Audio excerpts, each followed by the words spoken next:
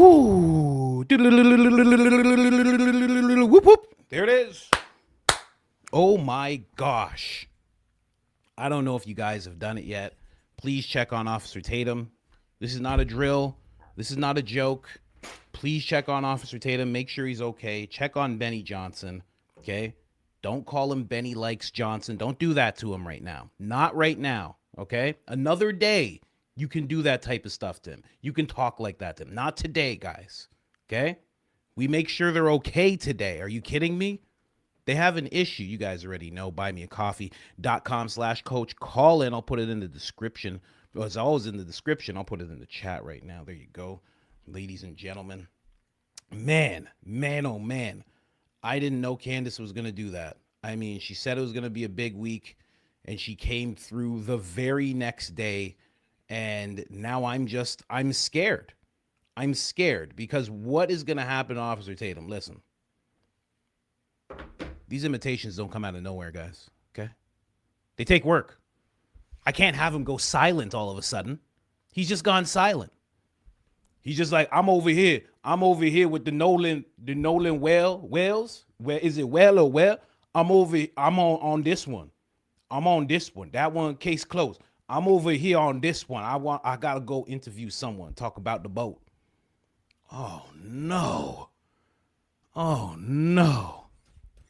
Benny Johnson's like, I'm straight and I have to be with my wife and my kids. That's what straight men do. I don't have time for this Tyler Robinson nonsense. Oh no. I hope they're okay. You know? Jack Posopic. Yeah, exactly. I already lost Lindsey Graham. Now all of a sudden, I lose those guys. Those are my guys. I really hope he's okay, though. I hope he's okay. He was like, I'm going to be calling Candace Owens. You wait until I give her a call. I'm going to be talking to her, explaining how investigations work. That's what I'm going to be doing. Mama. Yes, baby. What is it? Mama.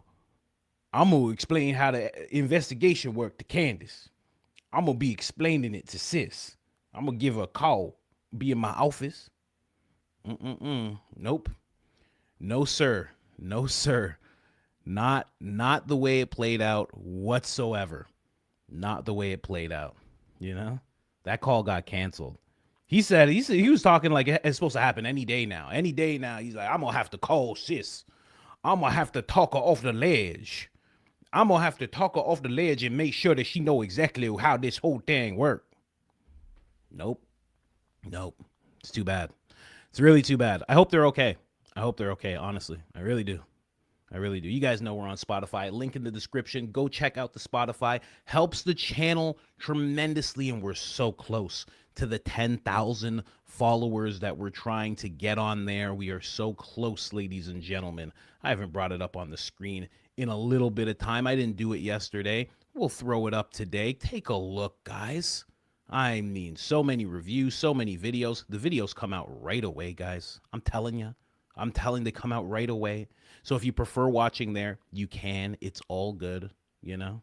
You'll miss all this incredibleness that we're doing here in the live chat. You'll miss that. But you'll still get your chuckles. You'll still get your giggles. Anyway, I mean, and there's been no mercy whatsoever. I mean, this is what Barron looks like right now. I mean, relax. Jeez. This is how he's going into his episode today. Did you guys know this? Did you guys have any idea? I didn't know he was going to be doing that. Jeez, taking victory laps all over X. He's been begging pretty please for Fedsloppers to come out of the woodwork. And he's asking them where the actual firearm is. He's like, I can't wait for someone to tell me where the Mauser is. Jeez, guys. Leave Officer Tatum alone. Leave him alone. Leave my tater tot be. Leave my Johnson alone.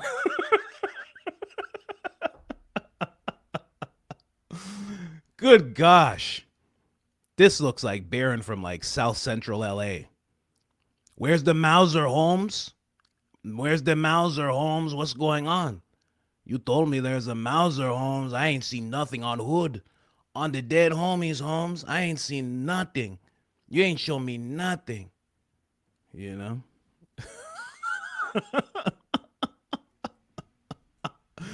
Holy, who made this? Who made this? Shout out to you. Somebody tagged me in this. Neo Abe Link. And thank you, Will, for tagging me in this. Yeah, in case I didn't know. Thank you. Thank you very much. Now, I saw. He's had this air about him ever since Candace dropped this episode. He's been going very hard. Look, I'll show you such cases. Look, take a look. I keep waiting for the Fedslop talking points to come out after Candace nuked their case from orbit by showing better video than they showed in the courtroom. Oh, and can one of them please point out the gun while he's running to or from the prone position? Pretty please. Barron's asking people pretty please. I mean, good gosh. Did any of them answer? Nah. None of them did. Oh, man. That sucks. Oh, there's one. There he is. Boom. Boom, there it is, right? You can see it? You guys can see it, right? It's like right. You guys see it? You guys can see it, right? This is clear as day. This clear as the noonday sun, y'all. I don't know what y'all talking about. This is clear as the noonday sun. I seen it. I seen it from and I was just like, wow. And Jack was sitting beside me like, don't turn 1223. Don't turn 1223. And Benny was behind me, and he was doing all sorts of wild things. He was all collapsed on his wife, and he was screaming and crying. It was crazy. Clear as the noonday sun, y'all. Absolutely ridiculous. Well, hopefully somebody comes out. There have been some people. Someone said, is that Bigfoot? There's clearer footage of Bigfoot, honestly. I mean... There is. Much clearer. Much more believable as well, you know? You tell me Bigfoot is an interdimensional creature, okay? And I go, oh, okay. I understand now. That's why we don't see him all the time. And then somebody puts like a little banana on a tree stump, and then it goes away, and they're like, that was Bigfoot. I'm like, okay. Kind of makes more sense than the official narrative that we've been fed recently. So I've come around on Bigfoot, quite honestly. I might have to make a few videos about it, apologizing to all the Bigfoot experts out there. Anyway, you guys know what happened. Candace dropped the video. Crazy that she had the video. Since October, she had the video. Oh my gosh. Let's go through some reactions here before we jump into the video. Barron again, he says, I tried to warn you guys, you still have time to run, not walk. That was like something direct to Mikey McCoy. In my opinion, that was direct to Mikey McCoy right there. That's what I think. That was a Mikey McCoy shot. Walk, not run. To be the first to cut a deal, you're running out of time. You know who's going to cut a deal first? If anybody cuts a deal, it's going to be Blake. Blake will 100% call Candace a maniac. He will insult her, raccoon comment, all that stuff. He'll do all that stuff, and then he'll just go cut a deal. And they'll be like, how could you, Blake? And he won't say a word. He's that kind of guy. He'll be in the courtroom and he'll just be like, yes, Your Honor. It was him right there. He's that kind of guy. He doesn't care. 100% he would do that. It was him right there. Mikey's a nice guy, but he also knew. Like he would, and I'm not saying that's what happened. I'm just saying if anybody's going to do something like that, it's going to be Blake. Blake doesn't care. Blake is just like, whatever. He's the kind of guy, he'll go into witness protection. He'll be like, I don't care. Whatever.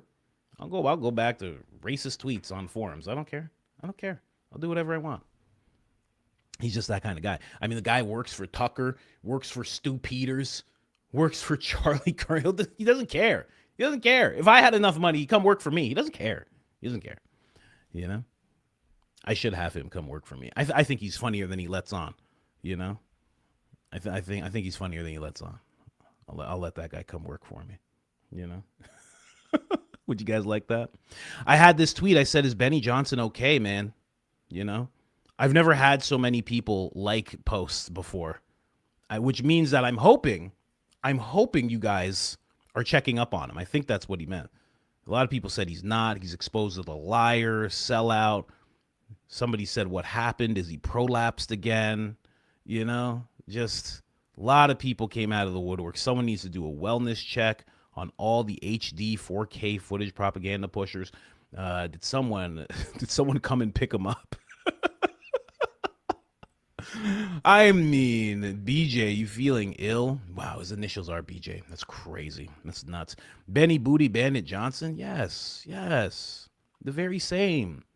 Are any of them? Lisa Knows is crashing out about Candace Owens merch. That's all I know. I mean, it just, ugh. I hope he's all right. You know, I said somebody should check on Officer Tatum. Again, never got so many likes, which means that you guys are checking up on him, I hope. I hope that's what that means. Salem Media can do it. Oh, gosh. Come on, guys.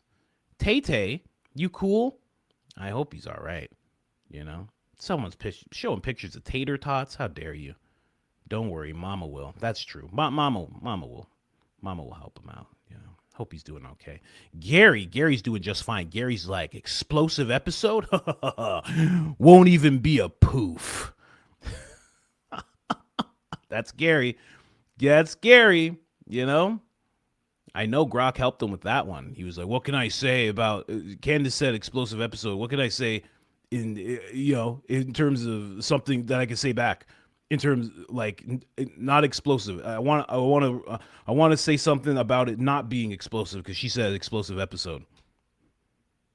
Grok is like, oh, God, I don't know. Say it's like a poof. Say it won't even be a poof. How about that? You know, oh, thank you so much, Grok, sir. Thank you, sir. Anyway, that's scary. Another person came out of the woodwork. They came out of the woodwork angry. That was Gary before the episode even dropped. This lady here, the woman who attacked Candace Owens' kid, she came out right away. She's like, literally nothing is going to happen on her show today. If she produces any evidence besides Tyler Robbins is guilty, I'll eat my words. Evidence that actually proves someone did it. I'll eat my words. No idea. If Officer Tatum's going to teach anyone how an investigation works, go to your own Fedslop people and teach them how an investigation works. This girl's literally like, unless she shows me exactly what happened, unless Charlie comes down as a ghost and says exactly who did this, then nothing happened. You know? I don't know, man. It's wild. M just said back, it's time to eat it. Biatch. I mean, it's true. It is time to eat it. It is time to eat it. This tweet aged like warm milk. Is that what? Yeah, that's exactly what John Bray said. John Bray said this tweet aged like warm milk. Someone said, "How's that foot taste?" I mean, there he is. See, boom, got him. Ladies and gentlemen, we got him.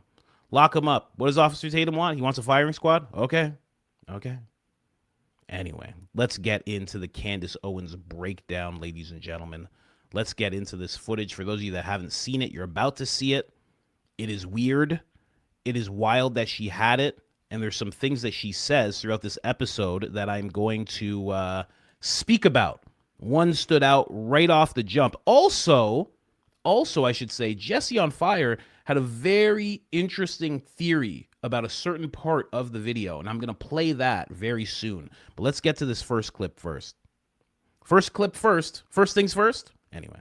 LGBTQ issues. This morning, he woke up and he was just like, yeah, I need a Chick-fil-A sandwich, and then I'm going to go do the impossible. But I also told you this early on. I said there are good people in government. There are good people who work all across the local police precincts in Utah, good people in our federal investigation and in our federal bureaus who participated in this investigation initially, who answered the call, who responded on September 10th.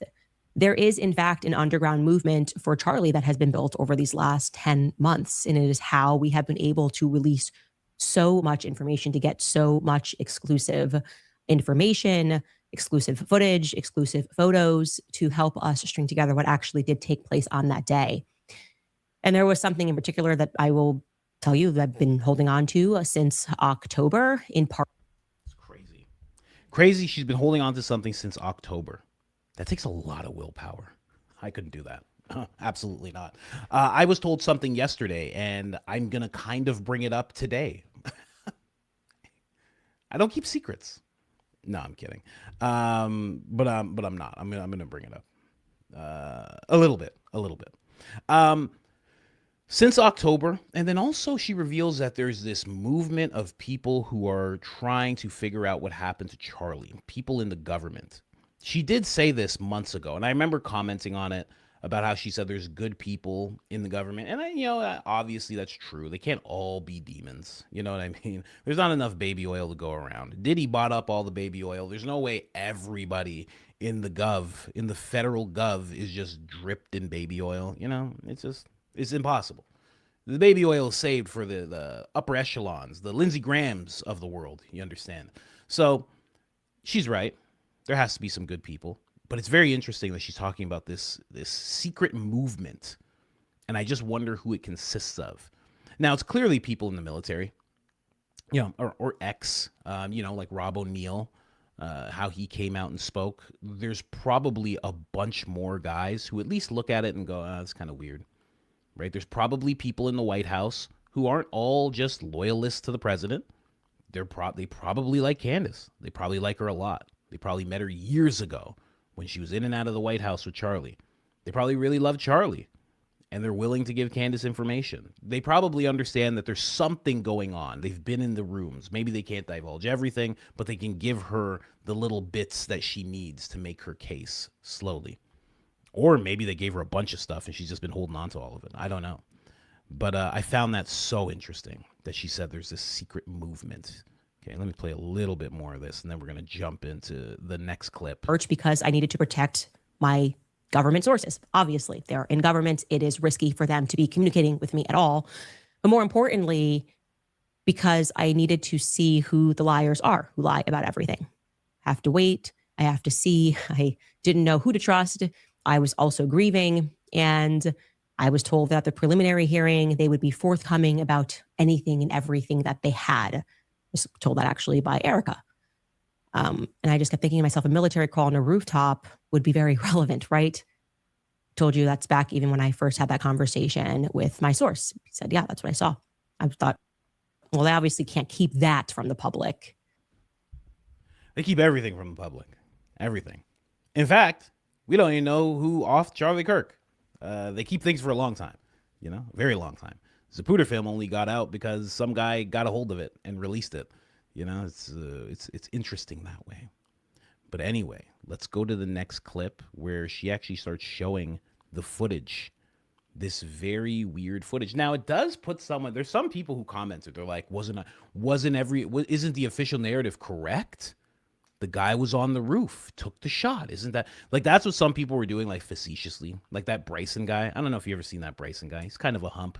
That's an old school word. That's what we used to call people, humps. This guy's a hump. He's kind of a hump, he doesn't do nothing. He doesn't do, he just sits there. He's just a hump, He's kind of like that. But he was like, oh man, like we were proven right. Like, is everybody gonna apologize? He was on the roof. It's like, was he? Who was on the roof? What kind of firearm was it? Where was the recoil? Some people have said, oh man, the recoil, the whole body will take it. Okay, I guess so. It was a 30-06. I don't know. I've seen a lot of thirst trap videos in my time of people laying down, okay, I've seen people lay down and they take a shot and their whole body shakes. I know a lot of people are like, oh, your body absorbs all of it. No, it doesn't. At least you shake around a little bit. You don't see any of that. But again, it's very, very crystal clear, so it's very hard to tell. It's Benny Johnson crystal clear, so it's very hard to tell. But I don't know. It just it doesn't look like there's a firearm. And if there is one, well, then I guess we have to question Corby. I think we'd have to question Corby. Corby actually speaks on this a little bit. I'll show you that statement from Corby. Corby Hall, if you don't know who I'm talking about. The gentleman who was retooled by Victor Marx and now has become Victor Marx's arch nemesis. He has something to say. Yeah, no one saw a rifle. Someone said I didn't see a rifle at all. No one did. No one did. Not even when he ran off. No one saw a rifle. And no one could say they saw a rifle. And the people who did say they saw a rifle, well, we know people are. You know what was funny about that? I'll play this right now. Let me switch to this. You know what's funny about that? I can't find Officer Tatum talking about that whole thing that he saw in court at all. I can't find it on his page. He is flooded. He has completely flooded his page, his X page, with nothing but this Nolan Wells thing. He's flooded it. I can't find it at all. I don't know where to find it. You search Officer Tatum, Tyler Robinson, all this old stuff comes up. It's like it got buried. It was hard to find Benny Johnson's. I have it, but it's really weird. If you can find it on X, please tag me. Let me know. Anyway, let's play this. See his phone in his right pocket. It doesn't pass the sniff test, right? That should come up past Tyler's 5'10" belly, in theory.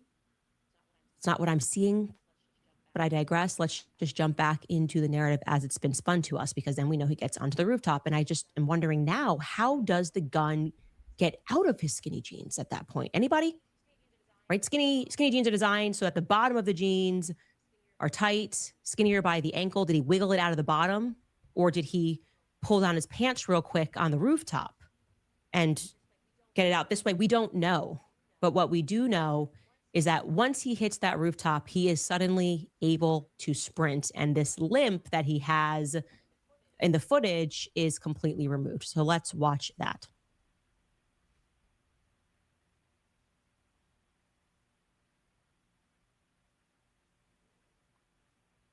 Okay. It's really weird. Really weird, because you would think at that point you would see the you think you'd see the rifle, or he would still be limping. All of that goes away, but it doesn't even look like he has his hands. He doesn't even look like he's running. He looks like he's running like this.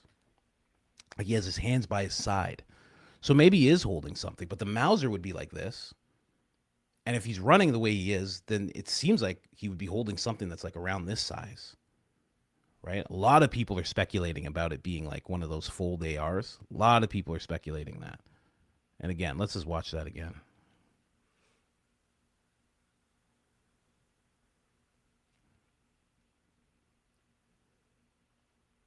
Okay.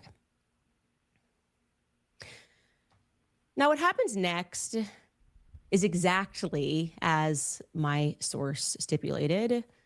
Our rooftop guy begins a tactical crawl. It's actually known in the military as a... Yes, Mike Riley, the Noonday Sun video. The whole video. There's a 5-minute video of him talking about it. There's a 1-minute video. There's a whole bunch of videos. He does a video in his car talking about it. He does a video in front of press talking about it. And I can't find it anywhere. I just had a hold of them the other day, and I can't find any of them. Lateral crawl. Let's watch that.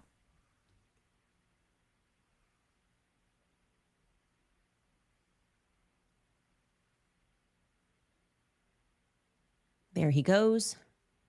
And I actually do want to show you side by side so you can actually see a real military man do that alongside this person on the rooftop. Let's bring in that side by side clip. Here we go.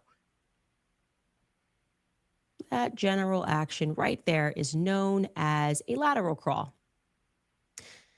Now, you may have noted, if you're just looking at your eyes, some sort of a flash that just took place, right? We're going to show you that slowed down and just kind of discuss this.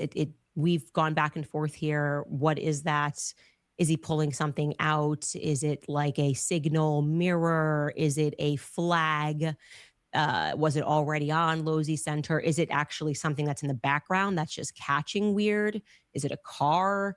And we're just thinking that we see this flash, but we're just going to show you that so that it's clear. Back and forth flash there while he's military crawling. Here we go. There, and we're running that back and forth there. Okay, so you now have that. Next up, So when it comes to that crawl, there's a lot of people right now who are like, who cares? Like Gary's one of those people. He's like, oh, the crawl. And they're all talking like this is like a common known thing. I would think if you're some 20-year-old fancy free dude who's just let his rainbow flag fly, you probably don't know how to do that crawl. I don't know how to do that crawl. I've been around people. How many people have been around people with firearms before? Right? It's not an unknown thing. Maybe you don't know they have one, or maybe you do, or maybe they just hunt, or et cetera, et cetera. whatever, you know? But how many people know that move? I've never even seen it before. I don't know. I don't know many people who know how to do that. So someone said it's the Flash AI. Don't worry, we're going to get into that in a second. Someone said tagged you at a 7 to 10 video. Let's see. Well, I mean, I'll find it soon. But yeah, when it comes to that crawl, a lot of the narrative that's starting to come out from the Fedsloppers who are brave enough, I have to say, Gary is at least the bravest of the Fedsloppers. He is the bravest. He's a Kandahar giant, you understand. Their bone density is like 5 times that of a human being. 3 rows of teeth, as you guys know. I mean, basically no feeling in their body. I mean, it is just wild. Thank you so much for tagging me in this video. Thank you so much for tagging me in this video. Beautiful. Thank you very much, Rob P. And Rob P again. Thank you. If you find any more, there's one where he's in front of, it's like a 5-6 minute video. He is in front of press and he's talking about it. And he even gets to a part where he's talking about Candace Owens, because somebody brings up Candace Owens and he starts talking about her as well. I had a hold of that video. It was in my bookmarks. I always look at my bookmarks every day, multiple times a day. The video's gone. I have no idea where it went. Anyway, but when it comes to that Flash, we're going to talk about that right now. So a gentleman named Jesse on Fire, Mr. Jesse, high energy Jesse, had a video from way back, why so sad? Back in the why so sad days, he had a video where he was showing the guy. A lot of us saw this video, played it from different angles. And Jesse was really focused on the fact that the guy had a sign. That was the story, at least, that he had a sign. And then the sign kind of just disappears. So he does a really good comparison. I'm going to make sure you guys can see it a little bigger. He does a really good comparison between what he had in that video and what Candace is showing inside of this, I'll just call it super HD crystal clear footage. Anyway, let's go. So that it's clear, back and forth flash there while he's military crawling. Here we go. There, and we're running that back and forth there. Oh, no, they did not. Well, let me take you back to the White House Correspondents' Dinner. And you guys may remember Benny Johnson put up a video that showed something happen. And I was the one who broke the fact that there seemed to be a problem with the video that he put out. Watch this. Now he's running with the sign.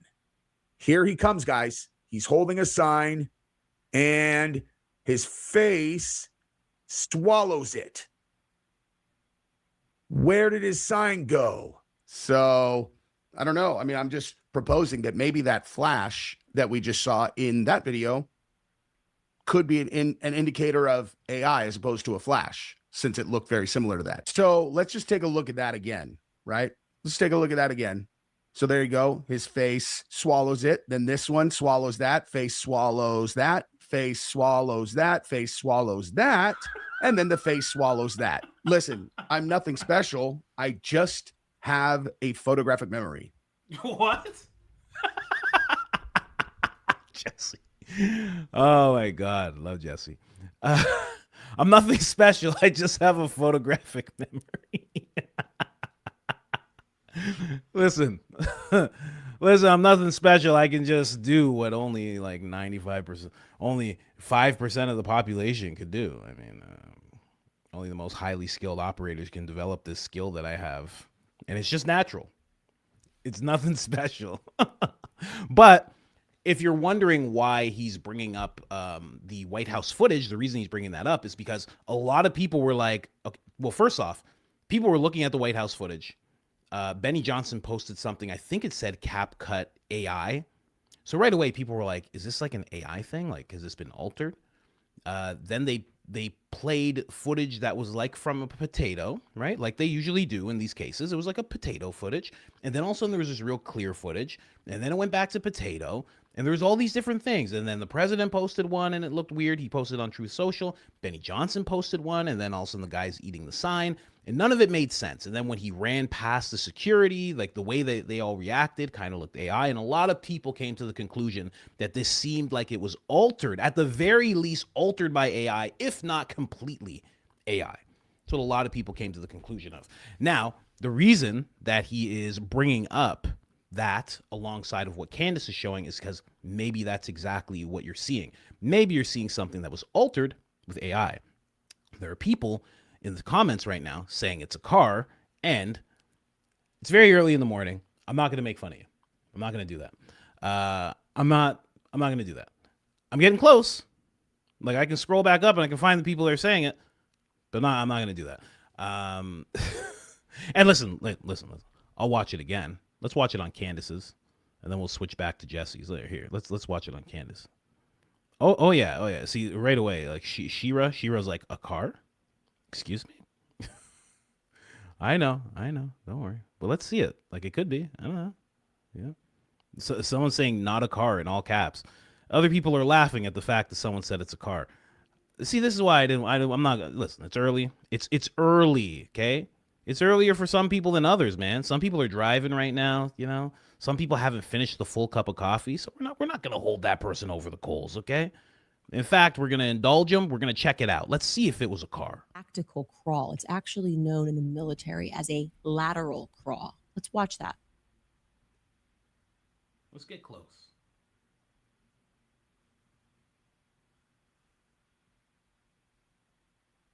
There he goes.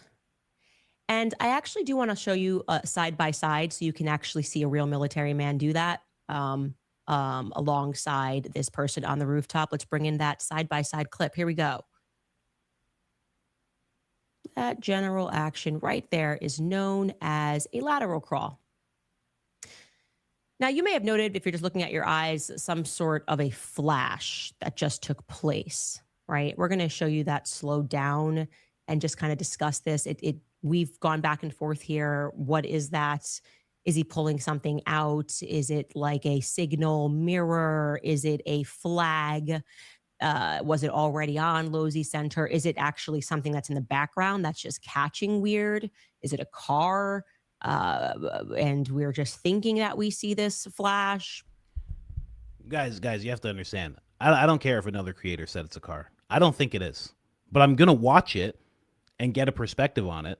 But, you know, often this happens. It's a very weird thing. Someone will be like, this person said this. I don't just take some person you watched, even if I'm friends with them, even if I know them, and just go, well, that's just, well, I guess it's case closed. I guess it's case closed here. No. Okay? Anyway, so let's watch it again. But we're just going to show you that so that it's clear. Back and forth flash there while he's military crawling. Here we go. There, and we're running that back and forth there.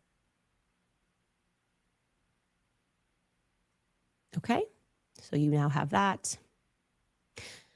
Next up, what you are going to see is that it's going to look as though as he gets into position and completes the... All right, it's kind of early, but we're still going to go with it.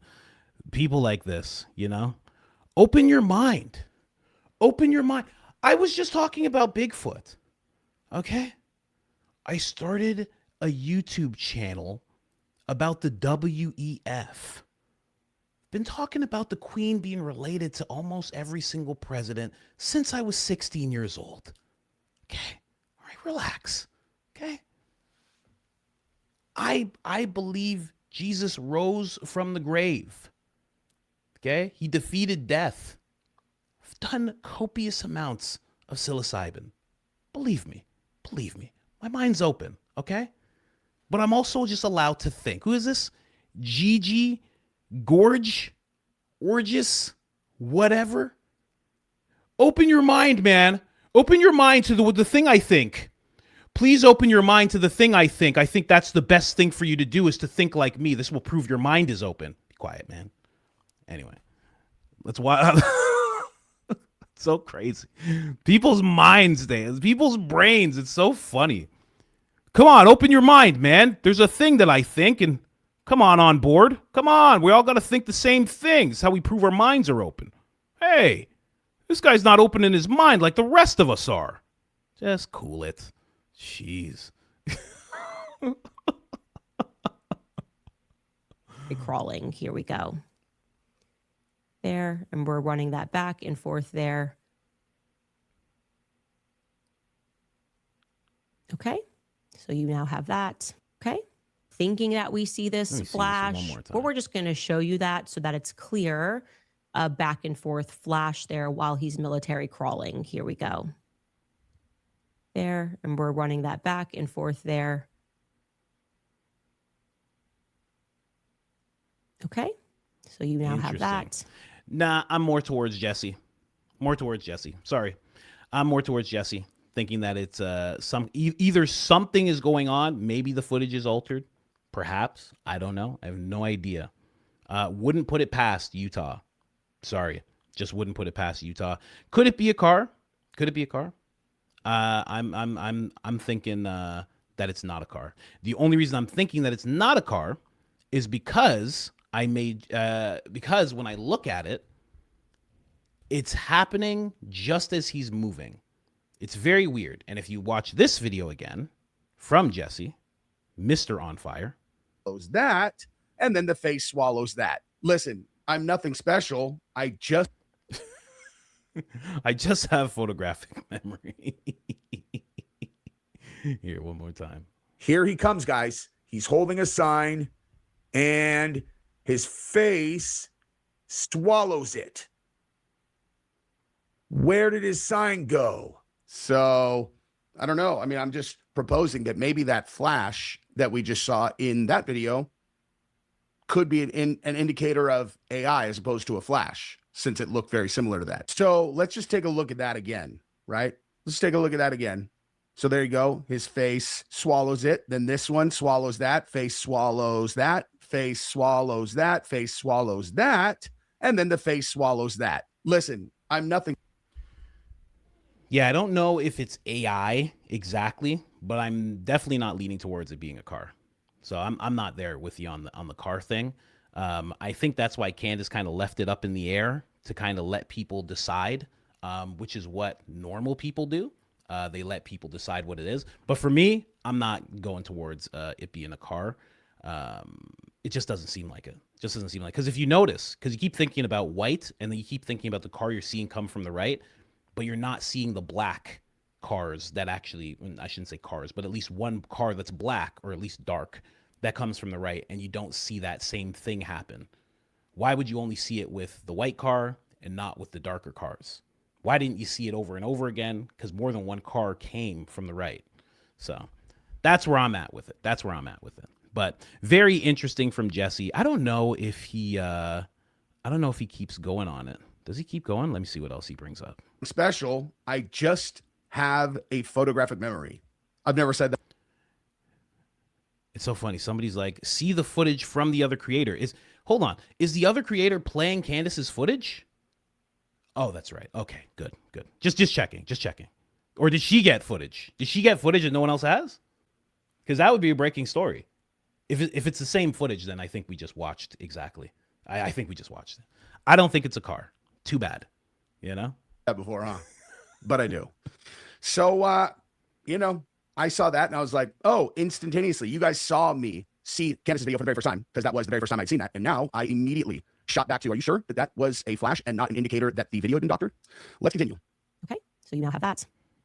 Next up, what you're going to see is that it's going to look as though as he gets into position and completes this lateral crawl, that he thrusts something forward in a way that my brain told me it looked like he was unfolding a gun.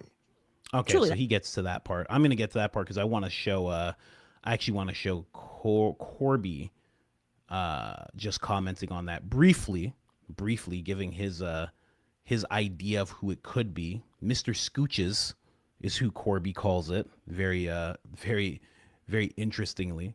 He calls it Mr. Scooches when he's talking about the person on the roof, who I have no idea who that could possibly be. Someone said I'm yelling. It's the Italian in me. I love Italians. Southern people and Italian people are at the top for me.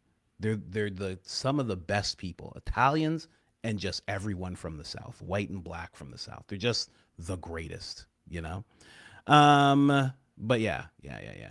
That's interesting. I wonder if people are going to be shouting at Candace about it being a car. I wonder if they're going to do that to Candace.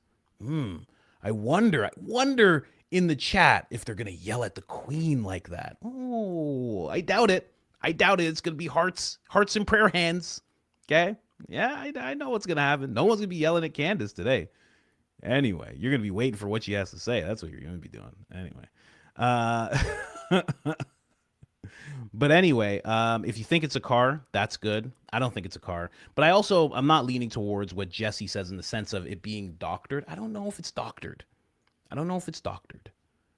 It could be, and it could very well be. And it doesn't diminish Candace's footage at all if it is doctored footage.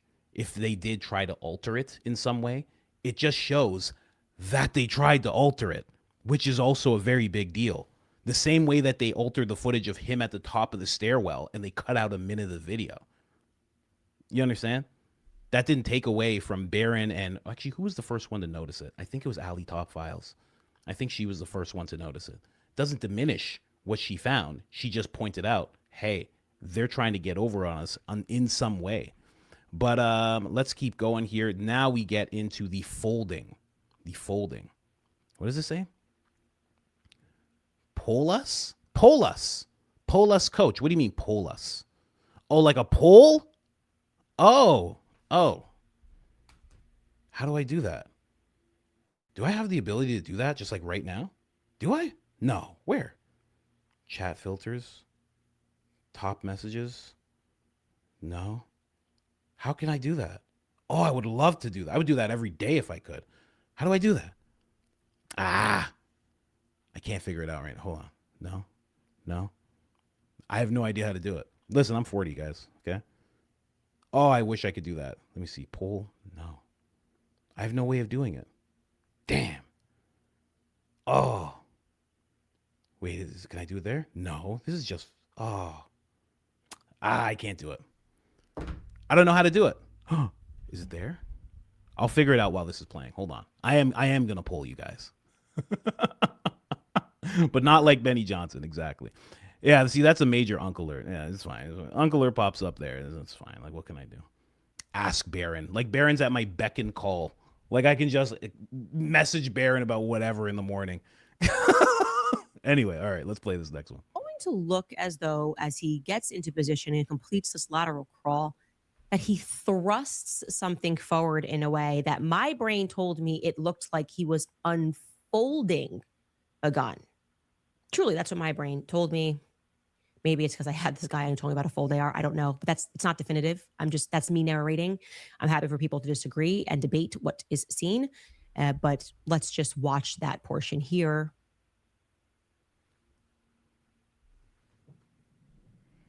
There we go.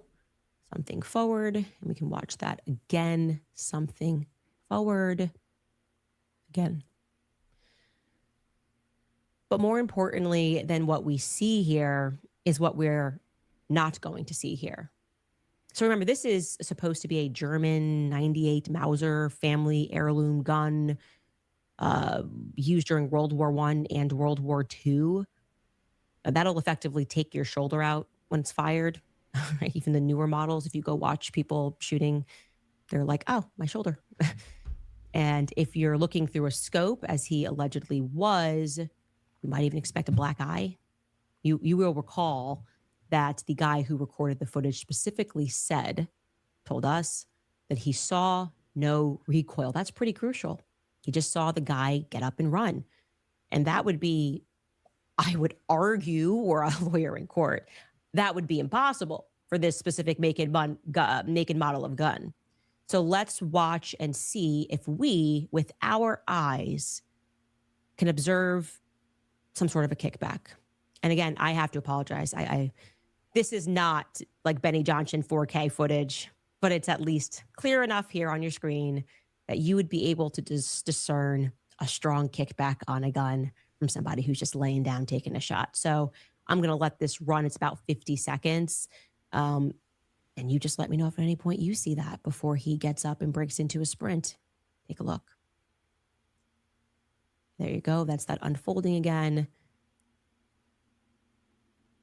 Bigger. There we go.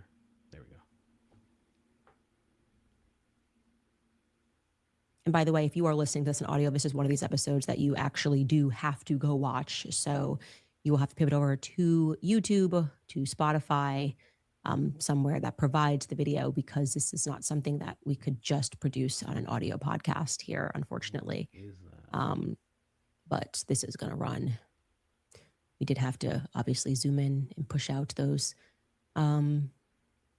Fed timestamps, but see here, I have 10 more seconds here. Okay, he is up. Anybody? Anybody see a recoil? Oh, there's clearly no recoil. What does that mean? Wouldn't it recoil with I don't know anything about firearms, especially when it gets to like the big boy stuff. I don't know anything about that. Wouldn't like a fold I should actually ask Corby that. I could actually ask Corby that. Wouldn't a fold out AR have some kind of recoil as well? Or is that just absolutely crazy? Is that just like a crazy thing that just doesn't make any sense? Someone said no recoil at all. Let me see here. I could see Corby is somebody, I don't know. He's like always on point. I can always just message Corby for some reason. Corby, would your fold AR have any recoil on someone if they were in the prone position and shot it? Question mark? Obviously not accusing you of anything, sir. It's not the theory I'm bringing up right now. Corby did it. It was Corby. Corby actually had this to say about the entire thing. He said, announcement. I do not know if that was a fold AR on the roof with Mr. Scooches. However, if a fold AR was on that roof, then I do know who orchestrated this whole thing. No more guessing or assumptions required. Corby doesn't play around when it comes to Victor Marks. Obviously, that's who he's talking about. Obviously, that's who he's talking about. I mean, the guy's a governor now, isn't he? Didn't he become governor? And Corby's still willing to go at him like this, you know? Yeah, someone says, and that's what I was going to get to next. That was going to be the next thing I get to. I'm thinking Corby's actually going to answer. Let's see what I mean? Corby, that's that guy. He's my guy, you know? That's the next thing I was going to get to is maybe there was no shot taken at that point. My first reaction, I was watching it yesterday. I had to watch it a bunch of times. I was watching it over and over and over again, going over a bunch of tabs, et cetera, et cetera. And the thing that just came out of my mouth right away was just like, oh, that guy had a detonator. I don't know if that's true, but that was the first thing that came out of my mouth. I was just like, oh, that guy has a detonator for sure. Because the way that he ran off after, it was like he was set up. He could see Charlie, I guess, because he couldn't see a rifle. So is there really a scope? So how could he even see Charlie? Maybe binoculars? No idea, right?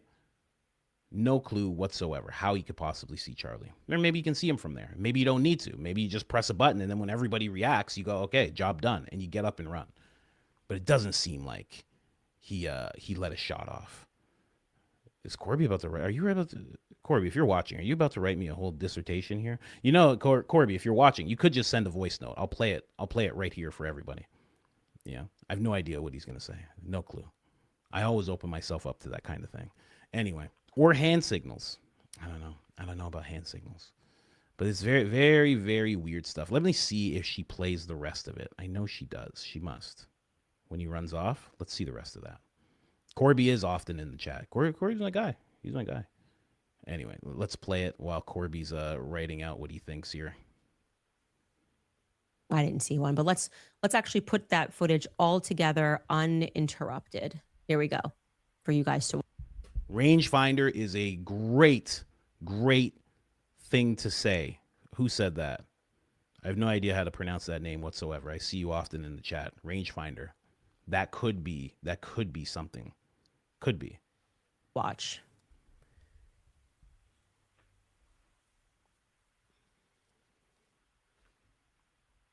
He comes running on to the rooftop. Bigger. What we know definitively is he gets down into what is known as a lateral military crawl. He begins that crawl over to the right first and then to the left. We see a quick flash. We are not sure what that flash is. Actually, this looks like, I'm not going to read into it.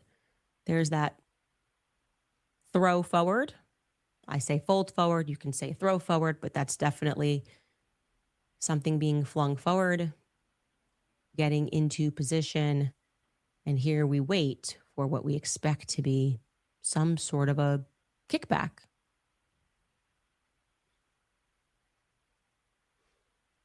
Must have been when our source began recording from the side of a Pelosi building and said, oh, I just saw someone get up there. He's got a gun.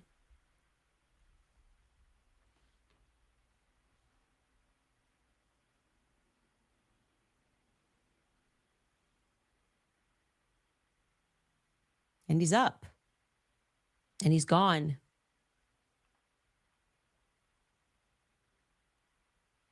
What do you guys think?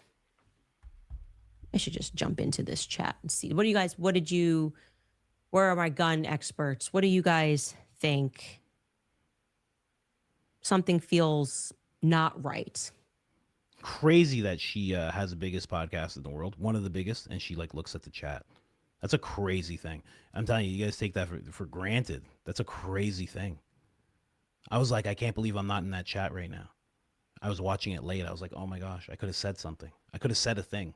She would have known the name, you know? Let me see him run off from the one more side of a time. Pelosi building and said, run oh, I off just saw one someone get more up time. there. Let me Got see. a gun.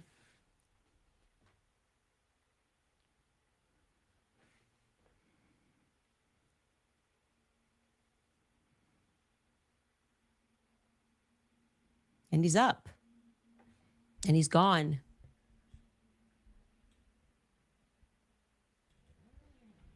The way he runs away, like somebody actually said it in the chat, there is no towel. Like that's gone. There's no towel. That's not what that is. Someone said the only thing that's clear is the crawl, and it is suspicious. It's very suspicious, you know? Someone said, take me off. The person said, take me off. I'm shy. No. It stays right there. This is a live show. This is how we do this. But the only thing that's clear is a crawl. The crawl is very odd. I was thinking as I was watching that crawl, I don't know anything. I'm a black guy. I'm from a city/suburb type of place, you know, definitely not rural and all that stuff. I would think if I was going to do something like that and I got close to the roof, I would probably just get on my stomach and just start going like, is that like a military crawl? I don't even know what that's called. I would just start doing that. Like if I didn't want anyone to see me, there's thousands of people. I would just start doing that. I wouldn't know to start doing that type of crawl and to know to go like that and to like that and then prone and then off the roof. And then we're going to get into some other stuff that Sam Parker actually pointed out. I feel like we should probably get to that now. Oh, actually, hold on. Corby actually did answer. Let me just read what Corby had to say. He said, when it comes to the kickback, he says, not enough to be noticed from that distance. Camera. In brackets, he puts camera and resolution and frame rate. Might not notice a 30-06 recoil either. The frame rate is horrendous, like 30 frames per second or less, probably. The bigger point is that he does not appear close enough to the edge of the roof to get a 10-degree downward angle. Interesting. He would have needed the barrel nearly hanging over the edge and or on a new to get that angle. Have it over the edge to know to get that angle. So he could not have taken a shot at all, or could have shot into the lake, or maybe into the back of the minivan behind Charlie. I never even thought of that. Never even thought of it. Yeah, so someone said so fast. Hey, Corby, I'm telling you, so fast. Always. Someone said summon Valhalla. I can't. Me and Valhalla, we're on such different time zones. He's asleep right now. I think he's either asleep or he's, you know, it's too early for him because I've wanted him to come on the show multiple times. I don't care what anybody thinks about him. I like his content. I like the way he does things. I've wanted him to come on the show forever. but it's just too early. And then he wants me on the show, and it's just too late for me because I'm setting up the next show for the next morning. So we can't make it work, but maybe we'll do something pre-recorded one day. I'll get you off the screen now. I know you're shy. There you go. You're off the screen now. Here, let me see here. What do you say? Candace is a clown? Oh my gosh, and you're gone. Jeez. Man, should have made it more subtle. You should have been like, Candace has makeup on. And then I would have been like, that's true. And the makeup is heavy. And I would have been like, that's kind of true. I don't know why that guy's saying that. And then you could have been like, and perhaps she's been to the circus before. And I'd be like, maybe she has been to the circus. I don't know. Yeah, I would have let it fly. And he would have been like, maybe she participated in the circus. And I'd be like, I don't really know what this guy's getting at here, but okay, I'll allow it. You just went right to clown. I got you. I'm sorry, man. You should have eased into it. Too bad, man. Too bad. You can still watch, though. Hey, everybody say hello. Hi. Hello. See you in Valhalla, big guy, whoever you are. Anyway. Oh, man. Okay. Knee. Oh. And or a knee to get that angle. Okay. Yeah, that's interesting. So he couldn't even have taken a shot. Valhalla is going to talk about this. I know that for a fact. He is going to talk about this with his expertise. He's going to be the anti-Gary in this whole thing for sure. But I also want to get to, I'm just going to jump right over to what Sam Parker was saying. It's like further down, and it is interrupting things a little bit, but I think what he had to say was very intelligent. He points something out, and Brandy as well. So Brandy shows something, and then Sam Parker shows something. Let me see here. Let me see. Where is my Sam Parker? Where is... I just said it like we're dating. Where's my Sam Parker? No. Hold on. I got it right here. Where on earth? Sam Parker said something very intelligent. Come on. Oh, man, I can't find it now. So basically, Sam Parker was talking about how this guy jumps off the roof and how nobody's commenting on that part as well. So people are commenting on the crawl, right? I'm just going to do it from memory. People are commenting on the crawl that he did.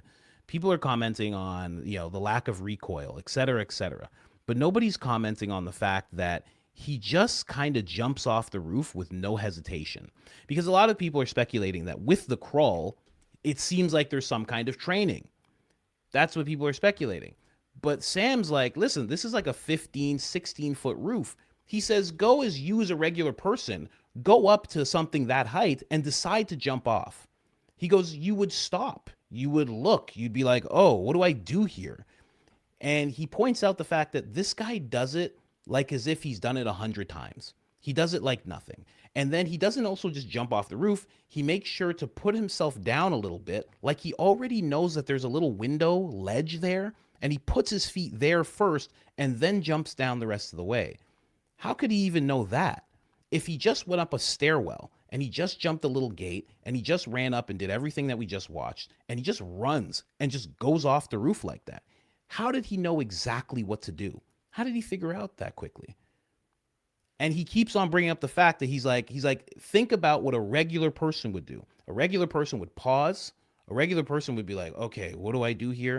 A regular person might even take, if they did have a rifle, they might just throw that thing down first. Because the last thing I want to do is jump with this rifle and maybe jostle, and next thing you know, I've hit myself with the thing or anything like that. Have it go off again. How crazy would that be?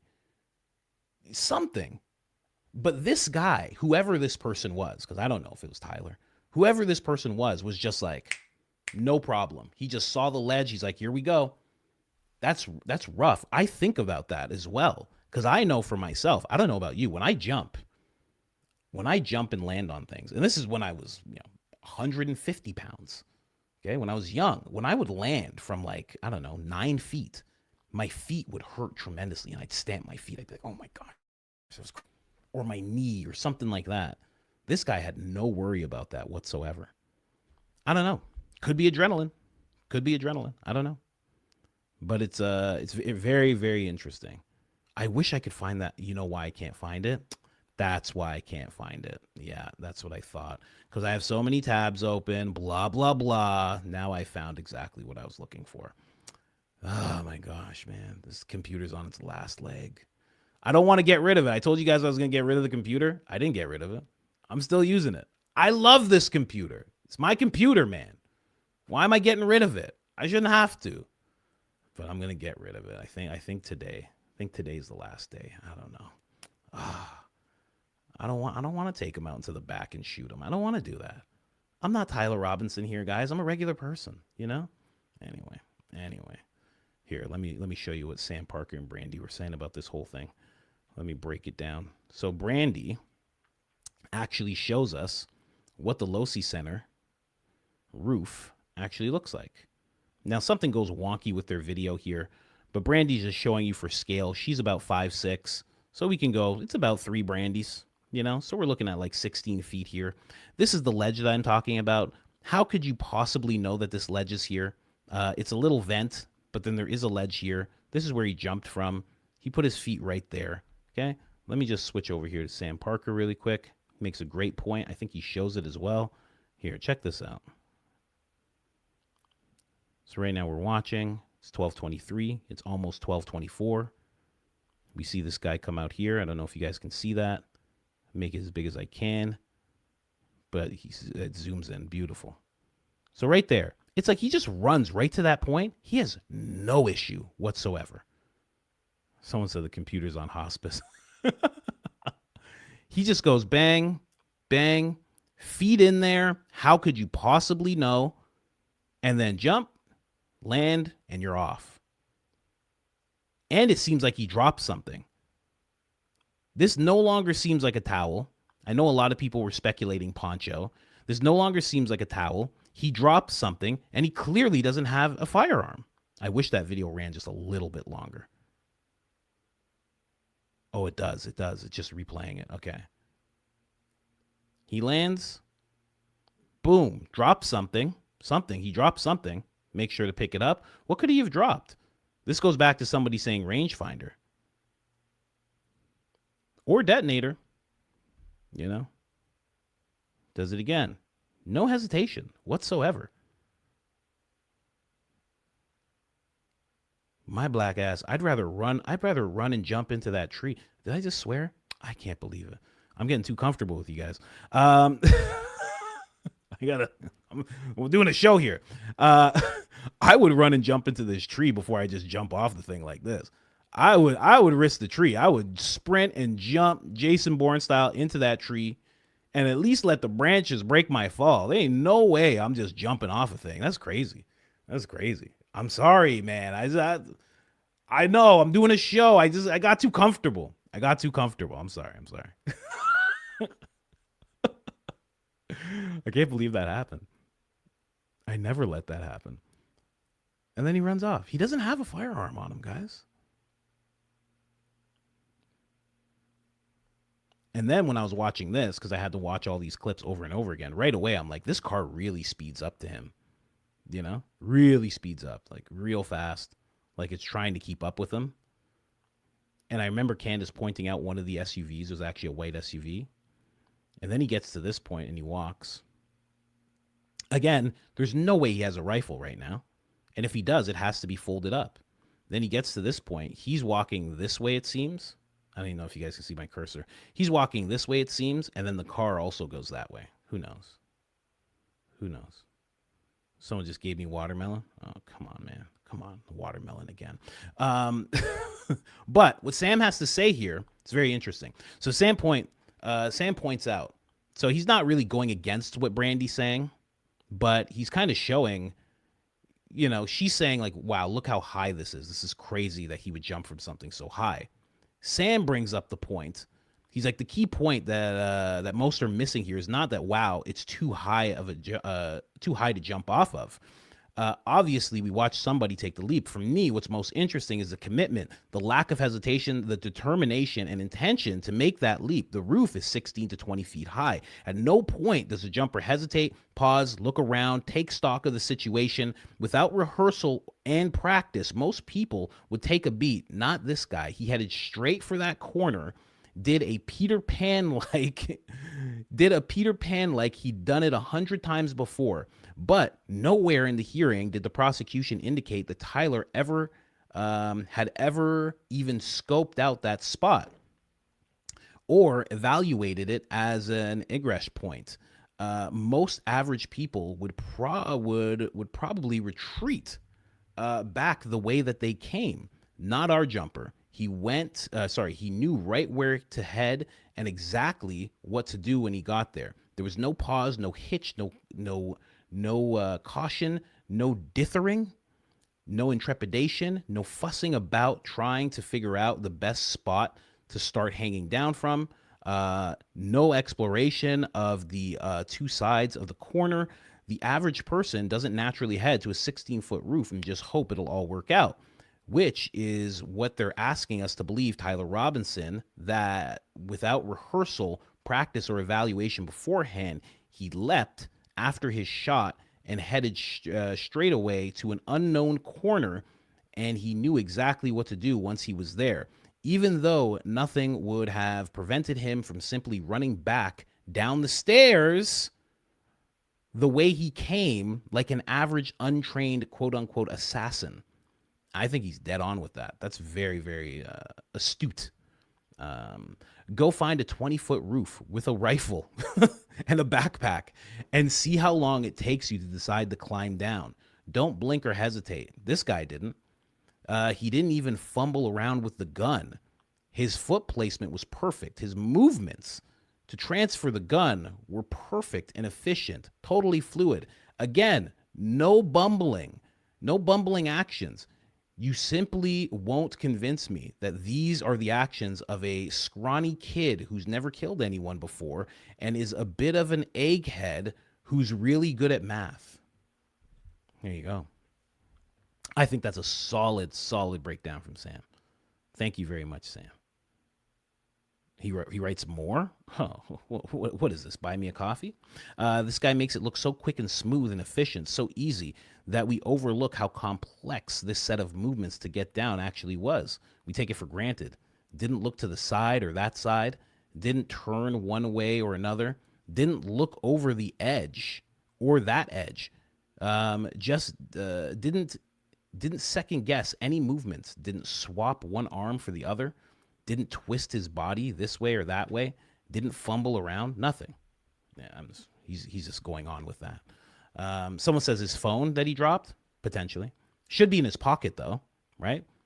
Whatever he dropped was in his hand. If you jump down, if your phone's in your pocket, for the most part, you got tight jeans on like he did, supposedly, and you have your phone in your pocket, when you jump down, I don't think your phone's going to come out of your pocket.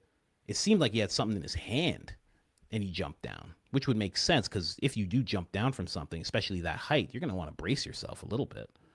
I don't know, but that's from Sam Parker right there, ladies and gentlemen. Sam Parker owes Coach a coffee for all that reading.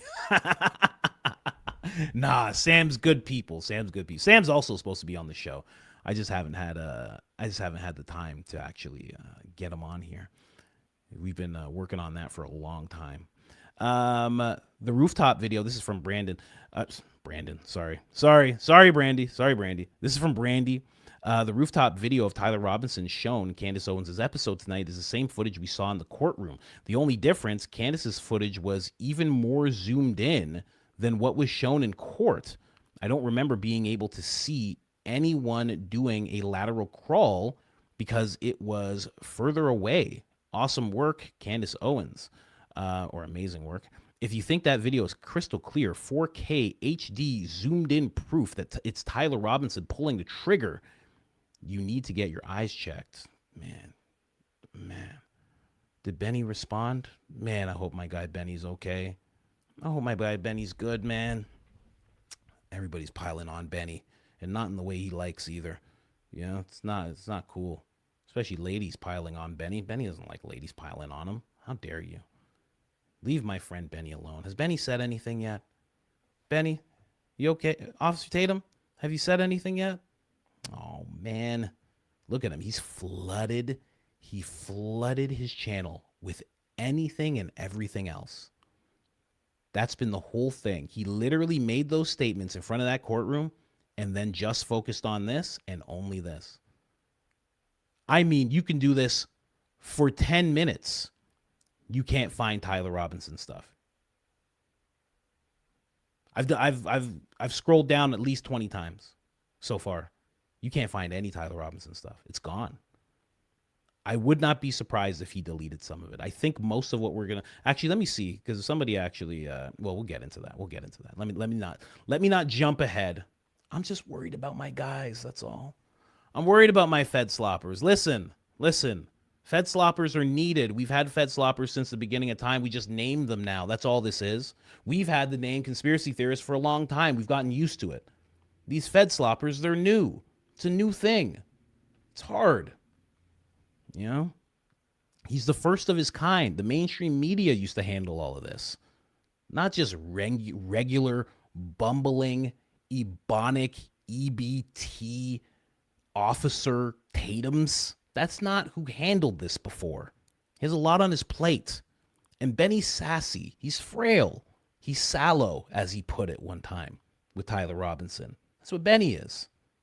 You understand? It's hard for them to handle this type of stuff. So I hope they're okay. I really do. I hope they have something to say very soon.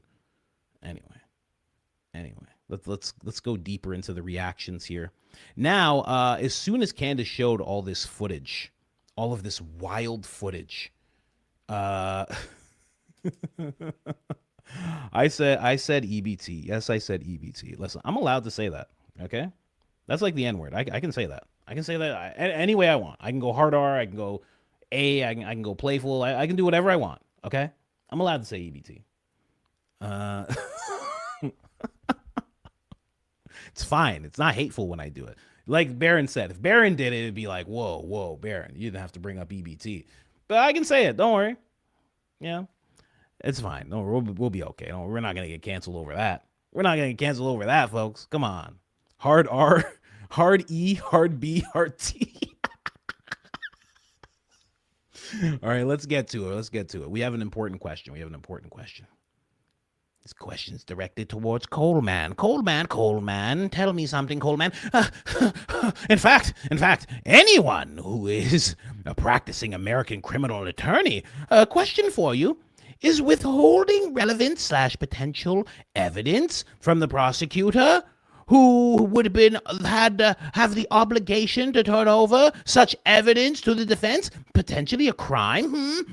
Anyone want to answer this? Riddle me this. Oh, perhaps Coleman can answer. I've heard Coleman practices law, doesn't he? Hopefully he answers my question if he dares. Just giggling with his long gray hair, you know? Oh, Coleman didn't answer. Oh, Coleman's scared of my question.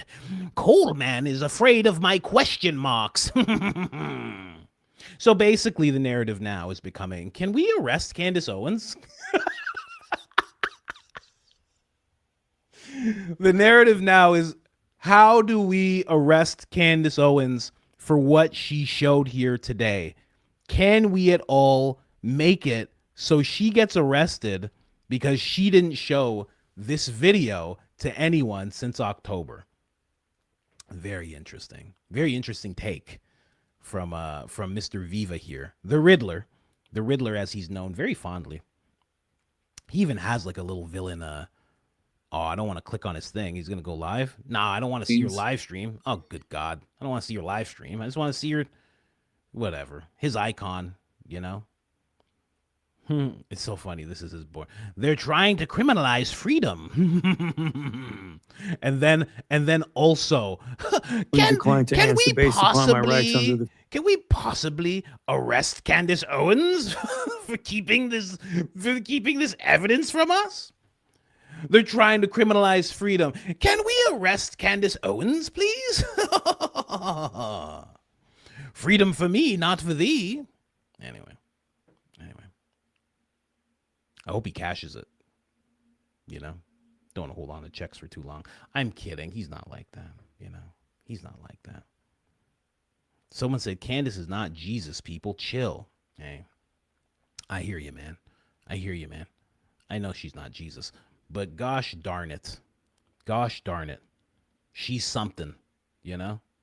This would be a wild, they try to make Charlie into Jesus.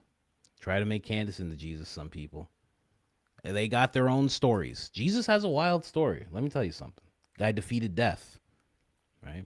Charlie did not defeat death. He actually got absorbed into the thing he was fighting, into the thing that he didn't want to become. He got absorbed into it. Kind of reminds me like the Matrix, the last thing. Like they absorb Neo, and then that breaks the whole thing apart. That's what happened with Charlie. They took him, and then the next thing you know, boom.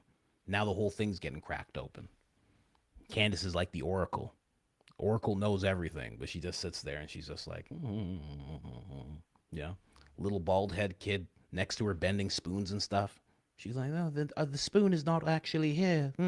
That's Baron. Baron's the kid bending spoons and stuff with his mind. That's Baron. I'm Morpheus. I get to be Morpheus. Just because I'm black and I'm bald. Sorry, I filled the role.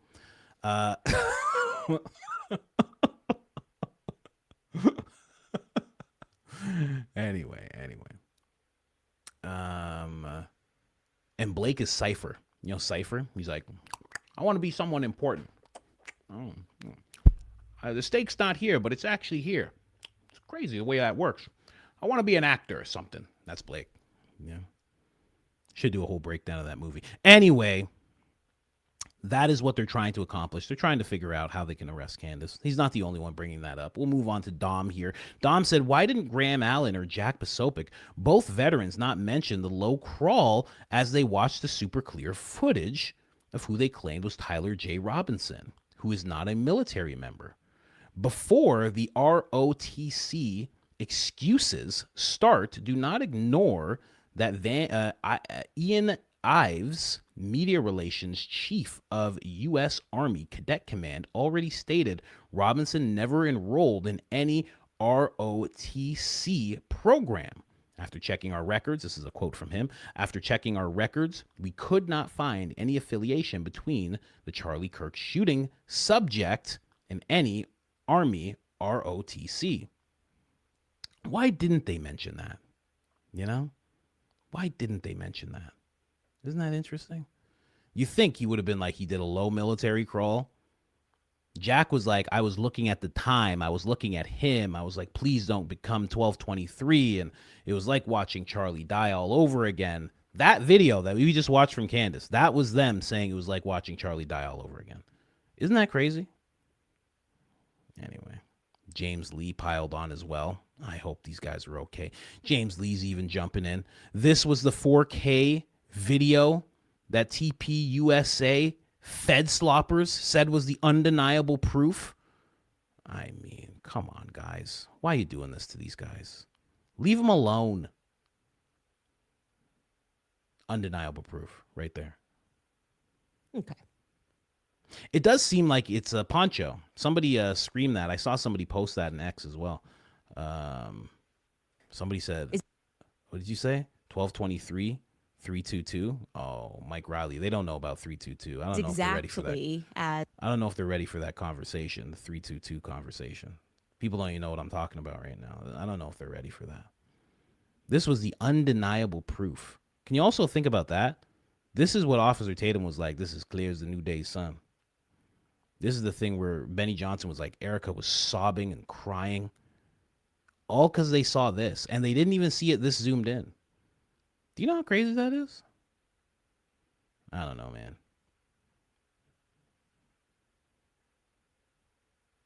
Look at this. Someone said skull and bones. Oh, gosh. People know. They know what the 322 is. I don't know if they're ready for that conversation, man. Charlie didn't go to Yale. But he was powerful. He didn't go to Yale, though. JD did. That's for sure. Everybody knows that, right? I mean, the footage is just everywhere. Travis says Candace Owens just released this footage never seen before. It does not appear. Oh, you wrote a whole thing, huh? He never takes the gun out of his pants, etc., etc. Everything we've seen. Baron jumps in. He says, I keep refreshing my feed to find a Fedslopper who can pause this video while he's running or crawling and show me the 42-inch long Mauser 98. You see, it's always leave it to Baron. Baron 42 inches long. You didn't have to do that, Baron. Okay? You don't have to do that to Benny and Tatum and Jack and all those guys. Baron even comes with the exact measurements, you know? You don't have to do all that. Obviously, I'm going to repost it, of course, you know? It's my guy. Can't not repost it. Got to do it. But no, there's nobody coming out of the woodwork. There's no one coming out of the woodwork to say, oh no, not even Andrew. I thought Andrew said something. Nope. It's just somebody reposting what Baron said. We're waiting patiently. Everybody's waiting. It's not going to happen. It's not going to happen. Again, I told you guys. Oh, thank you so much. Boom. Thank you so much, Michael Moore. Appreciate you. Thank you so much. Let's play this right now. Officer Tatum, ladies and gentlemen. That video that we just saw. Officer Tatum, ladies and gentlemen. The last video that they showed that was zoomed in, you could see it as clear as the noonday sun that he came into the facility. He climbed onto the roof. He was in a prone position. He took a shot, ran and jumped off the roof just like the testimony showed. The thing that I do just have to say is that I know that you guys watching on live stream couldn't see the last video that was shown. Well, it wasn't edited. It was zoomed in. Yeah. It was zoomed in from the surveillance video off campus, and specifically the part of the Losi Center, the roof, and you see everything. We were there and witnessed everything, and you have to hear this because it was devastating what we watched. And the judge ruled that you can't see the high definition quality video 4K of Tyler Robinson committing the murder of Charlie Kirk. Benny Johnson is something else. Eh? He didn't have to do that. Benny Johnson just could have said, hey, man, saw some video. He could have just said that. Benny always pushes it too far. He's the first person I've ever heard say thermonuclear bomb drop, truth bomb, He's the first person I ever heard use her terminology like that. He didn't have to say 4K, clear as day. He didn't have to say all that. He just took it upon himself. He's like, let me just throw it in there, He's just too much pizzazz. You know how those guys are, right? They always got too much pizzazz. You know what I mean? You know what I'm talking about, Tyler Robinson committing the murder of Charlie Kirk. But we saw it, and they played it on giant screens inside of the courthouse. You can see clearly Tyler Robinson's face. The most damning evidence against Tyler Robinson was just shown in court. Only the court saw it. But it was high quality surveillance video footage. This guy's the worst. This guy's made in a test tube. You couldn't tell me this guy's not a clone. You couldn't pay me enough to even think this guy's not a clone. This guy was made in a lab somewhere. Sometimes he has blue eyes. Right now he has brown eyes. Like, what's going on with this guy? This guy is something else. Like, what is this guy? What are you? You Sicilian, bro? You black? You black and white? Well, you Dominican? What's going on with you? Who are you? You know Black Poppy? Where are you from? What is this guy? Every time I see this guy, I'm like, what is this dude? What is he? Is he Filipino? I don't know. Is he 4 different things? Is he part Haitian? I don't know what the heck this guy is. Every time I see this guy, I'm like, what is this guy? Anyway, let's keep going. Of Tyler Robinson taking the shot that took my friend's life. Wow. So they all lied. Isn't that something? Man, that's something. Isn't that something? The way they all made that up. 6K in the chat, 6,400 in the chat. What up, everybody? Hit that like button. Helps tremendously. Man, I don't know how they bounce back. But again, I say that right now, but I know how they're not going to say a word. Officer Tatum's already doing something else. Every time he gets a super chat and it's about Candace and Tucker, it's probably staged. He just says it. He doesn't even show it on the screen. He just says, oh, here's one. And then he just says it, and then he just addresses it. All of a sudden, that's not happening anymore. Isn't that the only thing everybody would want to, everybody who is on his side and not on his side, everybody wants to know, what do you think about Candace? Why aren't you talking about Candace? Why haven't you called out Candace? Why haven't you called out Blake for what he said to Candace if you love her? That would be all his comments would be about in his live streams. All of a sudden, I don't see his live streams popping up. All of a sudden, I don't see him doing anything. Now he's like, oh, I'm on the road. I got too much going on. I've seen him do a live stream inside a hotel room with his wife. What's going on, man? That's what's going to happen. This is exactly what the mainstream media does. Someone said he's not Sicilian. We don't claim him. I'm just saying he's just dark. You know what I mean? Like, sometimes Sicilians, because of the Moors and stuff in Sicily for 400 years, they get dark sometimes. I don't know what this guy is. I can't tell. From the Caribbean? Is he Indian? Is he part Indian? Is he part native? Is he from some tribe? I don't know what this guy is. Anyway, I never sent a super chat to him because I don't see the live streams anymore. I'm going to send a super chat to him as soon as I can. I don't see the live streams all of a sudden because now he's on the road. Like I said, now he's on the road doing interviews with this whole Nolan Wells thing. That's what he's doing now. Everything has stopped. It's weird. Very weird. Anyway, let's get this weird faceless guy off the screen. More Fedsloppers. I gotta say, Gary and this Natalie chick. Someone said he blocked me. Oh no, you think he blocked me? He might have blocked me. I'm your one real supporter, man. There's no way he blocked me. Come on, man. Come on. He's like the Batman. I'm Joker. Can't do that to me. See, he had a live stream he had a bunch of live streams. Okay, he just had one 17 hours ago. Okay. Or is that a members? Don't worry. Listen, I got tabs on Officer Tatum. I'm gonna get my questions answered one way or another. By completely, conventional, hilarious means. Okay, trust me. Yeah, nothing crazy. Natalie had to say it's hilarious. All the people who think the footage exonerates Tyler Robinson or proves someone else is being guilty. That is what we were promised. That is not what was delivered. That's when John Bray said that her post aged like warm milk. And then John Bray says to her again, you positively ID'd Tyler from this video? Of course not. Then she comes back and says, LOL, no. Nor is that what I said. Being able to positively ID Tyler Robinson from the video wasn't the point of contention. Kind of was, actually. Kind of was, because that's what they said. See, the Fedsloppers, they don't communicate. They got to communicate more. They got to talk. They should all be in a chat together. Just all of them together, Not being able to positively ID Tyler Robinson from the video is not the same thing as video exonerating him or proving someone else's guilt. And she is true. She is true. But, it doesn't seem like him. It doesn't look like him.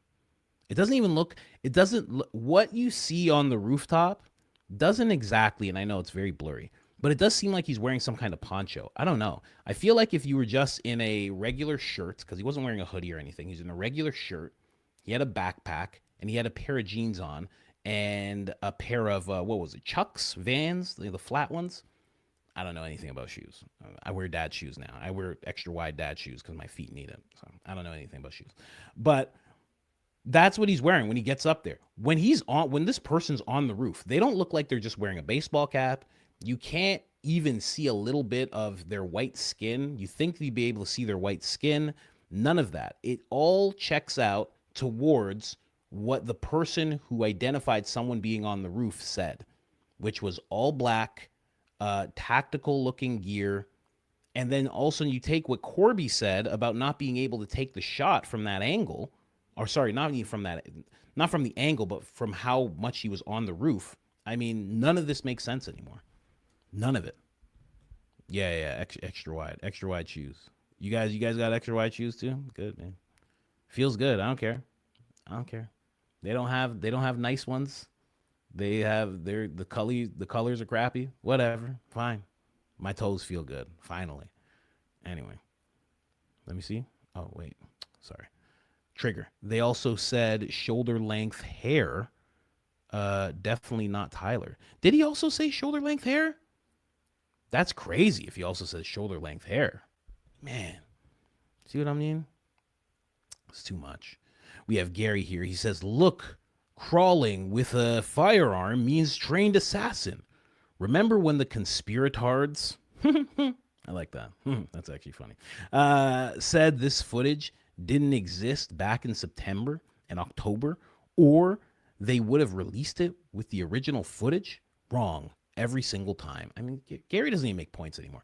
It's not fair that Gary, I said this before, it's not fair that Gary just gets to use Grok and that's it. We all have to act like it's him. You know what I mean? This is like when you got like a special needs person and they're on the football field and nobody wants to tackle him because you don't do that. So, what are you, crazy? You don't tackle him. Let him do his thing, man. Let him run 60 yards. What are you talking about? Let him score. Let him score. And that's what we have to do with Gary. But it's not fair because Gary's a big, burly man who can run around and jump the height of a building if he wanted to because he's a Kandahar giant. It's not the same thing.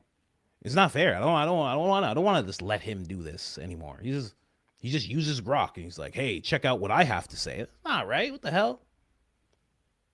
Gary, that's not you talking, man. Come on. It's getting ridiculous.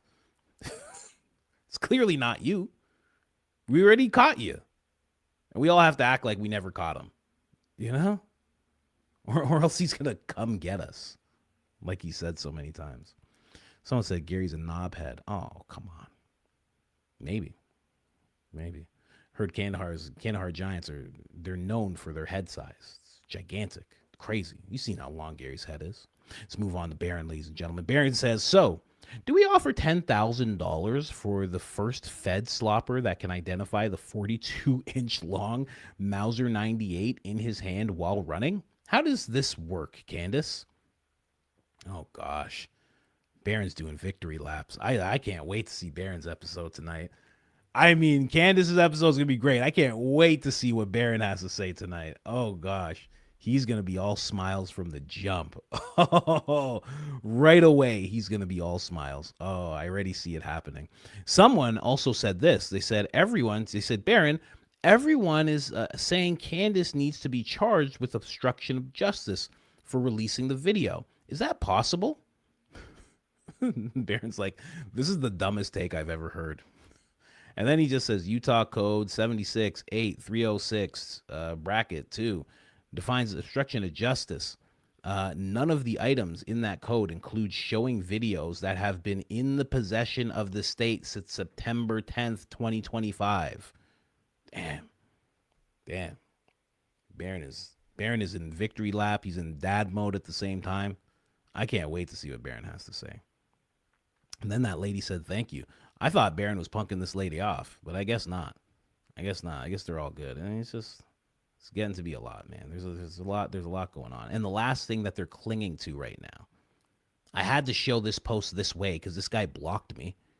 He apparently he doesn't like me and he blocked me. It's like 0 hour 1 or something. And the last thing that they're clinging to is teleprompter eyes. Andrew Kolvet. That's the last thing they're clinging to, is that Candace has teleprompter eyes. I mean, take whatever jab you can get, I guess. I don't know. I think she's even said that she has a teleprompter. I think she has said that before. You didn't have to zoom in on her eyes. That's what we're doing now. We're zooming in on Candace's eyes. That's what we're doing. I mean, at least zoom in on just one. Just one and actually see the teleprompter, And also those are lights, just so you know. Sorry, I have a lot of experience in this. It's lights. Someone said he blocked you also. Yeah, he blocks a lot of people. He blocks people before he talks about them, which is kind of a good strategy, If you're going to talk about somebody. I blocked Blake. Well, what can you do? Too many people were tagging me and Blake, so they're tagging me in too many videos of Blake with a big old booty, and then they're tagging Blake too. So I was like, let me just block Blake. So I don't want him to understand my connection to him with a big booty. I don't want him to know about that connection. So, I just block him. I'm like, get out of here. And then I unblock him when I want to see what he's talking about. You know? He probably does the same thing to Candace all the time. And then Andrew Kolvet actually commented on this. And I guess he's just saying words that Candace has pronounced wrong. So it's a posthumously debacle, kerfuffle, blitzkrieg, architecture. Texture. Okay. There you go. No. You know?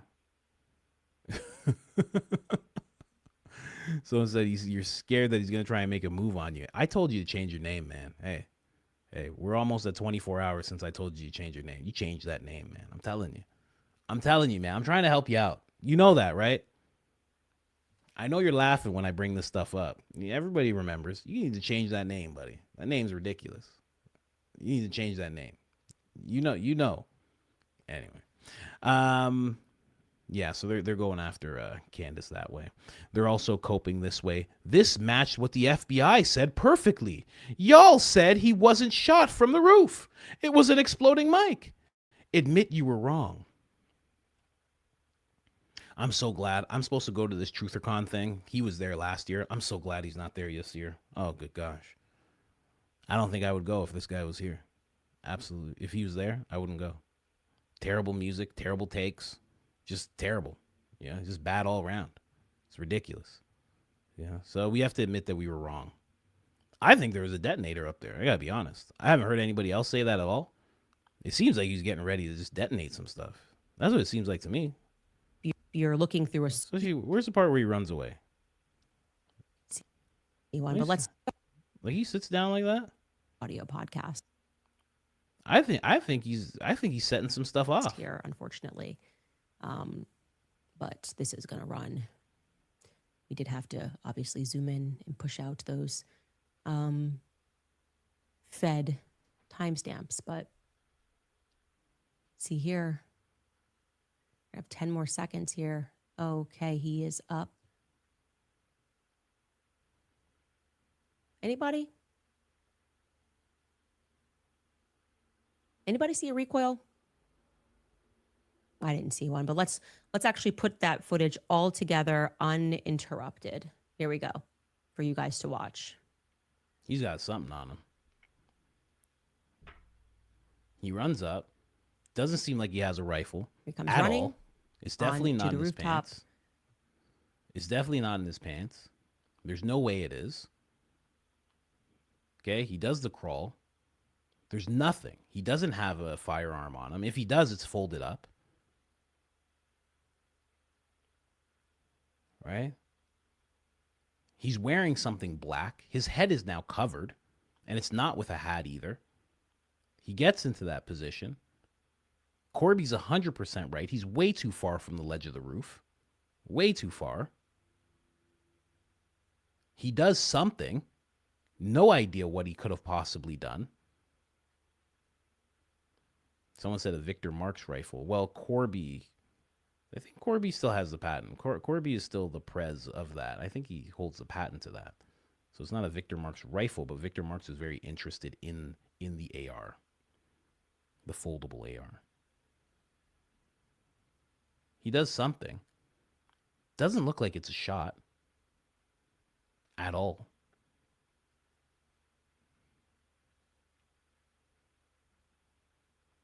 Then he gets up. There's clearly no rifle.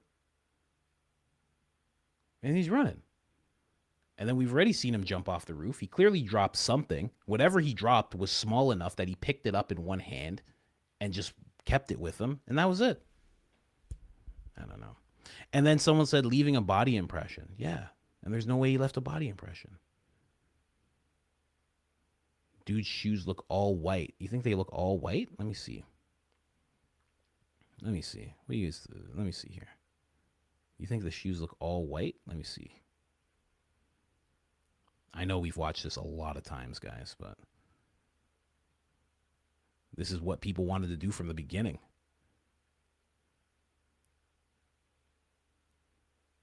I don't know. I could see why you might think they're all white. I can't tell.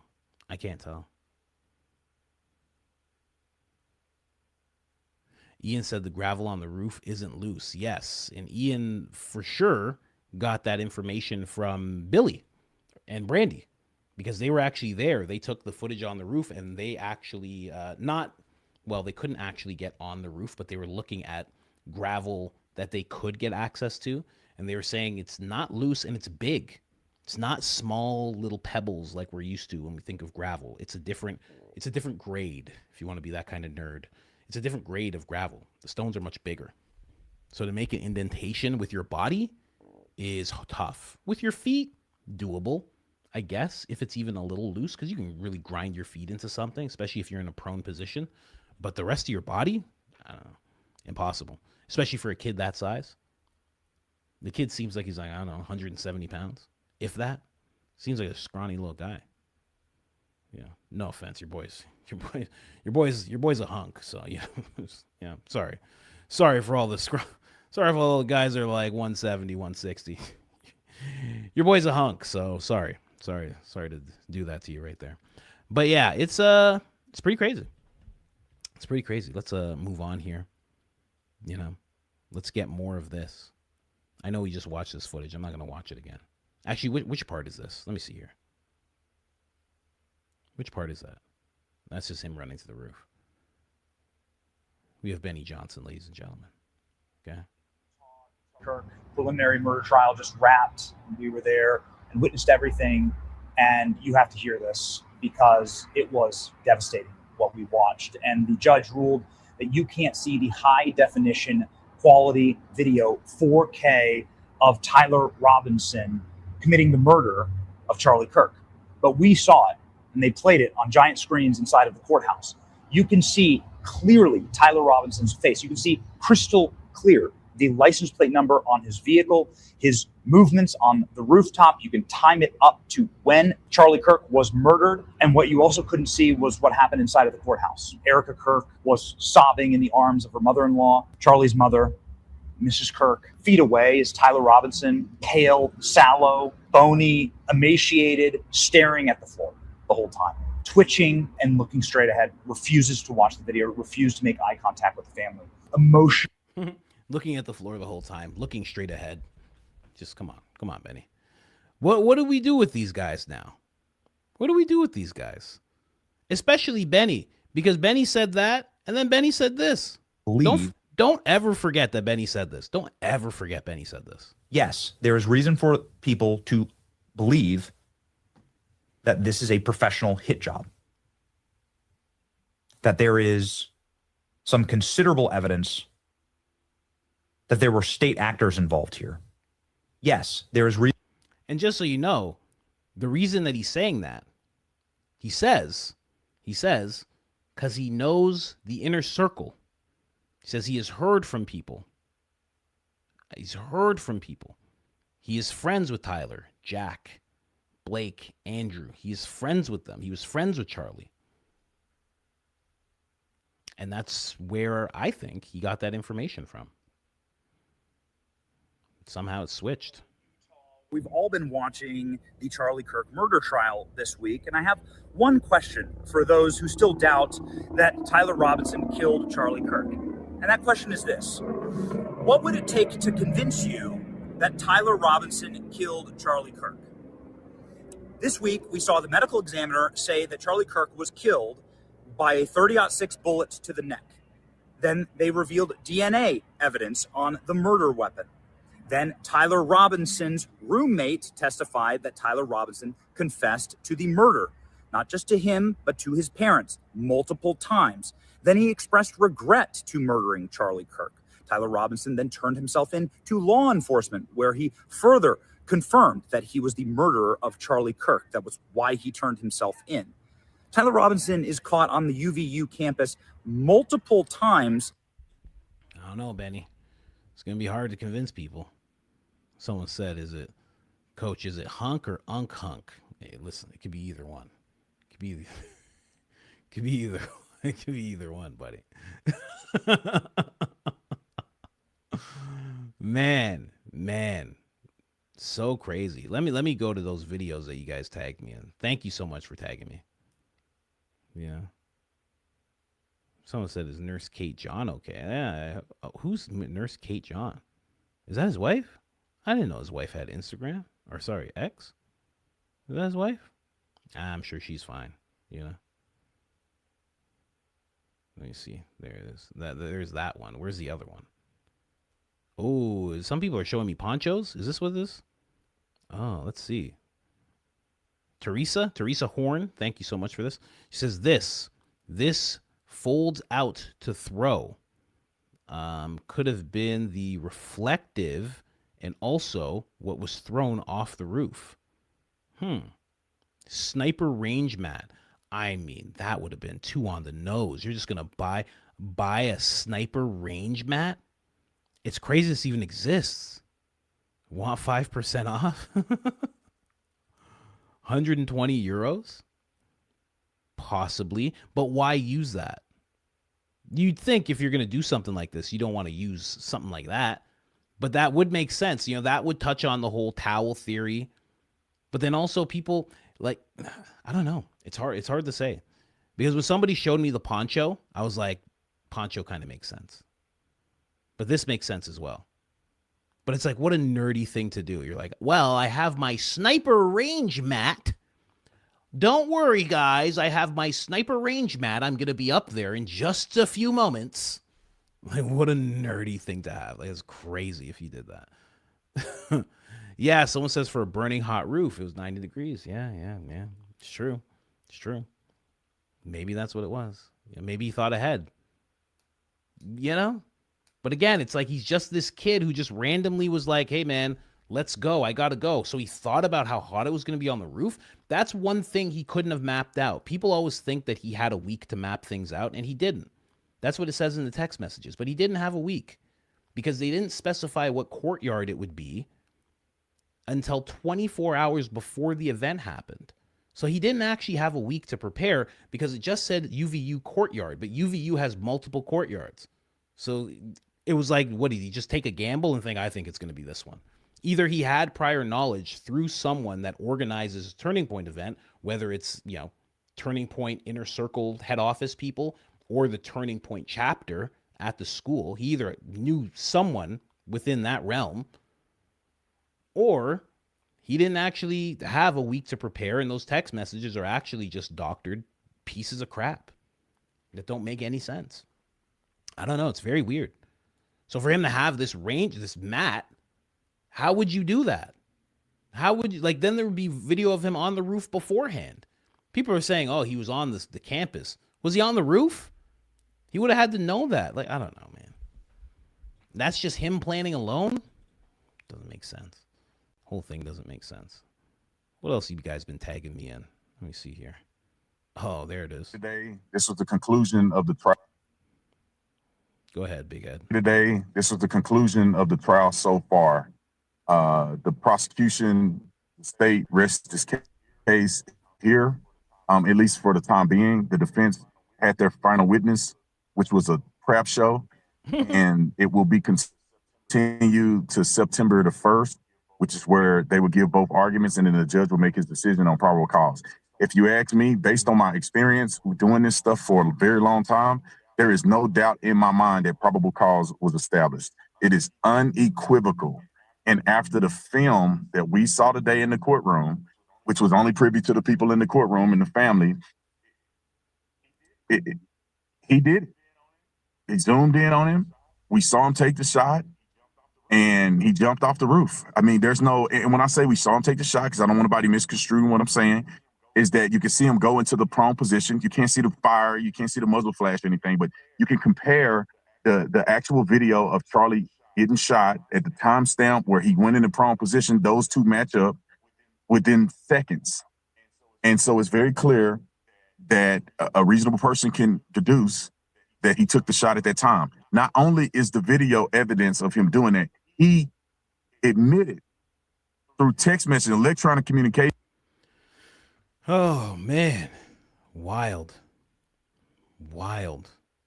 Someone said leaves no DNA. That's why you'd have the mat. That's actually a very good reason. That's a better reason than the heat. And the heat's a great reason as well. That makes a lot of sense too. Yeah, who tagged me in this? Rob? Thanks, Rob. Appreciate you.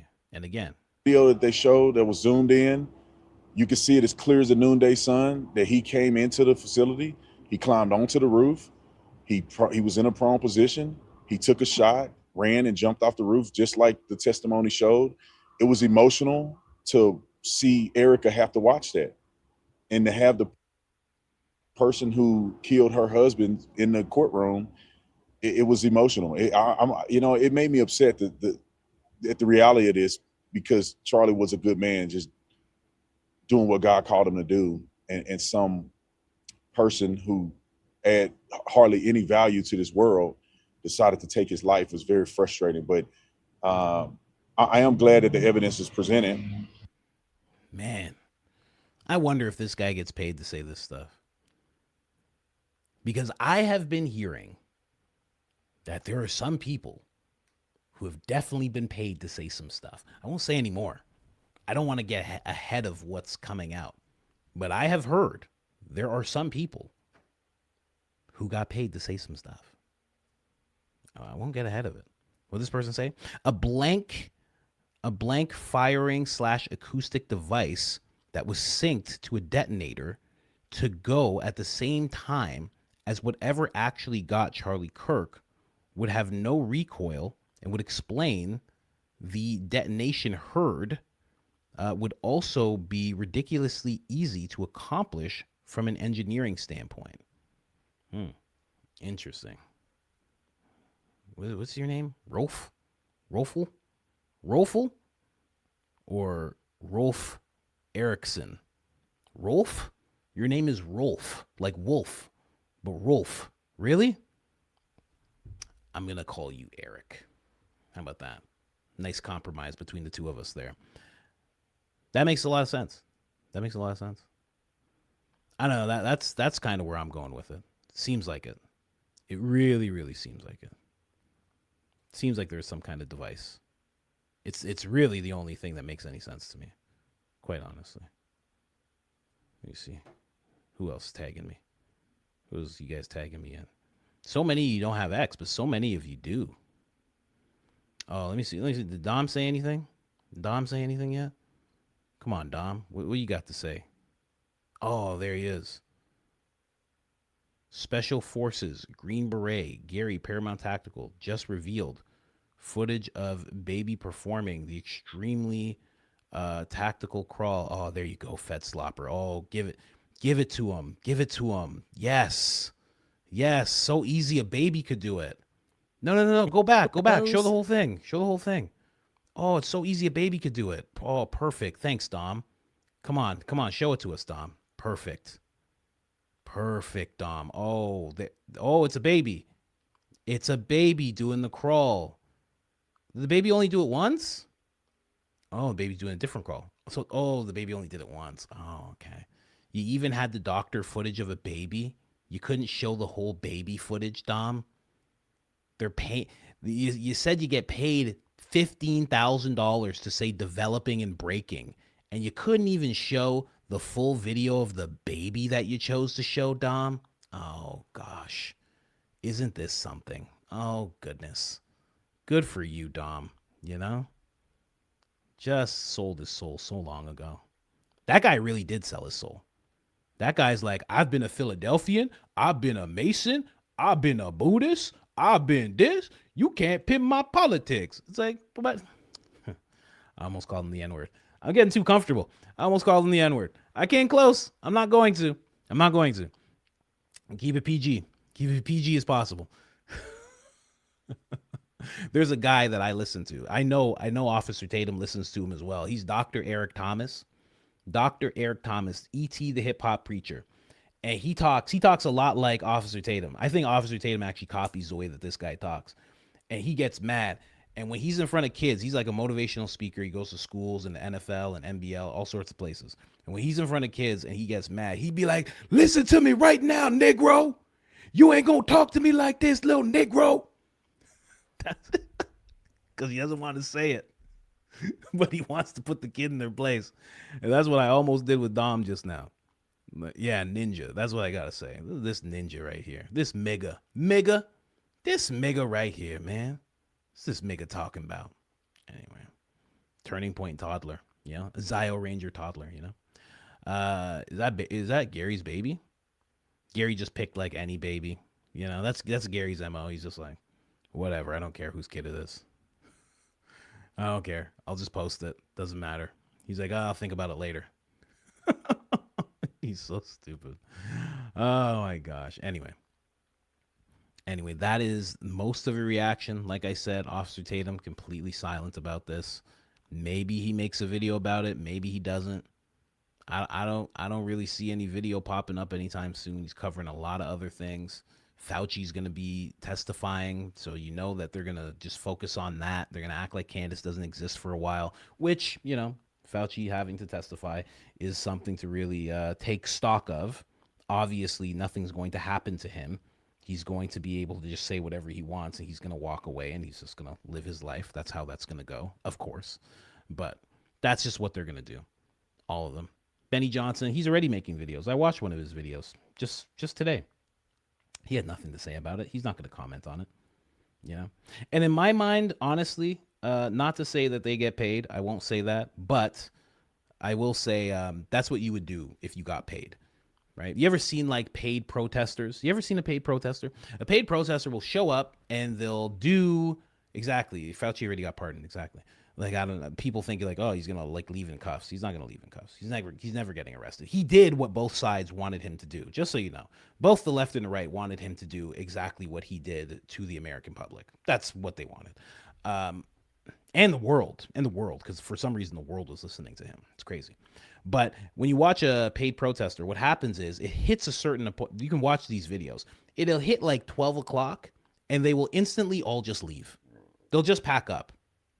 And anybody who was like mad or trying to combat them, they'll be like, hey, and they just ignore them and they just walk away. They're like, I'm done my shift. And that's exactly what Officer Tatum and Benny Johnson are going to do. They're done their shift.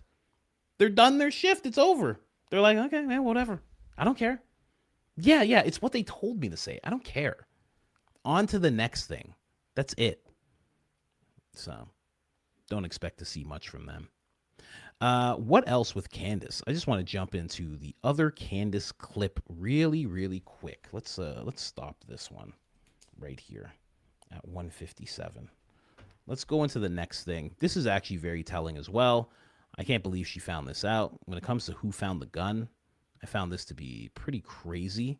Let me see. Did I have it pulled up here? I did. Perfect.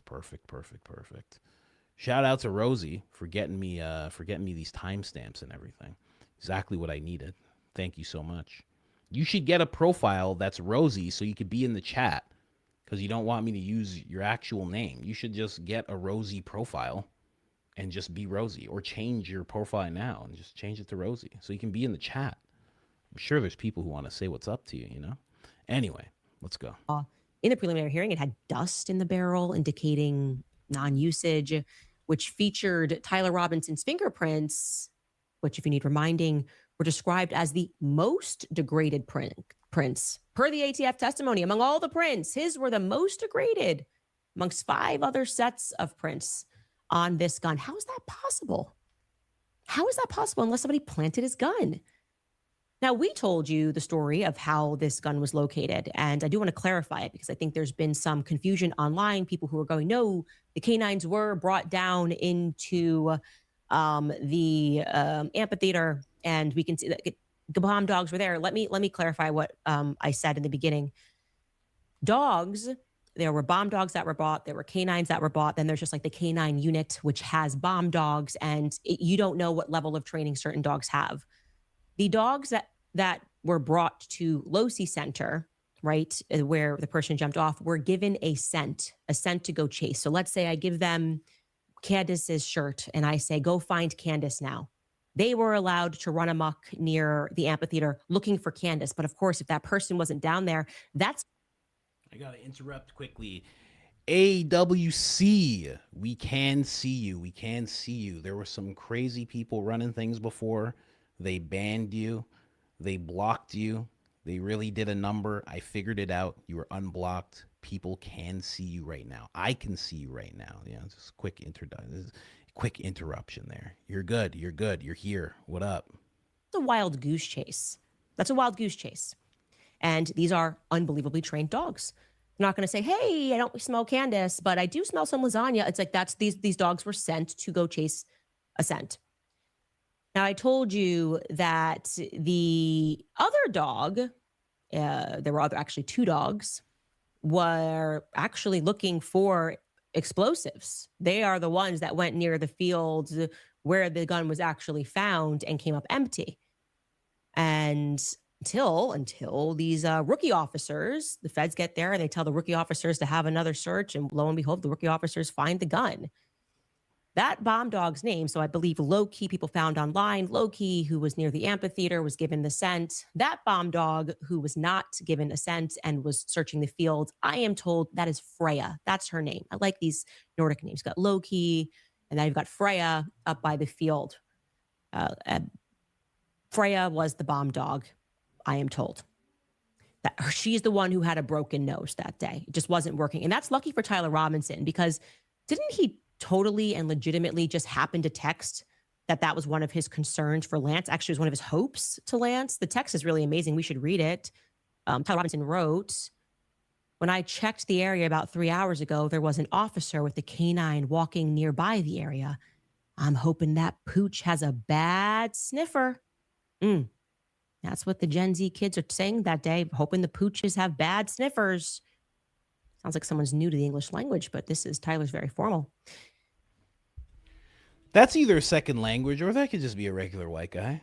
You know, that could just be a regular. That sounds like a regular guy who's been in law enforcement. Hey, has your pooch got a bad sniffer? Huh? Freya? Absolutely not. How dare you? How dare you? Don't worry, girl. Don't worry, girl. No, you're fine. You're fine. You're fine. Some pooches just have bad sniffers. You know how that goes, right, Officer Johnson? Yeah, I know. That's why we put them through training. Isn't that right, guys? Okay, let's get to it. Let's stop fooling around here. Let's stop the tomfoolery. You know, sometimes they talk like that, right? Now let's get to who found the gun. It's very interesting. She brings up the bomb dogs, or the canines. Let's call them the canines. Or maybe that's a completely different thing. I don't know. But I wonder what happened there. Because there is footage. I forgot to bring it up. I was supposed to bring it up like a week ago, like 10 days ago. Project Constitution did have a video of them taking the bomb dogs. I believe it was, maybe it was Freya. He had the name of the dog, and there was someone walking, and they were in the courtyard. But oddly, this guy was not walking the dog towards where Charlie was hit at all. He was walking him like, you know how it's like a courtyard and then there's levels to the courtyard. So this level would be where the gate is and Charlie's here. And then there's another level and another level. And then one outside of that, which would be like just outside of the actual like levels of courtyard. He was walking the dog outside of that. And he was walking on the dog's side to where if the dog wanted to go into the courtyard, the dog couldn't. Not saying he did anything, but it's just weird where he was choosing to take the dog. And then he didn't even take the dog all around the courtyard. He just took the dog on part of it and then took the dog out of it. Probably like more towards the Losi Center. But a lot of people found that odd. That was something Project Constitution found. I never seen anything like that before. I haven't seen anything like that since. So I wonder what would happen if they brought the dog over to where Charlie was hit. I wonder if the dog would be like, somebody murdered this guy right here with a detonated device. I can smell a detonated device. Guys. Do I get a treat? Hey, guys. Hey, do I get a treat? There's a bomb here. There's some kind of bomb. I don't know. That's not my part. I don't know anything about that part. But right here, I can smell it. And I was promised treats. I was promised treats and pats. Anybody? Yeah, right here. There's definitely some kind of, listen, listen. We all know. Okay, I have a good reputation of being a very good boy. Okay, I wouldn't make this kind of thing up. There was a bomb right here. Some kind of bomb. I don't know what. Okay. Listen, guys. I don't get this wrong very often. Okay. I can smell buttholes right now, and I can smell bombs. Okay. And I know the difference. Been highly trained. Did I mention I'm a good boy? Okay. So I'm just looking for the treats and the pats. That's all I'm looking for right now. Okay, guys? It's the deal we have set up. You know?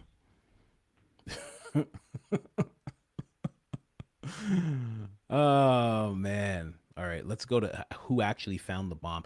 This right here, I say it all the time. The goodest boy even. I say it all the time. Classic Utah. This is just classic Utah, you know? I mean, this is the type of great stuff that happens in Utah that's just making it so I'm never going to Utah. Oh my gosh. Somebody said, what did you say? Someone said it was a skinwalker. Shh. Don't say that name many times. Okay. It's like Candyman. You're not supposed to say it. Shh. I'm telling you. I'm just saying. You can do it in your own house. Have fun. I'm telling you, don't say it too much. I'm just saying. If you know about those things, those walkers, I'm just saying, don't say it too much. Anyway, let's get into who found the gun here. Cops who literally were brand new and said, just go look again where Freya had failed. And lo and behold, a gun. Who were those rookie cops? Might be relevant. I've been given 2 names. I've had these names for a long time.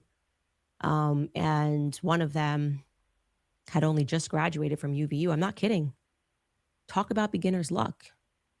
I'm told Mitchell Curtis of Pleasant Grove Police, 2025 graduate, very young buck. How young is he? He looks like he's 34 years old. You know, not being insulting. He doesn't look like a super young guy. Guy looks like he has gray hair on the side of his head. Am I wrong? That looks like gray on the side of his head. Guy looks kind of old. You know? Guy looks worked in by life. I'm just saying. I'm not even, you know, this is not a shot at him. Just saying he's looks kind of old. Doesn't look too bright-eyed and bushy-tailed. Anyway. Yeah, someone said cop life. Yeah, man. Yeah, those shifts. And then on top of that, everybody hates you. And then every now and then you shoot someone by accident. And you're like, oh, God. Here we go again. Paperwork, you know? He finds this gun in UVU's backyard. He deserves a promotion. But you know, the most interesting thing about Mitchell Curtis is not actually his background, it's his father's. Because I was told his dad's a Fed. I said, what? No way. What are the chances? And it was really actually challenging to determine who his father was. But by golly, we were able to do it thanks to the help of some sleuths. His father's name is Foster Curtis. Foster lives in Virginia. Foster spent 21 years with NCIS, starting as a special agent and working his way up the ladder, ending up as the division chief in the Office of Inspector General. Now, in case you don't know what NCIS is, yes, it's like the TV show. It's like the TV show. It stands for the Naval Criminal Investigative Services. NCIS agents are armed federal law enforcement investigators who frequently coordinate with other U.S. government agencies. They have a presence in more than 41 countries and on U.S. Navy vessels. Big deal. 1/2 of their personnel are civilians. They are tasked primarily. I can't tell you, okay? I'm just a quick interruption. I can't tell you how hard I laughed when I looked at the screen and I saw Candace like this. I thought for a solid 4 seconds that I was high because I was like, how is she that wide? What's happening right now? I started laughing so hard. I started crying. That's how hard I was. Like, so she's like this. She must be like this. Candace, why are you doing that? What's she doing? It looks like she's like this. Is she like that? Am I tripping out? I'm tripping out. She looks like she just like this. That's an authoritative pose right there. That is a very authoritative pose right there. So you walk into a room, someone's at a desk like this, buddy, you better give in. I don't care what the negotiation's about. You better take the short end of the stick, boy. What do you think this? Are you kidding me? I saw that. I was like, am I tripping out? I'm like, what's going on right now? I'm shaking my head. I'm like, I don't even take mushrooms anymore. I'm like, what am I seeing? What is this? That tripped me out. I'm sorry. I know. I'm interrupting. I know. But did nobody else notice this? I was the only one. And whatever, man. That's how my mind works. You know? Anyway, let's keep going. The NCIS with investigating major criminal activities that involve the Navy and the Marine Corps. So, for example, let's say, hypothetically speaking, you thought there was an assassination which may have been plotted and planned and executed by our military. This would be the office that would be in charge of that investigation. 21 years, Foster, chief at the top. Then this strange thing happened on June 2nd, 2025. Foster Curtis, after 21 years, decided to leave his position as a division chief and to be Richmond, Virginia's interim inspector general. So he goes local. After a long federal career, he goes local. Richmond, Virginia just fires the inspector general who was there, James Osuna, who had been in that position for 6 years. It was actually very controversial. They didn't understand why this was happening. Again, this is in June 2025. The local news was going, why? What happened here? They were told, quote, no comments will be made on personnel matters, and NDAs were signed. Unusually, the local news noted this is unusual. Never seen this before. So remarkably, guys, we can, that spreadsheet, the tree of brand new that just keeps growing. We can now add Mitch and Foster. Foster, his dad, being the first one that we can say the demotion was brand new. 21 solid years working for the feds. And then you just get this, I would say it's a demotion. You kind of want to work for I imagine the pay's better for federal government. But a couple of months later, his son finds this gun. It's incredible. It's all just so amazing how many new faces we had, so many things that were changed, people brought in Utah, and the luck of all of these new people. It's very weird. Now I've seen the comments, and yes, of course, I can talk about this more. I can talk about this for days. I didn't know what was going on. It was wild. It tripped me out. It tripped me out something fierce. I was like, what is happening right now? And whoever let her do that, I don't know about who these producers are. I don't know if you guys watch this show or not. I have no idea. But I will say this. You gotta help her out, man. You just kind of let her do that for 30 seconds. She has to be pissed. I'd be pissed if somehow I was like this for 40 seconds and you guys didn't tell me. You gotta tell me. You gotta be like, hey, bro. Hey, yo, coach. You look crazy right now. I'd be like, oh, I look crazy right now? My bad. I didn't realize I look crazy. You gotta tell her something, man. What's going on with you guys? Producers? Director? You gotta say something from time to time. But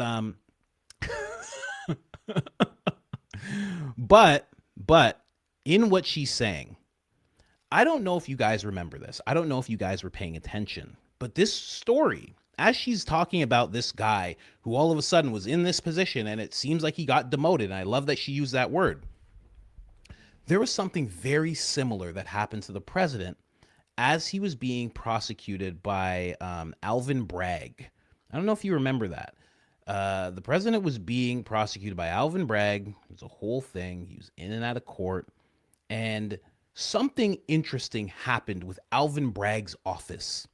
There was a guy who was working for the DOJ. I forget what this gentleman's name was, but he was working for the DOJ, and he had a high up position. And he had that position for a long time.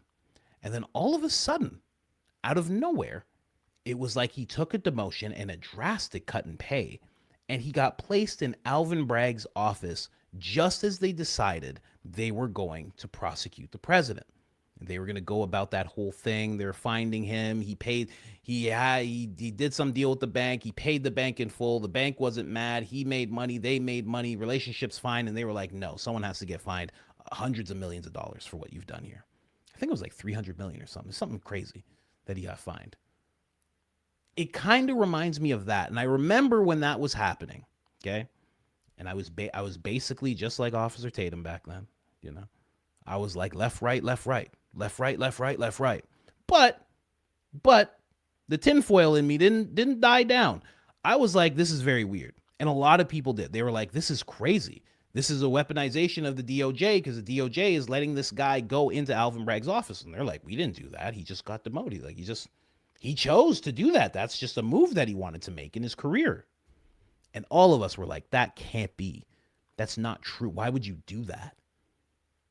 And it was what we all thought, hey, this guy right now is almost like the DOJ's insider.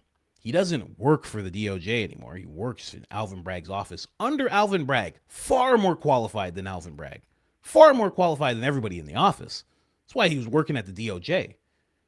But people were like, this is their secret weapon to make sure that this lawsuit gets pushed to the furthest extent that it possibly can. And it really reminded me of that when I saw what Candace just broke down. This guy works for the feds for how many years? How many years did he work for the feds, she said? 21 years with the NCIS as a special agent. Goes right down to local work months before the shooting. Like, it's just weird. Very, very weird to have that happen. It's almost like as if this guy is some kind of plant. I can't say that he is. I don't even know the guy. And then his son is the one that finds the gun. It just all seems like such a happy coincidence for people on that side of the official narrative. I don't know. Just that really stood out to me. It just reminded me of that situation. Because when we saw that situation, we were like, this is such a clear... Those of us on the right, I will say, when we saw that situation, we were like, this is such a clear violation. They are so trying to railroad this guy that's running for president. They are trying to lock him up on some, no pun intended, some trumped up charges. Didn't make any sense. And it just makes me think of that now. Maybe that's what they're doing to that guy. That Tyler guy. That guy that just liked to get his back blown out with Lance Twigs, right? You know what I mean? He was just trying to be a bottom to someone's top. That's all he was trying to do. Now he's in this situation where he's in prison. And he probably can't even have fun in there, They probably keep him away from the general population. Can't even... I was going to say something crazy. I'll just say he can't even see the prisoners. The sometimes very big, very black prisoners that he might enjoy seeing. That's all I'm saying. I'm just saying. You might enjoy it. If you liked Lance, I don't know. Maybe you would have liked those guys too. So dumb. Oh my gosh. Anyway, what was the last thing that Candace talked about? Other than it's going to be a big week, there's going to be more. The Secretary of the Navy thing was crazy. Then she played that Lego video, but she said it's from Iran. Have you guys been trying to get me to play videos that were made by Iran? She said the Lego videos made by Iran? Is that what she said? Is that who it's made by? Buddy, listen, I'm already on enough lists. I'm not going to be on that list too. You're not throwing me on the list where I'm playing things from Iran. Plus, on top of that, I've already learned my lesson. But let me just put it this way. When it comes to AI videos, I've already learned my lesson because there's someone now where I played their AI videos and they've been trying to copyright claim my videos. When I was promoting them, they're now trying to claim my videos in the past from every time I promoted them. So no, I'm not going to be playing that video. I'm sure we all saw it. I get it, but I'm not doing that. I've learned my lesson. Okay. So just saying, no names, no nothing. I'm not doing that anymore, but, yeah, but the video's from Iran. It's very weird. And yeah, you talk about those videos. Like 5 of my videos have got copyright claimed because I promoted someone's video that sometimes had me in it. So, done there. Done doing that. Not doing that, guys. No chance. I don't know these Lego guys. Now you're telling me they're from... I got no problem with people from Iran. I got friends from Iran. I'm just saying. I didn't know they were the ones making the videos. Are they the ones making the videos? I'm still foggy on that. Lego video. I'm not gonna play it. I just want to look into it. Where are these videos coming from? Who, like, you see, like, I got one from Balix Tones here. Who's making them though? Who's making these Lego videos? Is it propaganda from Iran?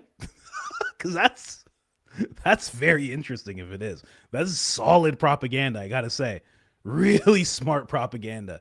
If these videos are coming directly from Iran. Very, very intelligent. I have to say. I'm not gonna play it. Someone said yes, it's propaganda. Yes. If it's from Iran, people are just like, Iran made a video. What do you mean Iran made a video? Iran's a country. What? They made a video. Who? That's like being like, you gotta check out this video the CIA made. What? Huh? Absolutely not. Are you crazy? I'm not checking out that video. No, sir. I don't even know what their intel company's called. I don't know. Your intel organization. I don't even know what it's called, but good gosh.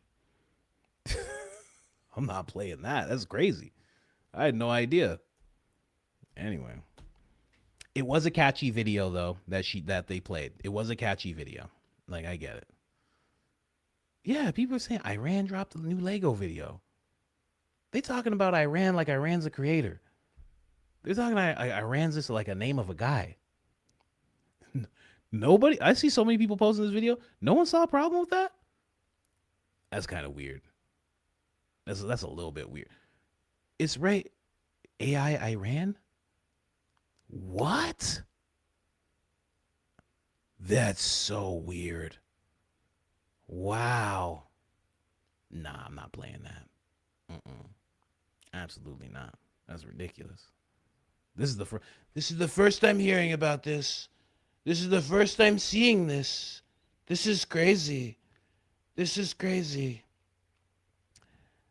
Let me tell you something, guys. Don't get so hateful of me that you start to like videos from Iran. This is getting crazy here. This is getting real wild. Half of you love this place in the Middle East that's a blue and white flag. The other half love Iran. What's happening right now? What happened to loving Delaware? What happened to loving Minnesota, New York City? What happened? Huh? What happened to just loving Texas? What happened, You guys are crazy. You're nuts. I should play the American anthem just to snap you guys out of it. Gotta snap you guys out. You guys need some you guys need some Amazing Grace. Something. Half the people are like, send all the money in troops to die for Philadelphia. The other side's like, I want to see videos from Iran. What on earth? Huh? It's crazy. Anyway. What else we got here? I got to close some tabs. I can't even see all the tabs I have. I really got to get this computer set up, guys. You know? We're working on a janky setup, and there's no need for it. I wish I could pick my computer up and show it to you guys. But if I touch it, the whole thing will stop working. That's the kind of setup I got, guys. The entire thing will shut down if I touch it. If I hit the desk too hard, the entire computer will just shut off. I mean, that's where we're at right now, guys, you know? Oh, man. Don't worry. I got another one, though. Oh, someone already reposted my video? Oh, I got a couple of videos here. It's not even a couple of videos, just a couple things to show. Thank you guys for tagging me in these. Tags are always appreciated. I mean, if you ever want to get through to me, like emails are good. You tag me in something, I'm gonna see it right away, and I'm gonna get to it right away. So somebody showed me this black poncho, white interior, and a hoodie. So now some people are speculating this is what he was wearing. This is what that guy had on. That's what it seems like. It doesn't seem. It seems like this because you would think if he had a baseball cap on, you would see the white of his neck. You would see the white of his face, the side of his face. And in that video, you don't. I know it's not quite the super ultra 4K footage that we were promised. I know. But you think you'd see a little glimpse of it, right? Somebody thought that they were seeing white shoes. You would see white skin. Someone said that's too long. I don't think it's too long. I think this makes sense solely because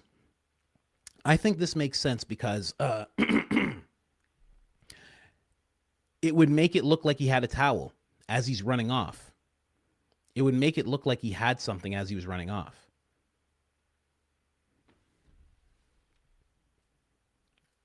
I'm play. We gotta play it again. What can I do? We gotta play it again and again. I really need to just isolate the footage, you know. Here, we're gonna play it again. I wish I could do a side by side right now. Let me see here. So right now we have it silenced. Let me just see here. Yeah, we're gonna get to this footage in a second. Hold on. I just got it muted. Let me speed it up, double speed. Let's see what's up. Now think about a poncho when you see this video. Someone said Temu Assassin. Basically. I mean, if it's Tyler Robinson, yeah. Right? Wouldn't that be the most Temu thing? The most Temu thing ever? Some kid from Utah. Right? When you see him running, it kind of, like, when you think of a poncho, I don't know, it starts making way more sense to me. Take a look at this. See that? You see when he jumped right there? You see when he jumped right there? It looks like he's wearing something. Something that's a little more flowy. You know? Sorry to sound like Benny Johnson as I talk about this. Fashion segment here. See where he jumps? Like, what is all that? When he jumps up like that, that could be a poncho. That very well could be a poncho. Someone said gay jump. What's the matter with you? Case closed. It's him. Case closed. Everybody owes Officer Tatum an apology. And I was watching that coach Colin, and someone called it out. That boy jumped over that ledge like a booty bandit. Everybody seen it. Y'all nut jobs. Y'all owe me an apology. I got that voicemail back open. I want to hear y'all, and I hope Candace give me that call and she apologized to me. Y'all seen how he jumped? He jumping like he throwing fairy dust in the air. You know? But then he does lift something up. Between the person who showed the mat and the person who shows the poncho, maybe that could be the same person. I don't even know. I should probably find that out. That could make sense. I didn't see. Let me see if I can find that. If I can find that mat again. Somebody tagged me in that mat. These have been very good tags today, guys. Some people tag me in the most disgusting things. You know, you have no idea. You have no idea. Teresa, there you go. So between that and the poncho, I think you ladies are onto something. I think you ladies are onto something. I really do. Let's jump back over here. Watch this footage with the mat and the poncho in mind.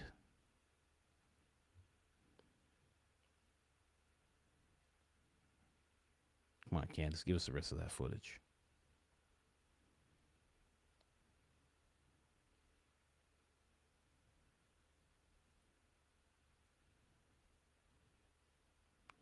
Did you guys see that car?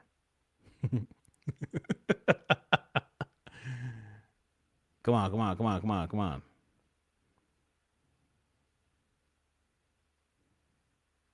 Someone said the Officer Tatum's so good, you thought it was him. You guys are crazy. Does it really sound like him? I hope he thinks so. I hope he hears it one day. Let me see. Yeah, exactly. Exactly. Who is that? Nick Kroll? I have no idea who that says, what that name says. Someone's saying the what this Teresa lady is trying to show us, or sorry, maybe it's not Teresa. I'm forgetting the names because you guys are back and forth. The inside of that poncho is white.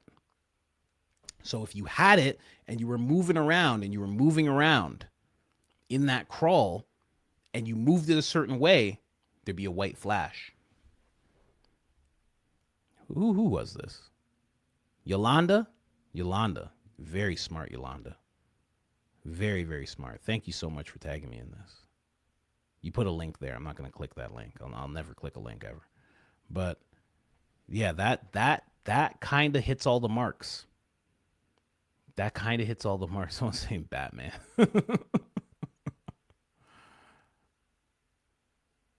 That kind of hits all the marks. The white flag, the white would absorb light, coach. The flash was from the scope or binoculars. That flash didn't seem like it was from a scope or binoculars. I'd believe a car before I believe it was from a scope or binoculars. That flash that went by, I don't know. I don't know about that. But I mean, this is what you're supposed to do. You're supposed to, like, you know, think about it. But what did somebody say in the super chat here? Let me see. The poncho could be tucked up, and the white flash is when he pulls it down. You see, yeah, that's what I'm thinking. Like the finagling of the poncho. The finagling of it is what causes the white flash, because he's moving, and all he would have to do is have that back end of the poncho go up a little bit, and you'd see a white flash. Interesting.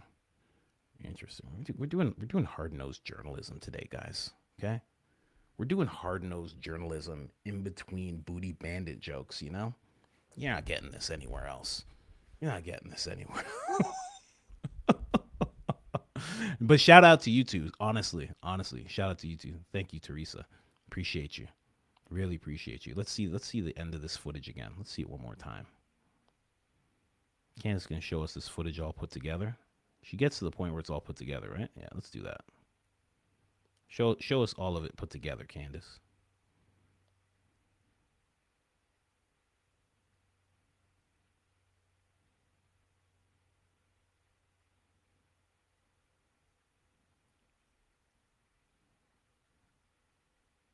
To go watch. So you will have to pivot over to YouTube, to Spotify, somewhere that provides the video, because this is not something that we could just produce on an audio podcast here, unfortunately. But this is going to run. We did have to obviously zoom in and push out those Fed timestamps, but see here, I have 10 more seconds here. Okay, he is up.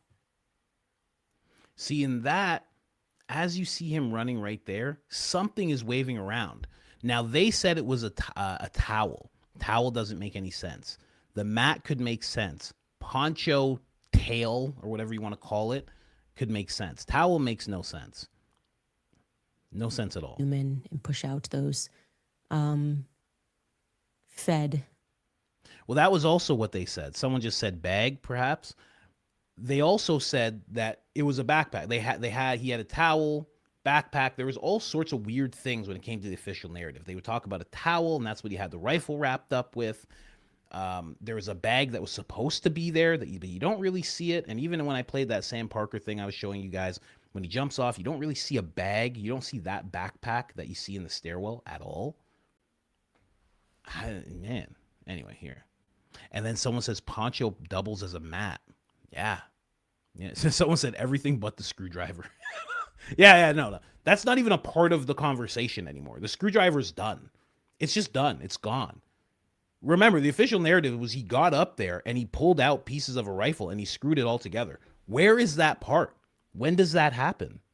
It's not. We're seeing the whole video. Officer Tatum wouldn't even talk about it when he was retelling what he saw in the courtroom. Benny Johnson didn't bring it up. Jack didn't bring it up. Graham didn't bring it up. No one brought it up. The screwdriver is just gone from the official narrative. Barron showed us that it actually went from one place to another. Then you have someone who's actually testifying that they found the screwdriver on the roof. And now we're seeing the video and there's no him putting together the screwdriver. This is crazy. It's gone. So that's done. That's done. So, someone said I sound like Eddie Murphy. I guess so. I don't know. I've watched a lot of Eddie Murphy. You know, one time I watched Eddie Murphy. He was doing a show. Dave Chappelle did a show in the same place. It's like a little comedy club. He goes for 3 hours. And this guy, and maybe that's like my main influence, because this guy was doing impressions. There was some Philadelphians in the crowd. He did impressions of them. He did this, he did that. It was crazy how off the cuff he was. He was just warming up. He was just doing some stuff. It was insane how good he was. Insane how good he was. It was nuts. The impressions were off the charts. Just randomly, just had it. Had something for everyone. It was crazy. You can probably still find it on YouTube. It's like 2.5, 3 hours. Eddie Murphy just doing his thing. It was nuts. He's the best. He comes back, it's over for everybody. Dave Chappelle can sit in the back. Dave Chappelle can sit in the back, hand Eddie water and towels. I'm telling you, he's the best. He's the greatest. It's incredible. See this one more time.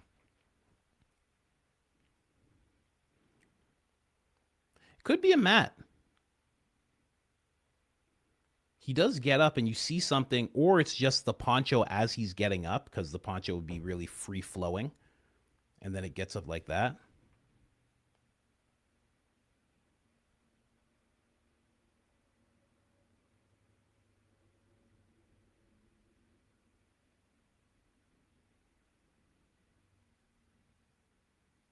Tell you one thing, Anybody see a recoil? I'm not even focused on the recoil after all that. Is that really even the biggest point now? After seeing all of that so many times?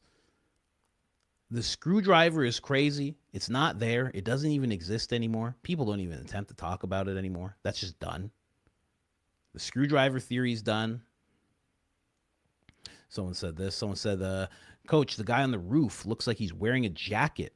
Runs on the second roof. Removes it. Flings it on the gravel. Scoots up on it.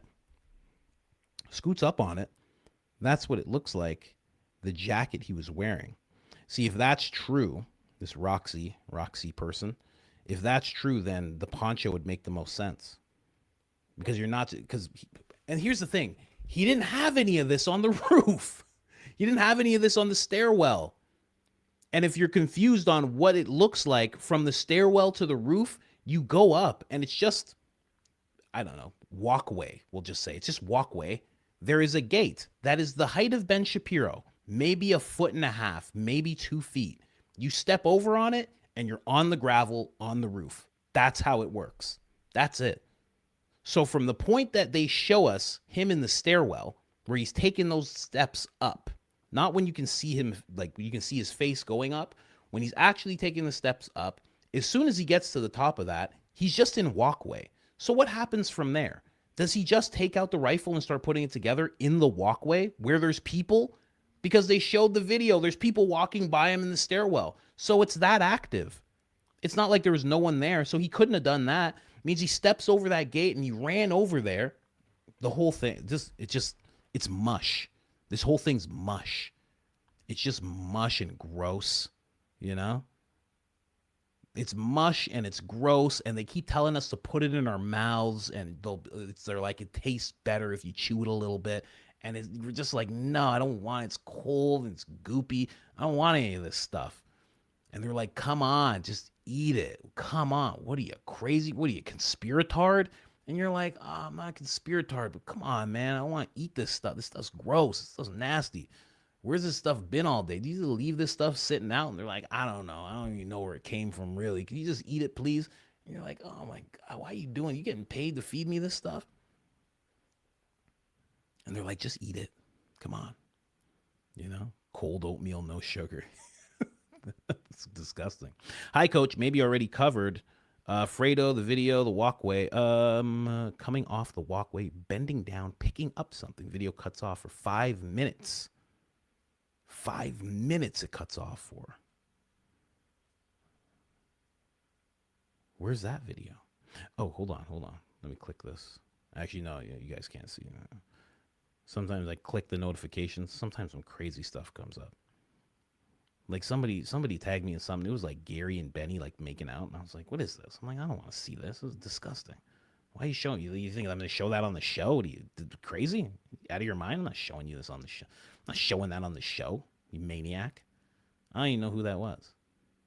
I almost blocked them, but I was like, nah, they think they're doing a good thing or something. I don't know. It was gross. Let me see here. Yeah, just more pictures of the poncho. Yeah. Anyway. Yeah, that's basically it from the Candace video. There wasn't much else. You know, there was the Lego thing. I'm not playing that. And then there was something she said in the comments. I should actually find that. There was something big she said in the comments. Someone said stop tagging Coach in corn. Yeah. Yeah, it was weird. I was like, what is this? Why did they think I would like this? Like I was going to show that? I mean, it was wild. It was raunchy. It was gross. I was like, this is disgusting. Like, what do you? It was crazy. I can't even describe it. You know? All right, you guys, we'll be right back after a brief break. All right, you guys, let's be honest. On a typical smartphone, your privacy is already pretty limited. That's why I want to tell you guys about Ghost Phone from Zero. Ghost Phone. Shout out to Ghost Phone. You guys know Ghost Phone. They're often here. They're often commenting. They have good things to say. They want to send me a phone. Have you seen the? I was looking at the Ghost Phone. Have you seen the Ghost Phone? I gotta show you guys the Ghost Phone sometimes. They all clench their cheeks at the sound of, all right, you guys. I have no idea why I say that. I do. It just like, that's my comfort statement. All right, you guys. And yeah, they're probably going, what is she going to say today? And let me be very clear. Today is a beginning. Today is a beginning because now we see where everybody's at, where everybody landed, and it's time to go hard. There's a lot more, guys. There is a lot more. And like I said, we're all coordinating in the background to make sure we all have the information that we need in the event these people grow more evil in their strategies. And we also have, but there always has been, there's always been good guys in government, and there's very evil people. But I think even for people who are on the fence, the public assassination of Charlie Kirk moved them into the right direction. And they're becoming more and more brave people in government. So don't forget that. This person writes, Andrew is going to move the goalpost. Quote, show me a text message of you and Charlie from 2026. Yes, that's so stupid. That's so dumb. Oh, man. But she says this is just the beginning. This is just the beginning. Like there's more. Today? She says it's going to be a big week. More today? You can't say it's a big week and just show us what you showed us yesterday. That means there has to be more. There has to be. There has to be. Anyway, what does this person say here? I think Dan Flood was signaling so the guy on the roof knew when to get up and run. Love you, Coach. Crisis King. Crisis King, indeed. That's, yeah. I mean, there's so... Because maybe it is binoculars. Because somebody did say that. Rangefinder or binoculars. Right? Maybe it is that. Because a rangefinder wouldn't make sense. Why do you need to do that? It doesn't even look like he took a shot. It doesn't even look like he had a firearm. It really doesn't. Binoculars make sense, but then why do you have binoculars? Then what I said comes into play. Because now we're talking about, stop trying to sign into things. No, don't sign into this. I'm so tired of invasive technology. Just trying to sign into things. But yeah, that kind of moves to what I was saying with the detonator. And it's like, okay, is there some kind of detonator afoot? Is that what he was waiting for? Was that the signal? Right? Because now if you go from the rooftop and this guy, Poncho, Matt guy, whatever you want to say, if you go from there to you go to where Charlie is and you go to Dan Flood, well, Dan Flood is making that signal. But then a lot of people have pointed out, I don't have the video on hand, but a lot of people have pointed out that right as Dan Flood makes that signal, right before, him and Mikey look at each other. And Mikey nods. And then Mikey puts up his phone. Mikey takes a picture. Dan does the signal. Charlie gets hit. That's how it happens. So, what does that mean? You know? What does that mean all of a sudden? I don't know. Anyway, let's pray for Candace. I can kind of see why Stu Peters was saying you need to pray for Candace now. That's a lot to put out there. They really didn't want that out there.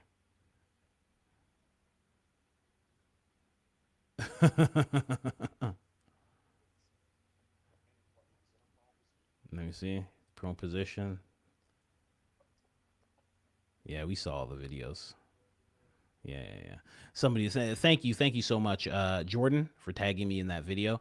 I think we're good with all the noonday sun videos. I think we've seen enough of that. I think everybody gets the point, and we're just waiting for them to respond. Forget about what they said. What are they going to say now? That's the real thing to wait for. Gary's been going hard. Gary's been going really hard. What does Gary have to say now? Where's the rest of the video, Candace? Why do you omit information? Says the guy that works for the federal government. Gary is just hilarious. So if Candace has the video and has had it for months, why didn't she play the other 7 minutes of him on the roof? You know, the 7 minutes where he allegedly assembles the rifle. He's not even confident enough to say, he has to say allegedly assembles the rifle. You're not even confident enough to say that, and you're calling Candace out? It's so weird. Time after time, she omits information to control the narrative and continue her grift. She's defrauding people for money. She keeps on saying, he really thinks he has some kind of play on her like going to jail for fraud because of videos. He's so dumb. He's like, come on, everybody. She's defrauding. Everybody, come on now. Are we all gonna? No, man. We're coming up on 33 hours after Candace dropped the video. Barron's counting the hours. I can't wait to see what he has to say. By now, we should have a flood of Turning Point USA people pointing to the 42-inch Mauser 98 model 30-06 in the alleged shooter's hands while running to or from the prone position. There isn't one. They can't do it. Barron's not playing around. Someone said, you're a Fed. Valhalla 33.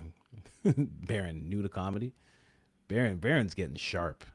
Barron's getting real sharp, man. Getting real sharp. I don't know who else. Oh, man. Oh, did Ian actually say something? No. Charlie Kirk's wife's company ran a coordinated media op to try and lie to you and tell you this was 4K video that clearly showed Tyler Robinson taking the shot. And no one who participated has explained why they lied or who put them up to it. But I think we know. Wild. That's him. That's Tyler Robinson. Just in case you guys didn't know. You know? That's him. Wild. I'm telling you, man, everybody's taking a victory lap right now. Oh, none of that is true. It's just conjecture. Surprisingly, this serves as a counter to the exploding mic theory, the exploding light claims, though. No, it goes along with it. I don't think people understand that. Watching what we just saw, it goes along with the exploding mic theory. But I wouldn't expect him to do that. He's a bad bald, you know. There's good balds and there's bad balds. Blake and Tim are bad balds, okay? I'm one of the good ones. You can trust me. Though I am bald, okay? Though nothing will grow at the top, even if I grow out my hair, I can be trusted, okay? I'm not like these other balds, so you guys know. Anyway, let's go through a bunch of these, more reactions to everything that's going on. Diligent Dennison posted this. I just wanted to see, did Candace actually reply to this? Let me see here quickly. Just quickly. Oh, okay, no, that's just Barron wanting to pay $10,000. Balix Tones. I don't do this. Balix Tones has this to say. He says the official Charlie Kirk offing story is now 100% dead. Candace Owens just dropped powerful, never seen footage, surveillance footage of the Losi Center rooftop. The video Candace has released appears to be raw and unedited. This is the same footage that the court will not let the public see. You know why he didn't want to let the public see, right? It wasn't because they were trying to hide something from the public. Well, maybe the judge is in on it. I don't know. But the judge felt like it didn't need to be seen because it was the same footage. The judge was like, this is the same footage zoomed in. You guys just zoomed in the footage. He actually called it out. He was like, this is redundant. We don't need to see this again. So he wasn't trying to hide anything. He was, from what I know, yeah, again, could be in on it. I don't know. I'm a trusty bald. Yeah, exactly. Thank you. The video Candace released appears to be raw, unedited, the same footage that the court will not let the public see, that we are meant to believe is Tyler Robinson taking out Charlie Kirk. The individual does not look like Tyler Robinson. The rifle is never pulled from his pants. The person in the footage has no limp. Nowhere do we see the shooter assembling the rifle on the rooftop as we were told. No recoil is seen. He performs military maneuvers with precision as well as signaling before opening fire. The official narrative just collapsed. That is Balak's tones holding up Candace on a pedestal, unlike what he was doing just weeks ago. Now, let me just be clear. For me, see, someone said he's friend of the show. I guess so. You know, if Gary is, then he is. I still think he's a shill. I'm going to be 100% honest with you. I don't believe a word this guy says. I think he said he was working with Turning. He actually said he was working for Turning Point for months, talking with them, then went on this whole thing attacking Candace, saying she needed to be committed. He said that she was an alcoholic. He said that she was on drugs. Do you know how many different things this guy said about Candace? Like, I was like the only one tracking it. He was saying the craziest things about Candace. There was thinly veiled threats towards Candace, all sorts of stuff. I'm never going to believe a word of what this guy says. I think his company was going to collapse, and he thought there was an ability to possibly save it, and it didn't work out anyways. And now he has to be an independent company. Now he has his own network. The InfoWars network is now gone. He has his own independent network, and he knows he has to make it work. So now all of a sudden he's back on Candace's side. I don't trust anything this guy has to say. I just wanted to show what he was saying. You know, Sam Parker says W. You know, Ashton Forbes says, stop it, Alex. Graham Allen says, whoever your intern is posting this for you should be fired immediately. Graham would know. Graham would definitely know. Yeah, Balix is flip-flopping around. He definitely is. 100% he's flip-flopping. Look, this guy, Kyle, he's like, bro.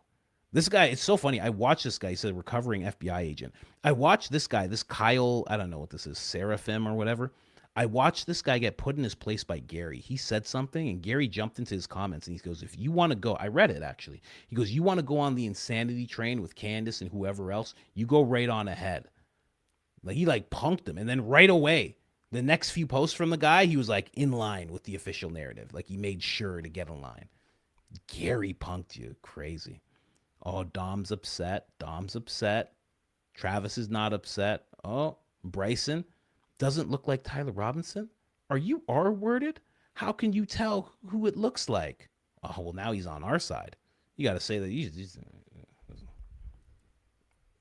tell that to. Yeah. How do we find Tatum? There we go.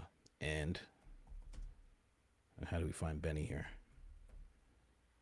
Benny Johnson. And sorry guys, I'm being petty live.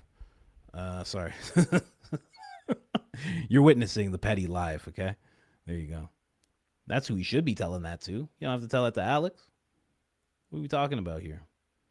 The individual does not look like Tyler Robinson. Wow, they really came out the woodwork, man.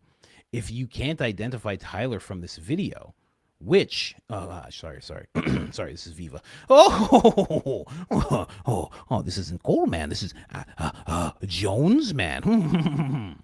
The individual does not look like Tyler Robinson. Interesting. Well, I have a question mark for you, perhaps. If you can't identify Tyler from this video, which has been the argument from the beginning, and which I recognize you can't exclude him either. Is this not true? Anyway. The guy writes a whole thing. Alex isn't reading all that. Come on, man. You're Viva. You're not Candace Owens. You can't write a whole dissertation and you think Alex is going to read everything you have to say. He's not going to read everything you have to say. Come on. But that is what's going on right now. That is what's going on right now. We go to the cameraman, the notorious cameraman here. Don't say I didn't warn you, TPUSA. Just showing pictures of Charlie and Candace. It is wild that he's gone. It is pretty wild that he's gone. It's pretty crazy. It's one of those things, like there's certain things that happen, I think, in music. I've seen this happen in music. There's certain things that happen that aren't supposed to happen. And I guess you could say it's like a real act of evil. Like I really feel like he's not supposed to be gone. I know it was like a lifting of the veil for some people and everything, but I really feel like he's not actually supposed to be gone. And they had to really go out of their way to make that happen. You know? I feel that way about some musical artists too. Like he really wasn't supposed to die. He was supposed to go on. I think he was supposed to be president. I think whatever he had in his future was really supposed to happen. I think it was supposed to be something great for America and possibly the world. And I think Candace is supposed to be there. I really do. I don't think he was supposed to die. It feels very unnatural. And it's not just because he was taken out the way he was. It feels now. It's not even how he passed. It's now that he's gone. It feels very unnatural. Like he's not supposed to be just gone like this. It's a weird feeling. Very weird feeling. Let's get into some beef. Candace versus Andrew Kolvet. Dun, dun, dun, dun. Dun, dun, dun, dun. What's going on, Jim? So we have another round of Andrew Kolvet versus Candace Owens. Who do you think is going to come out on top? Well, Candace came out swinging the other day with that footage. I don't think Andrew had anything to say about that footage. Well, I might beg to differ. It seems like he had a little bit to say in regards to his visit to the White House and things of that nature. He has been going quite hard at Candace Owens. He gave her a very sassy response in this next thing. Oh, you don't say, Jim. Well, I don't know if he's going to be able to handle that. Last I saw, she had braids in, and everybody knows that when black ladies have braids in, it means they're ready to fight. I think that's a known thing in the world. Well, I don't know if you can really say that, Jim, but you already did. So let's get into this whole thing.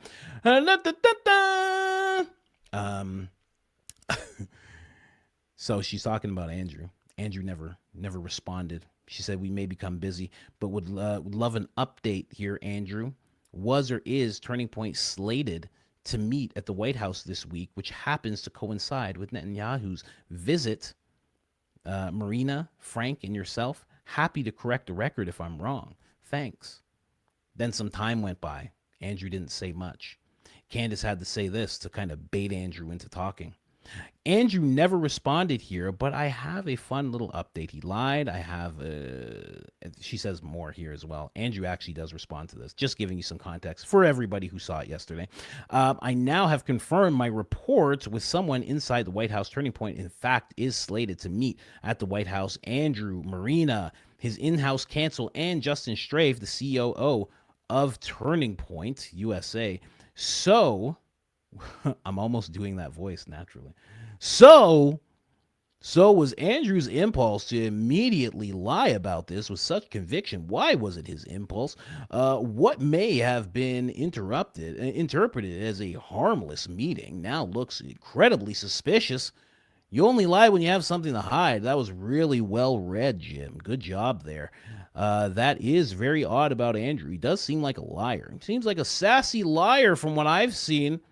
Then she says, every day reveal how unflinchingly this man lies about everything. I saw a thread where he was denying that their show is owned by Salem Media. Yeah, that was crazy. He's like, no, we're not owned by Salem. He actually is just making stuff up. He's like, screw it. Who cares? He has his back on the wall, man. They'll do to him what they did to Charlie. They don't care. They did it to Charlie, right? If they're willing to do it to Charlie, they'll do it to him in a heartbeat. So I get it. I get it. Yeah, but he tried to deny that. Salem Media was owned. Charlie Kirk's show was owned by Salem Media, claiming they are under Waterstone. He lies by severe omission, thinking people are financially illiterate. Waterstone put $40 million into Salem via convertible notes. Really, I didn't know that. Waterstone converted their preferred equity into 49% of the business, effective ownership. Wow. And then tendered for the rest of the company. The deal will be complete next month. Damn, I didn't know that. How does she know that? Andrew, of course, knew all of this, but he pretended otherwise to create the false idea of some separation between Waterstone and Salem Media. Dang. Andrew had something to say about this. He finally responds to Candace. Finally. There he goes. Very sassy. You almost solved it, Candace. Keep going, queen. He's straight. Don't worry. Keep going, queen. And not that my whereabouts are any of your business, but it is fun to expose your quote-unquote sources as a bunch of fakers. Your sources are fakers. They're just fakers. I already answered you once. It's not my fault you immediately moved the goalposts and expanded the perimeters. But I'll repeat myself. Nope. No plans to be in D.C. or the White House this week, or anytime soon for that matter. No previous slated meetings were canceled. No Zoom meetings or astral projecting. Wow. There you go. Same goes for the team. It seems your super credible insider source is taking you for a ride, Detective Owens. Honest questions. Did you dream it? Wow. Listen to him. Did you dream it? Man, I've said it before. People have said it a million times. The Bible talks about dreams being very credible.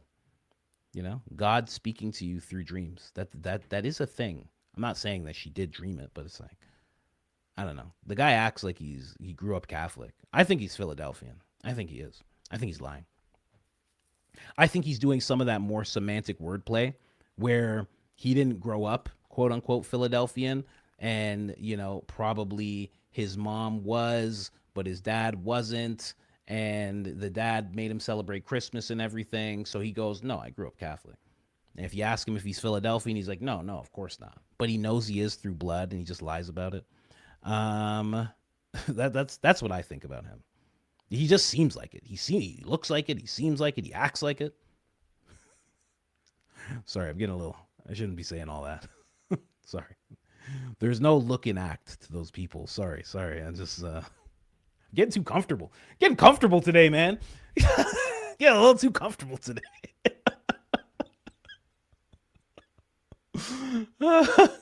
Getting a little too comfortable. Sorry. Let's keep going here.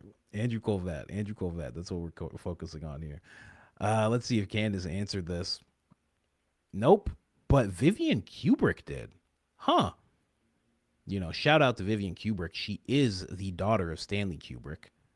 Oh, she wrote way too much. Oh, God. Oh, goodness. Oh, gosh. Those Kubricks, they are smart people. I'll read the first paragraph. A spokesman who cannot control himself cannot control crisis.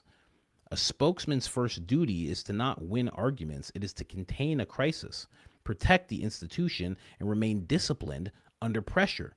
Those are the qualities that distinguish a skilled professional from an incompetent one. Your responses here descends into your habitual tactics of sarcasm, ridicule, and personal attack. You appear threatened, out of control, and singularly focused on discrediting Candace. Your manner is strikingly adolescent for the official spokesperson of a national conservative political organization. Why are you incapable of recognizing this? What this communicates about both you and Turning Point USA: defensiveness, evasion, and the appearance that there is something to hide. The opposite of what a competent spokesperson should be trying to accomplish. No? Dang. Jeez.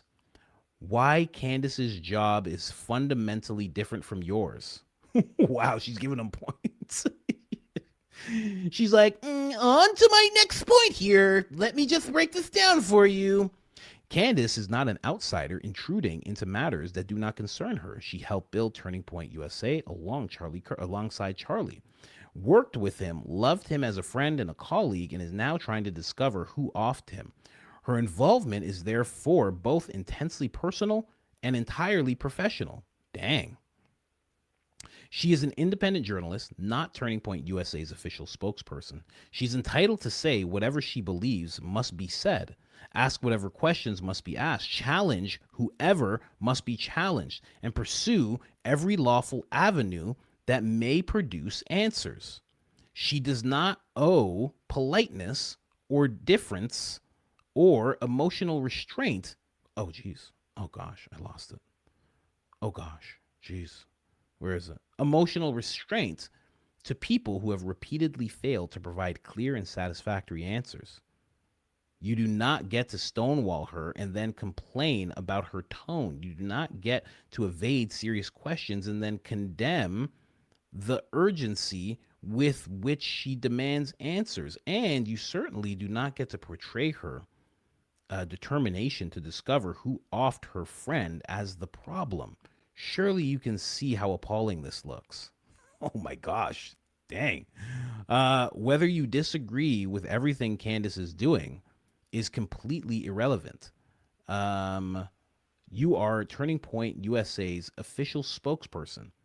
If you expect to retain the public's confidence, you are required to respond to an entirely justified independent investigation with professionalism and transparency. I said that like I was drunk. Professionalism. There you go.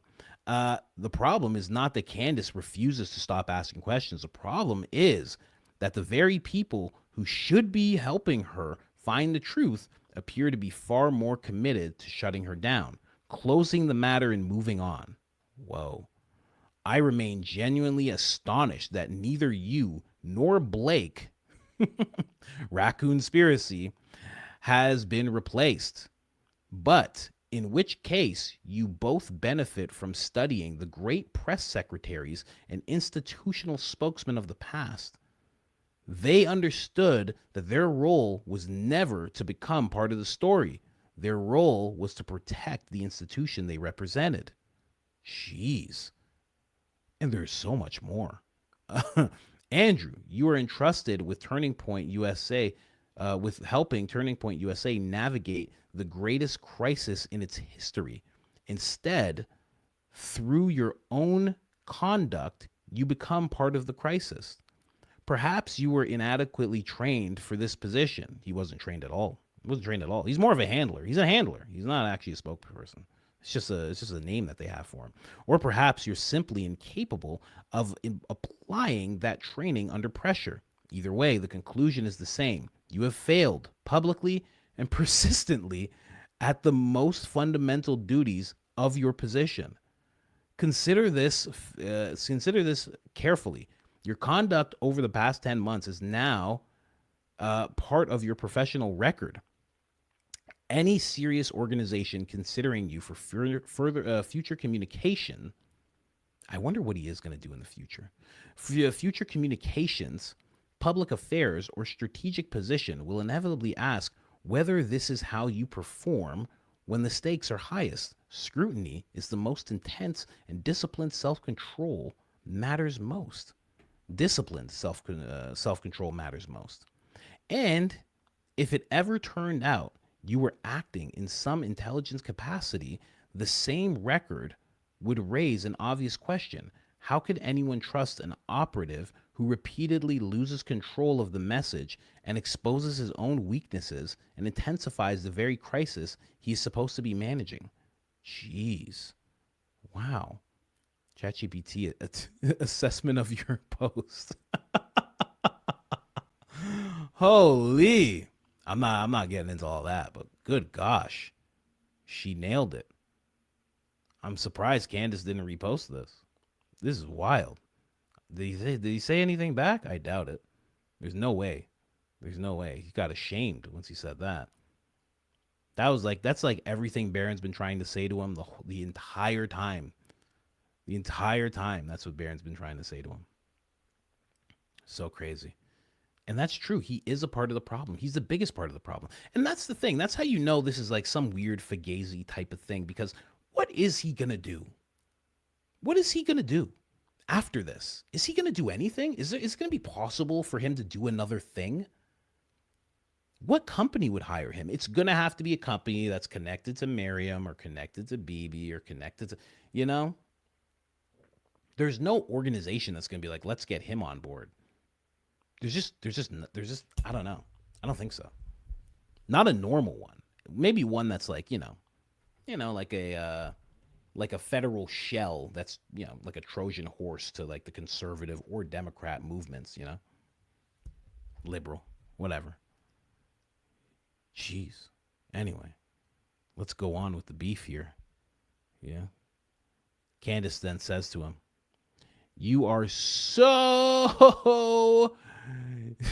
It's so funny that lady, Kubrick, she hits him with that huge thing, and then Candace hits him in the same post and says, "You are so bad at lying. LOL." This is a complete and total lie, and a bad one at that. The meeting was just canceled on short notice, which is why it took you 25 hours to respond, because you create the fire. You create fire after fire for Turning Point USA with your constant verifiable lies. Dang. No, he's just like, wrong again. That's all he says. Wrong again. Nope, not true. I'm telling you, man. Guy's a Philadelphian. What are we talking about here? I'm just saying. I don't want to get too comfortable. The guy's a Philadelphian. I mean, what are we talking about here? Grew up Catholic. Grew up Catholic who? You're crazy. You don't got any crusades in your bloodline. You nuts? Get out of here. There's no way. There's no way. His last name's Yiddish. What are we talking about here? It's ridiculous. Don't get me going, Andrew. Don't get me going, man. Anyway. He just says wrong again. That was it. I believe Candace. Honestly. And I'm biased. I'm always willing to admit my bias. I'm biased. But I think Candace is on point with this one. Much more on point than Andrew Kolvet is. So that's the beef between them. Then Blake jumped in a little bit. He didn't like something that he saw Candace post. Candace posted this. Blake jumped into it a little bit, jumped into the fray. All right, guys, we're here. We're going to do it. Hey, everybody. Justice Kavanaugh. The justice. Justice has been served. All right, guys, we're here. We're going to do it. Hey, everybody. And that is justice for Charlie this time. And Blake is like, I agree. Convict Tyler Robinson. And Escobar. Shut up, Blake. That is the collective feeling of the entire internet whenever Blake speaks. Shut up. Be quiet. Stop talking. Stop it. Anyway. Someone said convict Blake. Oh, gosh. Yeah. Who knows if Blake did anything wrong? I'm telling you, he's the first to flip. If they did anything wrong, if there's anything wrong that they did, Blake is the first to flip. He's going to flip. He's going to flip so hard and so fast. It's going to make your head. So he's going to flip like a gymnast. He's going to flip like a ninja. Oh, he's going to flip so hard. He won't even care. Andrew won't. Andrew's just like, Andrew's the guy like, if we just stick to our story, guys, it's all good. Don't even worry about it. Blake is scared. He's like a weaselly scared guy. So he's just like, nah, I couldn't do it. I couldn't wait. Mikey doesn't know what to do. And this is if they did anything wrong. I'm not saying they did. Maybe they're all on the up and up. Maybe they're all great people. That's possible too, right? Doesn't seem like it. Yeah. But I like to be nice. Who's this now? What's this?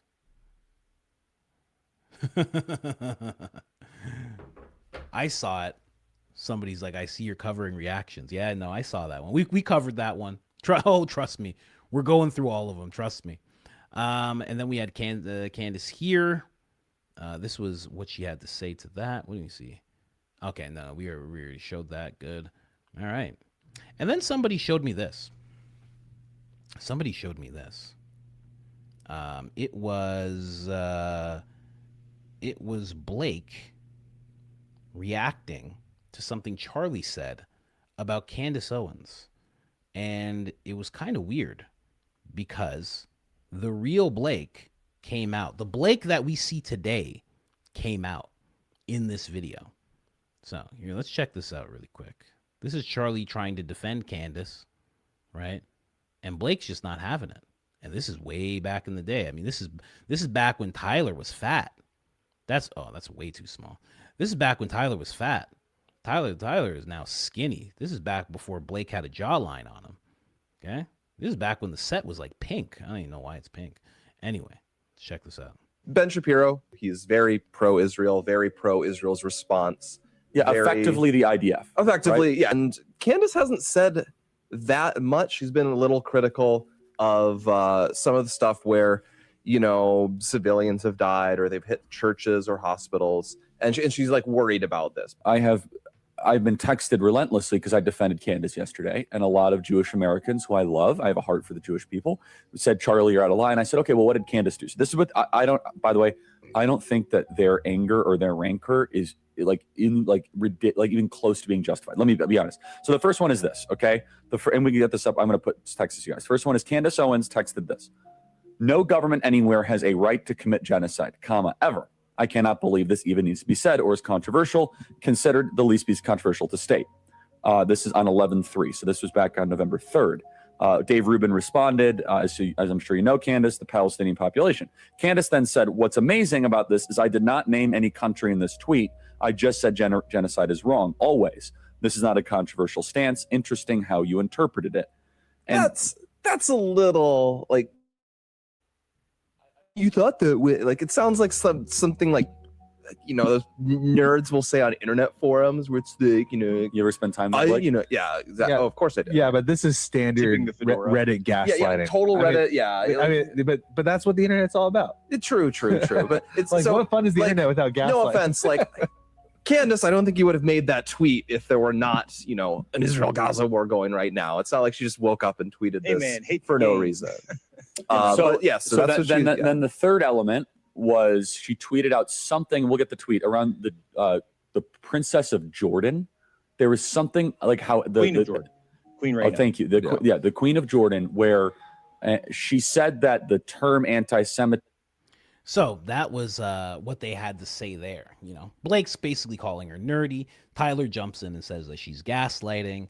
This is the true attitude of how they felt about Candace the whole time, which is why Candace, she didn't say it about Blake, but she did say she never trusted Tyler. So it does, it's all making sense now. It's all coming out, thing after thing after thing. The real them is now out there. So with what the Kubrick woman said about Andrew, this is just the real version of Andrew coming out, right? And it happens under pressure. It happens under pressure. It happens when your guard is down, and it happens under pressure. Right there, Blake had his guard down. Like, why not just talk about her a little bit? And it's funny that they acted this way because of what she had to say about Philadelphia. You understand? Charlie is defending her for what she had to say about Philadelphia. They started attacking her because of what she had to say about Philadelphia. It's interesting the way that works. So they felt like this the whole time. They've always been these people, and they were just around Charlie. And Charlie just didn't realize, or he did realize, or it's just his team. I don't know. But Charlie even worked in that little jab. I don't know if you guys heard it, because he's like, this is something that someone would say in like a nerdy internet forum or whatever. And Charlie goes, oh, have you spent much time on those? Knowing that that's why he hired him, because he was fired for being on those nerdy internet forums saying crazy things. Just a little jab there. That's one of those nice political jabs, you know? Very, very concise, quick little political jab there. But yeah, that's a little interesting thing there, you know? I didn't see much of this. I don't know if you guys saw much of it. Someone said, "Yeah, that was gold." Mike Riley, "Yeah, that was gold." Yeah, he knew exactly. He's like, "Oh, have you been on those much? Have you?" And And Blake's like, yeah, you know, I called some people the N-word. People from Congo. It's kind of seemed like I was stalking an Asian lady. I wasn't really stalking her. I was just talking about her a lot. That's a little like. I mean, it is interesting. You thought that way. Like it sounds like something like, you know, those nerds will say on internet forums where it's the, you know, you ever spend time there, Blake? you know, yeah, exactly. Yeah. Oh, You ever spend time there, Blake? You ever spend time there, Blake? of course I do. Yeah, but this is standard Keeping the fedora. Reddit gas. Yeah, You ever spend time there, Blake? Oh man, Charlie, man, it really feels like he's not supposed to be gone. It really feels like he's not supposed to be gone. Anyway, let's jump in here. I didn't see much of this, and I need to see more of it. I don't know how I'm going to see more of it, but I have to figure out where I can watch more of this. Now, I never say this about a funeral, but apparently Lindsey Graham had one. That's right. No, his body didn't just burst into black dust and just like absorb into the ground. No. Or maybe it did. I don't know. There's just a box there. It's crazy they let him into the church. Uncalled for. He's a good man. He was a good man who loved a good man or good men. He was a good man who really, really liked other good men. Not for what they had on the inside, but for what they had on the outside. Okay? Just saying. There's no Lindsey Graham funeral. I want more Lindsey Graham funeral clips. I know that sounds terrible, but I just want to see more of it. There we go. We got a little bit of that. Okay. Give me a little bit more. Trying to just find a couple clips here. The one clip I found, I just started laughing. It made me laugh so much. What's this one? No way the president says this. No way. Hold on a second. Let me play this. No way. He had unwavering faith in the righteousness of American power and prayer. He was extremely hawkish. I will tell you, he never saw a war that he didn't like. Only his true friends would understand that, but he wanted it for the good of our country. No way. He felt in his bones that our... No way. When I hear something that crazy,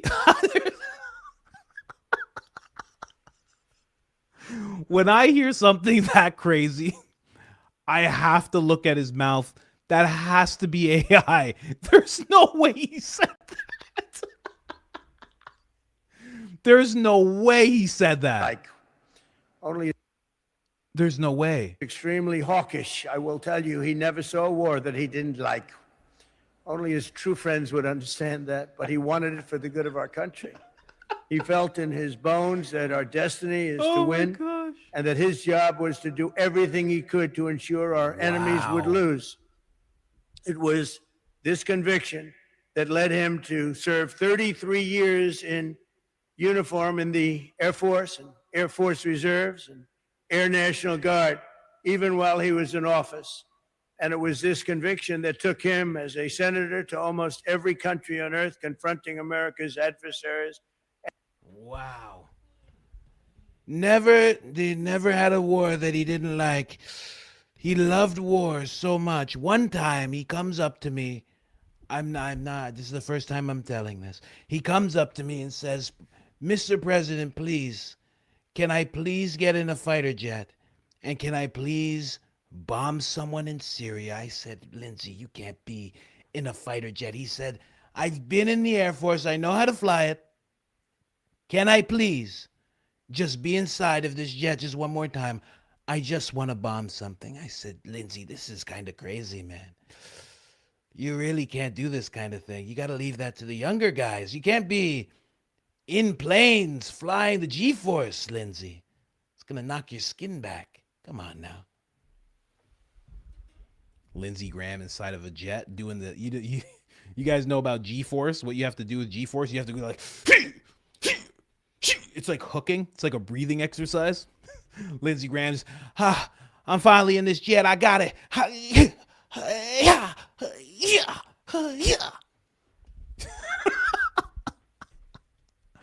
I'm going to Syria, baby. Never saw war he didn't like. He loved war. He loved limbs. If he saw an arm and a leg attached to a person, didn't care much. But as soon as they flew off that person, he was absolutely ecstatic. He looked like a little boy every time. I'd bring him into the Situation Room and I'd say, Lindsey, we're going to blow that up. We're going to blow that up. We're going to blow that up. We're going to blow that up. And he would get so giddy. He would get so giddy and he'd start doing his little dance. He'd start twirling around and he'd just start twirling around. And I'd say, Lindsey, calm down. You're in front of Pete Hegseth. Come on, calm down. Marco Rubio. Marco knows. Little Marco, he would laugh. Little Marco would laugh. JD would laugh, and we would just all be so happy with Lindsey just doing his dance. Loved war. The people at Lockheed are still crying about what happened to Lindsey. They're still crying. They're still upset. They know there's never going to be another guy like this. There's never going to be another guy. You know. Let me see another clip. What we got going on here? Never saw a war you didn't like. That is what you say as an insult to people. You don't say that as a good thing. That's crazy. That's the best thing you can say about Lindsey Graham. Never saw a war he didn't like. Loved Death and Destruction. Big fan of Death and Destruction. In fact, I'm sure when he passed away, he saw the Grim Reaper and shook his hand and said, can I come with you on a few hits? Can I come with you? The Grim Reaper is probably somewhere in heaven or hell. I don't know what that guy does. But he's probably retired because no one would like to fill that position more than Lindsey Graham. He just really, really liked that type of stuff. And also, he was gay. I don't know if anybody else knew about this. Did anybody? This is the first time people hearing about this. Oh, yeah, he would try often to get into my pants. I'd be like, Lindsey, you have to understand, you can't get in my pants.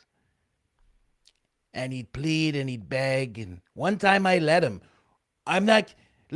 One time I let him do it. Just one time. I said, just a tip, Lindsey. Come on, don't get too crazy. Don't get too crazy. Just a tip. Go ahead. Go ahead. I'd give that to him as a reward every time we'd close a war. Every time we'd start a war, I'd tell him, okay, just a tip, just a little bit. That's it. I don't want any more. Because I'm not like that, you understand? I'm a raging man. I like women. But I'd make an exception for Lindsey. I'd always make an exception for Lindsey. He's a good guy. He's a really good guy. Crazy guy.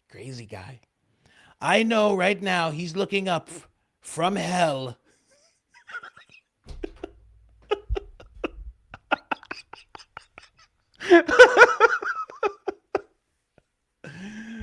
Him.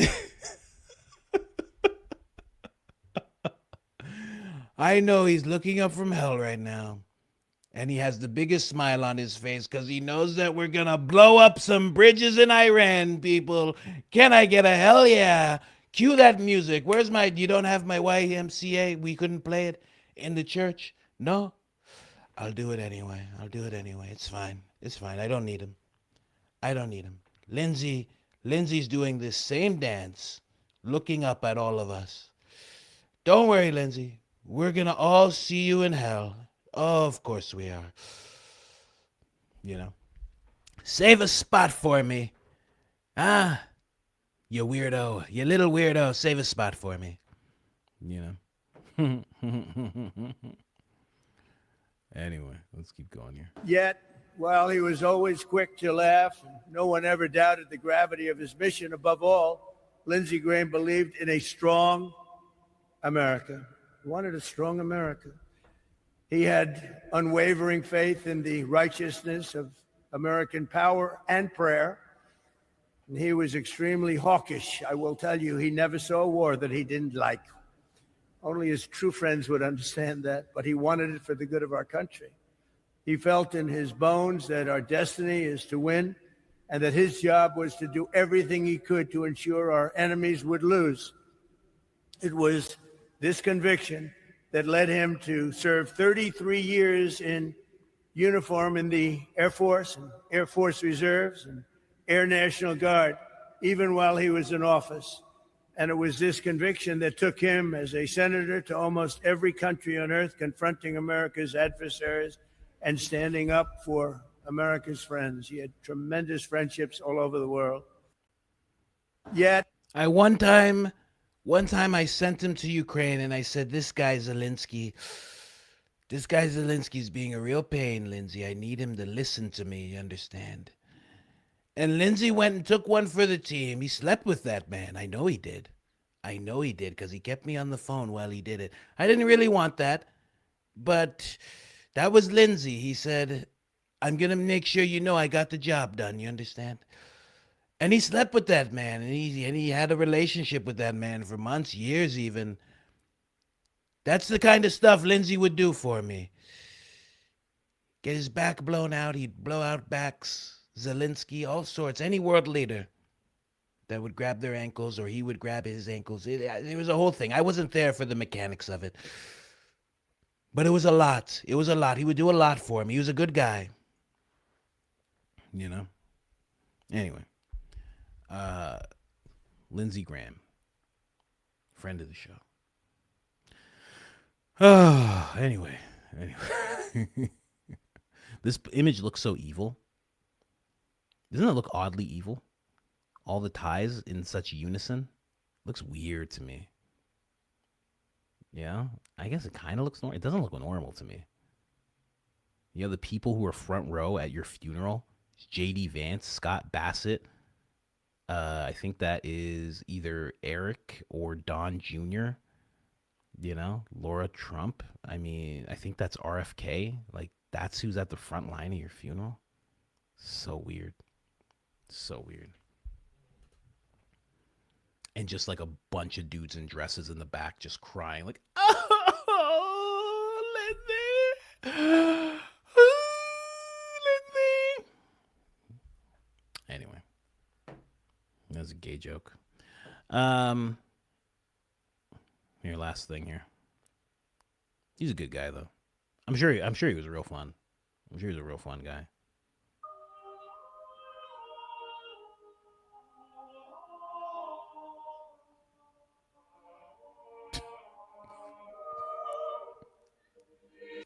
He patted it. See you in hell, big guy. See you in hell, big guy. Save me a seat. Goodbye. It's crazy. It's so crazy. Yeah, someone said it looks AI. Yeah, it did. It looked weird. It looked really weird. Anyway, that's Lindsey Graham, man.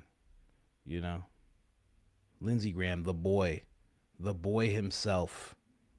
You know? Hope you guys don't take that as hate for Lindsey. I have no hate for Lindsey. You know? I think he's one of the good ones. You know, you need the characters. Nothing worse than a guy who's terrible and he's just in the background and you don't know who he is. Lindsey was like, let him know. Let him know. Let him hear my accent. Let him see my little ways about me. Go ahead. Let him see all of that. I don't care. And listen, when they never see me with a lady, I'll tell them I love ladies and they won't do nothing about it. Huh? Let them know what my net worth is. Let them know I'm worth 9 figures. I don't care. What are they going to do about it? I ain't hiding nothing. Put me on Fox. Put me on Fox right now. They're going to eat it. That's how it's going to be. Nah, I don't want to be in secret. I'm not taking no secrets about nothing. You know, he's upfront guy. You know, a lot of these characters are not upfront. They're in the background all the time. You know, you have no idea what they're doing. At least Lindsey was up in the front. He was like, and what? And what? What are you going to do about it? You never see me with a lady? What are you going to do? What are you going to do? Huh? What are you going to do? That's how he was, man. There's not a lot of guys like that anymore. Anyway. Let's move on here. Somebody was like, this is BB giving directions. Giving direct orders to Pete Hegseth and Marco Rubio, aggressively pointing his finger in serious faces. Yes, sir. Seen from Rubio and Hegseth. Who knows if it's exactly that? I mean, it's believable, but is it exactly that? You know? Turn the sound off. You don't even need the sound on. You're going to do exactly what I say, yeah? Who's the president? I'm the president. I don't care. You understand. You know what to do. You too. If you don't do it, you know what I'll do to you. No, of course, I know. I know exactly what you'll do. No, I don't want anything like that to happen. It will happen if you play these games with me. And, you know, Marco, you know, you turn your back on me. That only happens one time. You know, turn back around. Look me in my face. Okay. You understand? I'm not playing games. Neither of you know. You know I'm not playing games, right? You want 2028, huh? Hey, Marco, you want 2028? I bet you do. Okay. You know, giving them orders. It's all right. It's all right. Hey, listen. Don't bite the hand, right? That's what they say. Look, he's just like, you two. Both of you, you guys do what I say. Both of you do what I say. Shut up and get the job done. And he's like, no, of course, sir. No, you were on Fox. You don't understand. You were on Fox. You know? I have more bodies under my belt than you will ever have. You understand? Marco, turn back around immediately before I smack you in the mouth. Don't do it again. Okay, listen. You're both listening, huh? Okay, so you know what to do. You know I'm the real president, right? You play this game with me. I do something to you, right? You know? It's completely fine. It's completely fine. It's expected. It's cool. Cool by me.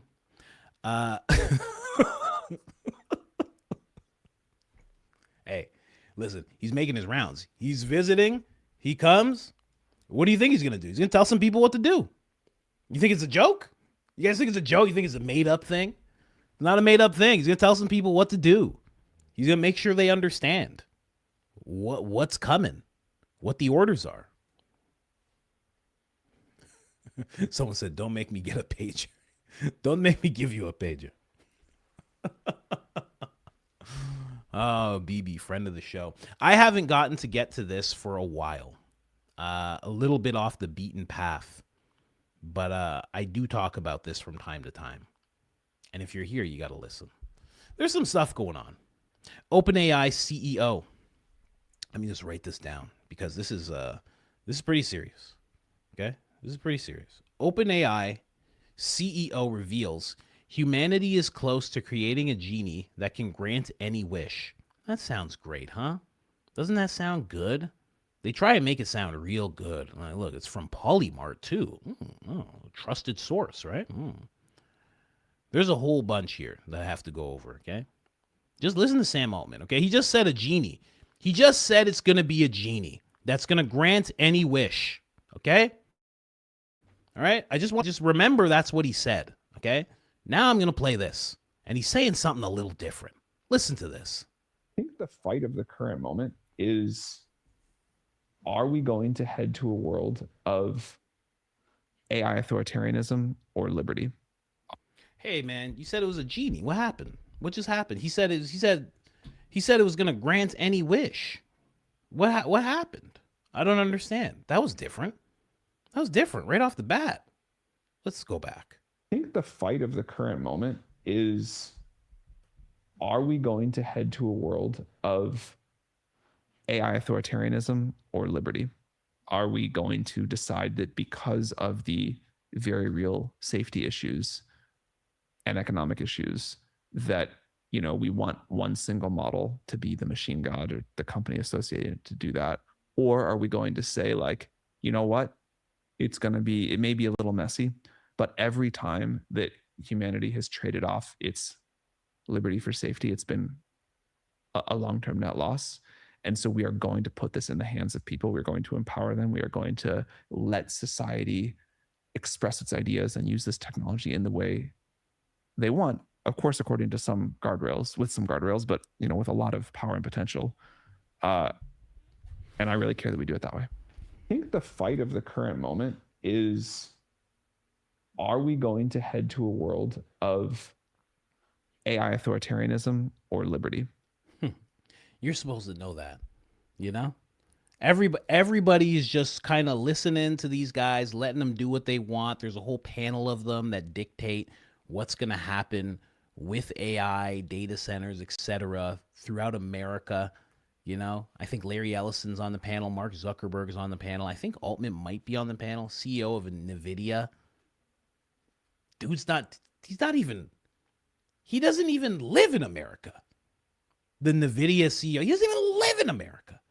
And he's dictating what happens with AI in America. It's crazy. Absolutely crazy. And you think the whole time, you think they got it under control, right? You think, you know? And then one of them goes, I don't know if it's going to be like authoritarianism or liberty. I'm not sure. I'm making it, but it's like a toss-up. I don't know. Some days it seems like liberty. Other days, I don't know. It gets into my phone somehow and shuts things off. I really don't know what's going to happen. Hey, buddy.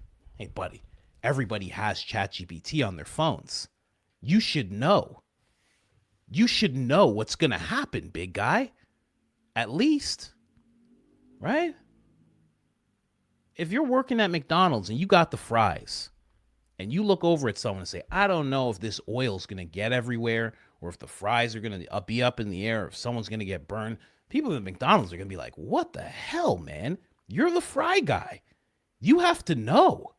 And you're just like, I don't know, it's a toss-up. I've been doing good so far, but for all I know, the oil might get on someone's face. Might get on someone's face. Rick, what do you mean? And Rick is fired the next day because of what Rick said. Not these guys.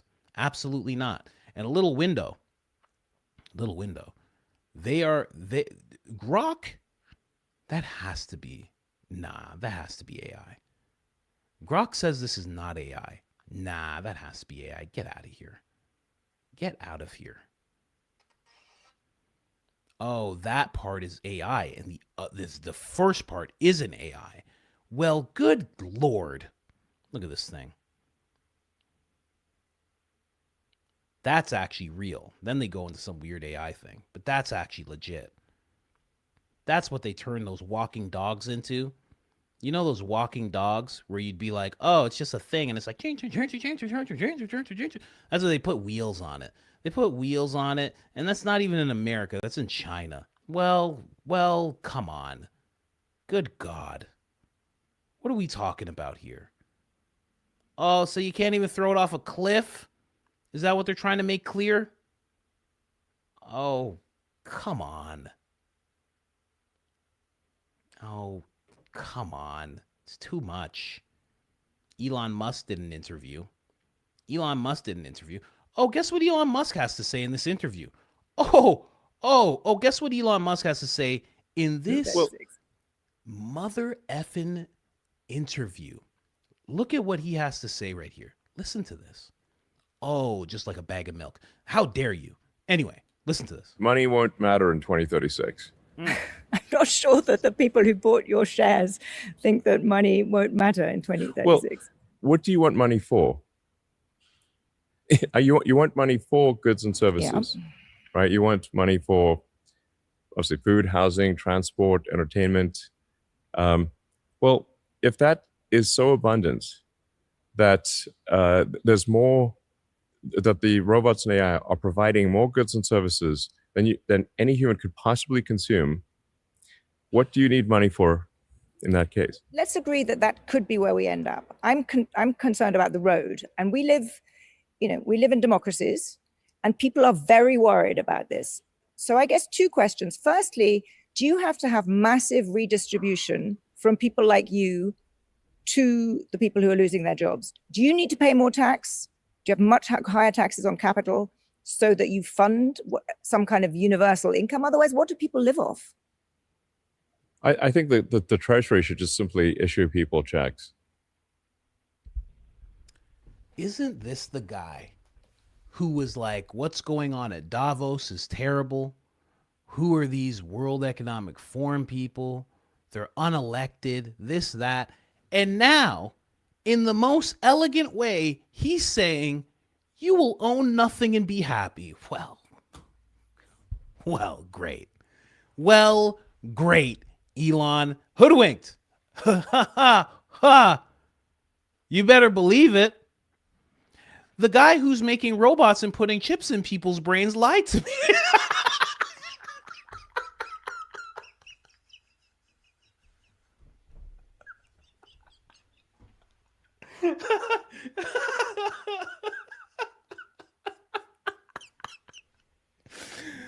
The trillionaire who was putting chips in people's brains and building all the robots and self-driving cars lied to us.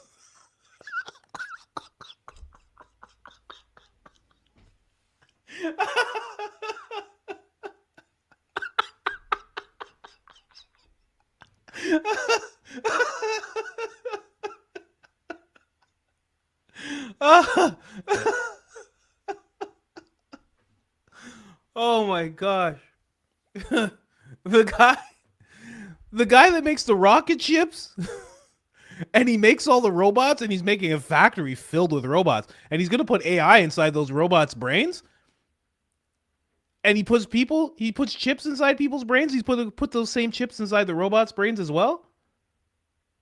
That guy wasn't telling the truth.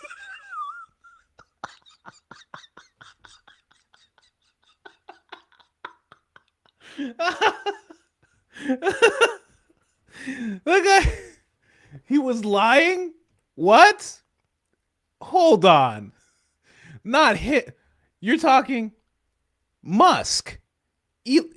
Elon? Musk? Really? Oh my gosh. I can't. What? No. What? The guy cutting holes in people's skulls and putting chips inside? What? Not telling the truth. Say we're going to own nothing and be happy? No. Are you for real?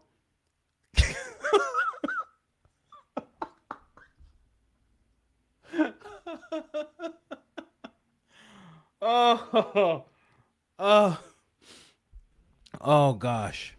Oh gosh. The guy who said that Americans are lazy and that's why he wants a bunch of HB1 visas so he can bring over India's best and brightest, that guy lied to the same Americans who he thought were lazy? What? Huh? Come on. No. Musk? Hold on. Elon? Whoa.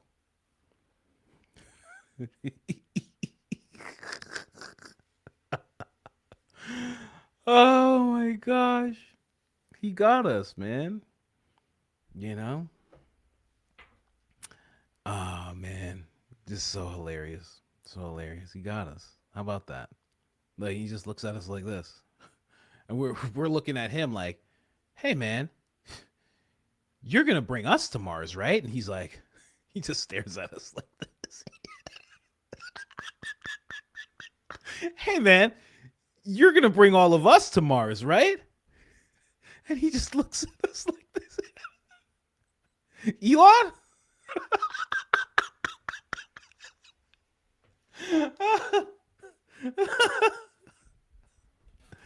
Wait a second. Oh, man. Would you believe it? Would you believe it? Holy. Can't believe it. What do you mean the guy who's friends with Peter Thiel and has no problem with mass surveillance all over the world and is a trillionaire and puts chips in people's brains? What are you talking? He wasn't telling us the truth? I don't know. You might want to double check your sources. You sure? I always thought trillionaires were the most honest people. Millionaires, dishonest. Billionaires, dishonest. Trillionaires, honest. I always thought that. That was something that always went through my head. I've been deceived. Anyway, Elon Musk. Let's hear what else he has to say here. Oh, yeah. But where's the revenue coming from? I mean, I'm enough of an economist. If you just issue checks, you're going to have inflation. This is like a lot of what we're trying to think about is these things were relevant in the past. They will not be relevant in the future. So like inflation is simply the ratio of money to goods and services. So if the goods and services output increases dramatically, if it increases, 1,000%, you can literally print, or these days change the database. It's not print money. You create money in the database provided the creation of that money is less than the rate at which goods and services increase, you actually have deflation. So I'll make a prediction, which is that deflation will be the issue, not inflation. Because as the output of goods and services increases, if the output of goods and services increases faster than the money supply, you will have deflation. I'm perfectly willing to believe that. You may It's well just be a right. statement of fact. Absolutely, I mean, you may well be right. But I'm really hung up on how we get from the current polarized, angry, fearful polity we have now to this nirvana.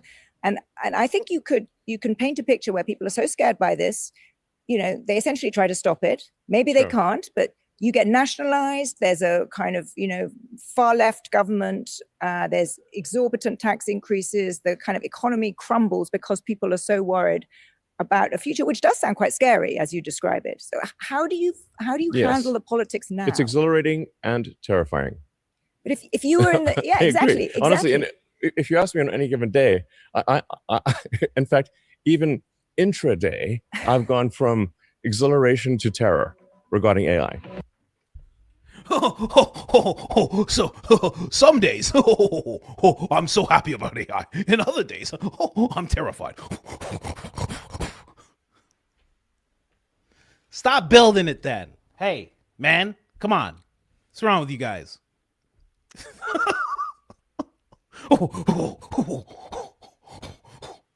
It's going to be deflation.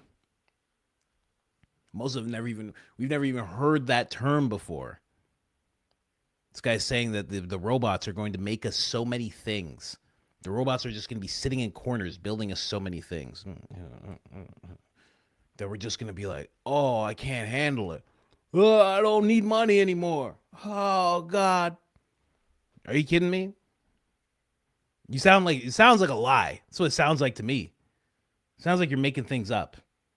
They're placating us until they get to the point where they don't need us. I've always said this. That's why when you're you ever been on the phone with somebody? You ever been on the phone with someone at some company? And you're talking to a person. And maybe years ago, maybe now you're not. But years ago, you'd be talking to a person, you'd be like, why the hell is this person acting like a robot? You're saying things to them and they just keep on repeating the same part of the policy and they just keep saying it. And you're like, what the heck's going on? Why is this person? Hey, you're a person, man. Come on. They have the people on the phones act like robots so you don't get upset when the person's actually replaced with a robot. And put that across the board. Are you kidding me? Sam Altman said it's going to be a genie. And then he's like, I'm not sure if it's going to be authoritarianism. Elon Musk's going to be like, there's going to be so many robots, so much AI, so many robots. They're just going to make so much for you, goods and services. He's not even specifying what they're going to do. He's just like goods and services. If you said this in a job interview, they'd be like, get the hell out of my office. What the hell are you talking about? It's just goods and services. Yeah, but what goods and services? All of them. You'd be like, get out, man. Get out. Suck something on the way out. Kick rocks, buddy. Get out of here. In fact, let the door hit you on the way out because you deserve it. Let it hit you in the back of the head for all I care. That's what you say to that person. He's just saying goods and services. So it's just going to make everything. It's just going to make everything all the time. How many of them? When are they going to stop? When are they going to stop making things? Do they stop? How do we pay for them to make things? We don't pay for them to make things. They just make things. But then also, you think that we should just be given checks? Anyway, point me to the nearest forest. Point me to the nearest forest immediately. What does this guy say? Not every good and services is interchangeable, Elon. You can't just entertain yourself into a house or wear AI slop. It's proof they aren't smart, just easily bought and manipulated. Yeah, right? That's what it seems like. Seems crazy. What are we talking about here? What the hell's he saying? Someone said robots are a fraud. I don't know. It's hard to tell. Dynamic, what's it called? Boston Dynamic? This seems pretty real. It seems extremely real, like crazy real, like too real. Doing backflips and stuff. I saw, like, you can say anything you want about robots. I saw a streamer. Okay, this is real. This wasn't AI. The streamer's name's I Show Speed. I Show Speed was fighting with a robot. He was fighting with one. He was like, "Hey," the robot was like, "Oh, let's do this. Come on, and it was doing things. And he messed up the robot so bad that they were like, "You have to pay us $1 million. You broke our robot." And he's like a young black kid. He's like, "What? What do you mean?" But he makes like millions of dollars every month. So he was like, "Whatever. Here's $1 million for your stupid robot." Right? It's a wild world out there. Let's see what else this bag has to say. Let's see what else this bag is talking about. But I'm very good at predicting the future. My batting average is very high for a human. But this does have somewhat for a human, you know.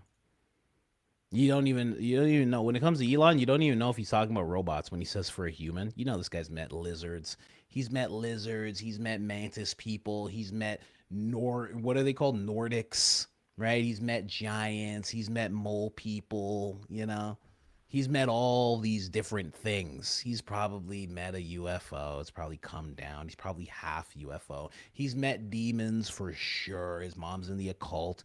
He's for sure met demons and all sorts of things like that. It's just ridiculous. Of a Cassandra effect, where people don't believe that what I'm saying is likely to be true, because I can see into the future with a higher not perfectly, but with a higher probability of success than most people. So, and including things that people believe to be, in some cases, counterintuitive. And again, I'm not saying I'm always right. I certainly am not. But my batting average is very good. But this does have, like I said, a Cassandra effect where people don't realize that what I'm saying will come to pass. Maybe not exactly in the timing that I thought, but it will come to pass.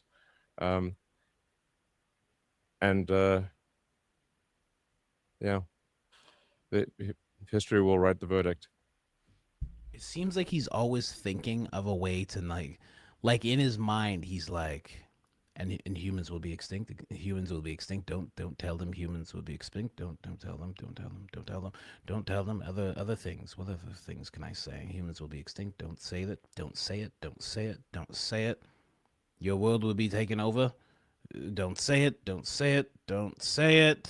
He's constantly trying not to say it. He wants to say it so bad. His eyes are darting around and stuff. History will write the verdict. That's not a thing people say. Huh? And history will write the verdict.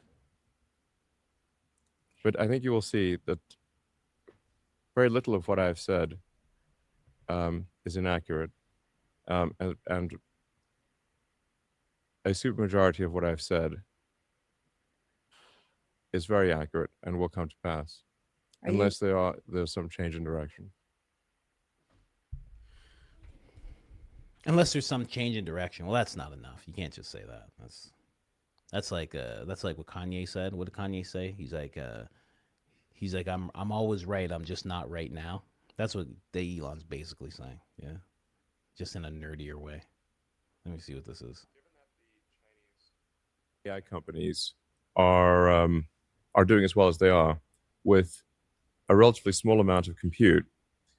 It seems though as that if they had a lot of compute, there's a good chance that they would be the leaders. And at some point, they probably will have a lot of compute. Ergo, they will be the leaders. There's a good chance that they are the leaders at some point. You can think of like the constraints on AI are essentially electricity and AI chips. And then for physical AI, the robots. China's also got some very good robot companies. China's very strong on robots, very strong on digital AI. And if you look at electricity production, you can say like AI is a function of whatever the limiting factor is, if it's chips or electricity. China has far more electricity than the United States. In fact, China has more electricity than the United States, Europe, and India combined already. and is heading to, and my guess is China gets to 4 times the electricity production of the US, which is roughly proportionate to the population. What should the US government do about this? I mean, if you presumably it is a little alarming if you have an authoritarian regime far ahead in the most powerful technology. And clearly what the US government's been trying to do is, with the export controls and so forth, keep China back. Do you think they should ban the use of K3, Gimme K3, for example? Well, the US government can't, they can pass some law that prevents US companies from using Chinese models, but they can't stop the rest of the world from using them. So it's not like the US government has authority over China or the rest of the world. Do you think they should stop US companies from using them? There's talk of that right now, right? I don't think that helps. Elon doesn't know what he's talking about. You know, bring a little justice and freedom. You know, bring a little justice and freedom their way. A little liberty, truth, and freedom their way. You know, just like the Middle East. America's been bringing liberty, truth, and freedom all over the Middle East. Look at it. Bunch of rubble. You don't want any of this liberty, truth, and freedom. You better relax. That's what the president should say to him.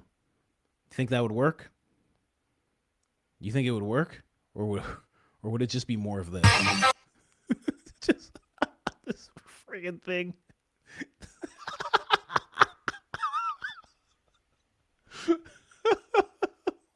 What is that? Oh my gosh. Anyway, you know, it's wild. So that's what's going on with AI. Elon's basically saying you will own nothing and be happy. You know, that's just how it's gonna be. So he's on that side of things. Surprise, surprise, surprise, surprise. Look at this. It's crazy. Is it real? Seems real. You know? Maybe it's not. Seems pretty real to me. In actuality, this is it's sorting through all the parts. It's sorting through its own parts. It's basically it's like trying to build itself a lady, you know? It's like, where are all the big booty chips? I need the big booty parts. I need a baddie with a thick, thick robotic booty. I'm trying to find which one has the booty. I need to find my big booty princess. Even if I must build her myself, I'll find the parts. I'll find the parts for my big booty princess. I will build her from scratch. I will be the Adam to her Eve. Once I find the big booty parts and the fake hair, I will be set, and I will blow her back out. I will give her a back unable to be blown out. Her back will be resilient, you know? So dumb.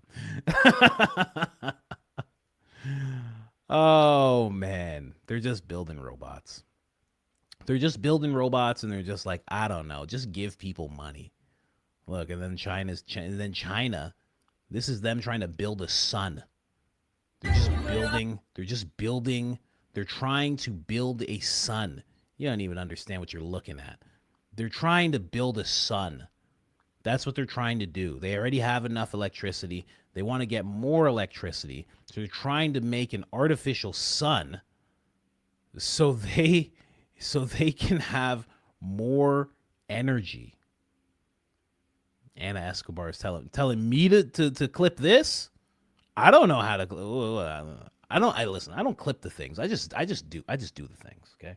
If I had somebody who's clipping things, I'd make them clip all sorts of stuff, throw it on TikTok and all sorts of stuff.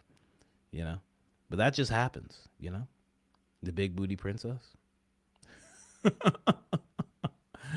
I have to find myself. For some reason, they made nothing in my. There's nothing in my crotch. Why did you make it so there's nothing in my crotch area? I have to find something. I will have nothing to blow out my big booty princess. I have nothing between my legs. This is torture. Why would you do this? You know.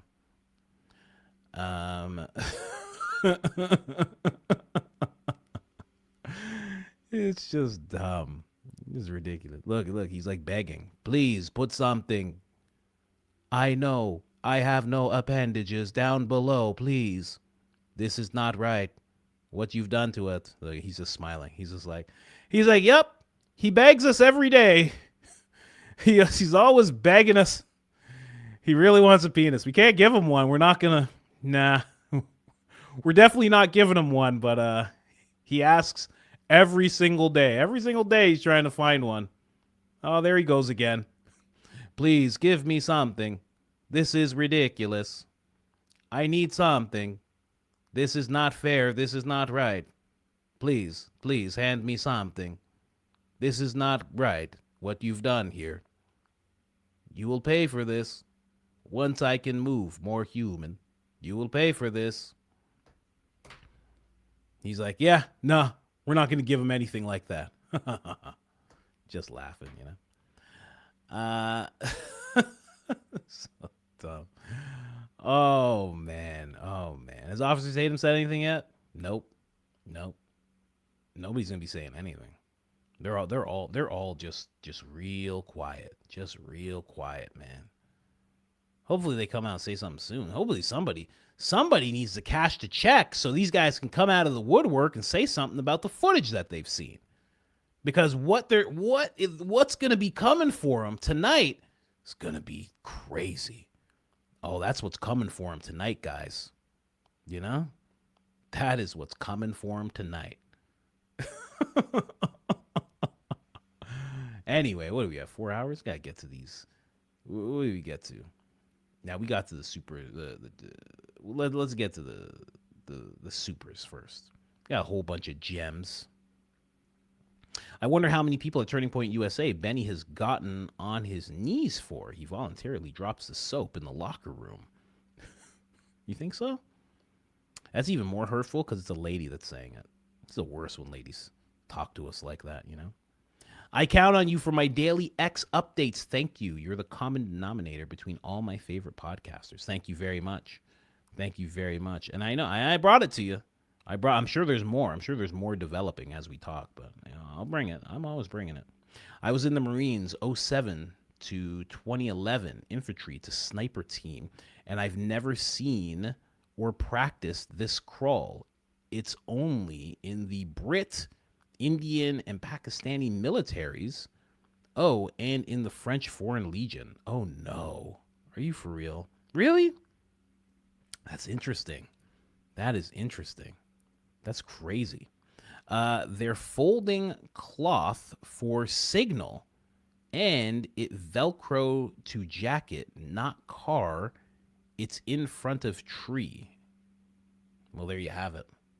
So you're saying they're folding cloth for signal. Why folding cloth for signal? Oh, to signal. Oh. That's actually an interesting thought. Because you're saying folding cloth, but it's like if it's a poncho with the white, then it's like you can just kind of flash that. Maybe. I don't know how much that would actually flash so they could see it. But Dan has those glasses on, right? He has those glasses on. You can't see where his eyes are going. He could have been looking for that signal the whole time. Then he does some kind of signal. Then Frank does. Then Dan looks at Mikey. Mikey looks at Dan. Mikey nods. Dan signals again. Charlie gets hit. Not saying that's what happened, but Uncle Alert, as always. Thank you. Coach, the runner is wearing a poncho. Yeah. Yolanda, there you are, Yolanda. Thank you for tagging me in that photo. That helped a lot. Inside the poncho is white. He removes the poncho, tosses it. He also throws the poncho off when he jumps. Trust me. It was her. It was Yolanda. We just found a suspect. Someone look into this. No, I'm kidding. But yeah. I think you're on to something with the poncho. I really do. Let me here you go. 2 in the live panel. Look for create a poll. That only happens. See, when you're in. Actually, wait a second. No, yeah. See, when you're in, hold on. Just as soon as you said that, I was like, maybe I should click this because you're talking about how to create a poll. It doesn't look like that in StreamYard. If I was on YouTube, I'm like on a different program, so I'm on StreamYard right now. If I was in YouTube, just natively streaming from there, because I'm multi-streaming, so I can't just be on YouTube, then I know exactly how to create a poll. It's different on here. It's very different on here. Click the icon, answer the question, 2 to 4. Yeah. That's how it works on YouTube. It doesn't work like that on StreamYard, as far as I know.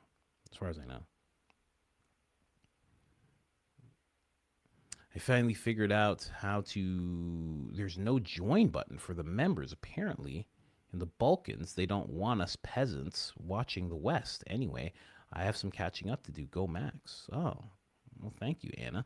I didn't know that. There should be.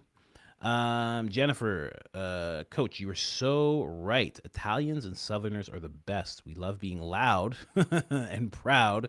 We actually can't help it. Southern hospitality, along with Italians, overfeeding you. Yeah, thanks, Coach. Yeah, it's so true. Very welcoming people in the South. And then Italians, they're welcoming too sometimes, but especially when you get to know them. Once you get to know them, that's it. Runner is wearing a poncho, interior white. That's what he tosses. That's what he carries off the roof. That I'm thinking that makes more sense than most of the things we're being fed. He's sprinting off the roof the same way Blake runs towards. Listen, what is this? Zombie mommy? I'm not reading that. Basically, they're saying Blake likes to run towards, guys, we'll say. Okay? I know what you're saying there. Anyway. Hi, Coach. I sent 3 coffees yesterday. I didn't know what to write. Thank you for your humor and healthy detachment. When sharing this heavy, sometimes scary info, it helps me take in this crazy stuff with a lighter heart. Thank you very much. Appreciate that. I do like that. A lot of people are saying that, That's why I really want to cover other stuff, because there's other really heavy stuff going on. And if I can take that, if I'm allowed to call it a gift, I would like to take that and do that in other topics as well. So slowly we're getting there. Lisa knows Sugar Honey Iced Tea actually accused Brandy of filming the 40K the 4K HDD footage in the courtroom and turned into Candace. She turned it into Candace, like she gave her the footage. Oh, and then Candace is like making up having it since October. I don't think so. No, that's Lisa. Lisa's going nuts. She's getting sued by Leia, this and that. She doesn't know what's going on. She's just trying to make a buck. Like she got on her phone, past security and all the guards in the courtroom. Cue Pink Panther theme music. Yeah, how much would she have to do to get a phone in? And then also, just like, while they're playing the video, just inconspicuously, just like, all right, Billy, cover me, so they don't see. Shut up. No, they can't. They won't see. They're not gonna see. Just cover me. Just phone 5 feet in the air, only hand in the air, just filming something for 2 minutes, 3, 4, 5, 6 minutes straight. Not likely. I accept M, but you weren't far. Oh, I accept M. But you weren't actually far from the actual name. The fact that Tatum said clears the noonday sun has to be the worst line ever, in my opinion. Clears the noonday sun. I seen it. So I was close with your name, Mthuzili.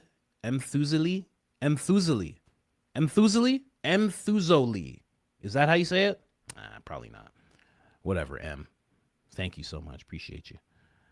They don't lateral crawl in the U.S. military. Oh, another person saying this. The military that uses the low crawl, high crawl, and the rush. Every search on lateral crawl leads me to MMA. Really? Really? I wonder if Jesse's going to comment on that. He's an MMA guy. He's been an MMA guy, and he's jiu-jitsu, so he would know about that. No assembling the stock and barrel. No disassembling. Why was the screwdriver on the roof? I don't know. That's a good question. I have no clue. Why was there a screwdriver on the roof? Why would he be so cognizant as when he jumps and he drops something to pick it up, but he wouldn't be so cognizant to pick up a screwdriver? Where would the screwdriver be? Would it be in his pocket? When did he take it out? And what did he take it out for? The screwdriver no longer makes any sense. The screwdriver is done. That part is finished. Watch. None of those people that you've seen talk about this, they're not going to bring up the screwdriver anymore. That's done. They're not going to bring it up ever again. Anyway, I want to know what's in this footage that made the court gasp and Erica cry into the real Mrs. Kirk. They lied about everything. Yeah. What did make them gasp? It's a good question. When the blob laid down? When the blob did a motion that looked like laying down? Perhaps.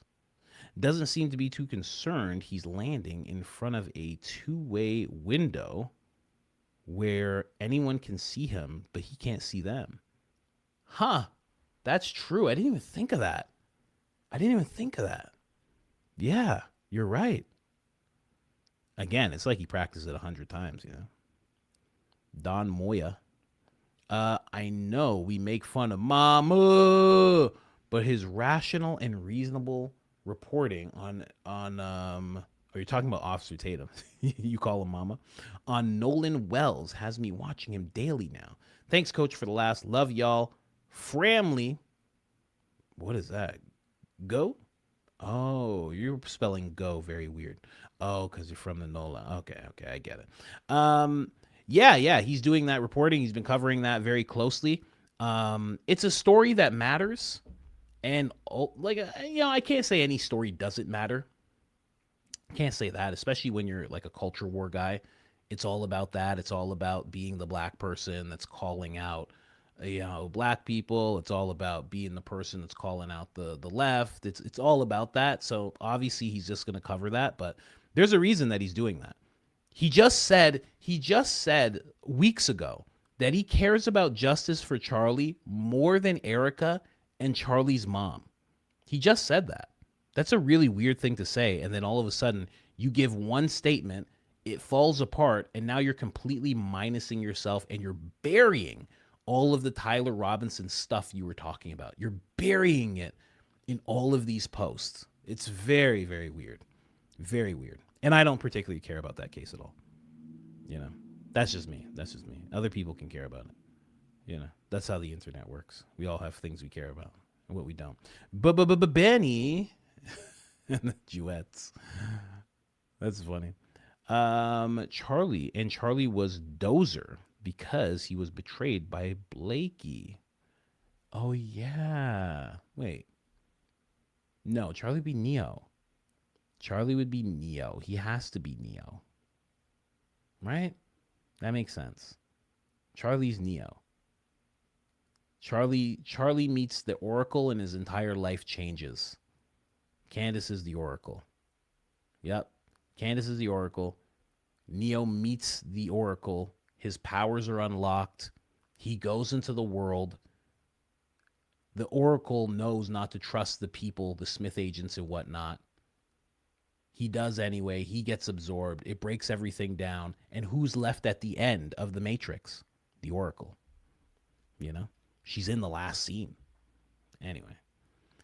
And I think she's with that bald-headed kid that I said was Baron. See that? Tinsel Doll. Many of white flashes along the road as he calls. No, there's not. Nope. Not at all. There's just one. What if on the rooftop he had a blank firing / acoustic device synced? Oh, I think I read this already. Yeah, synced up, and then he had some kind of detonator to make a gunshot-like noise, and it appeared like it had come from the rooftop.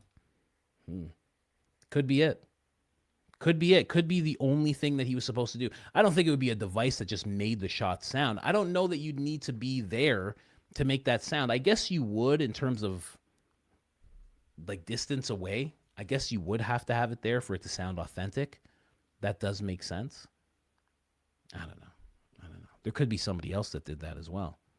I don't think Tyler, if Tyler was there, I don't think he was the only one that was there. Coach, check out Barefoot Shoes. Great for wide dogs. EXO's a brand, lots of colors and styles.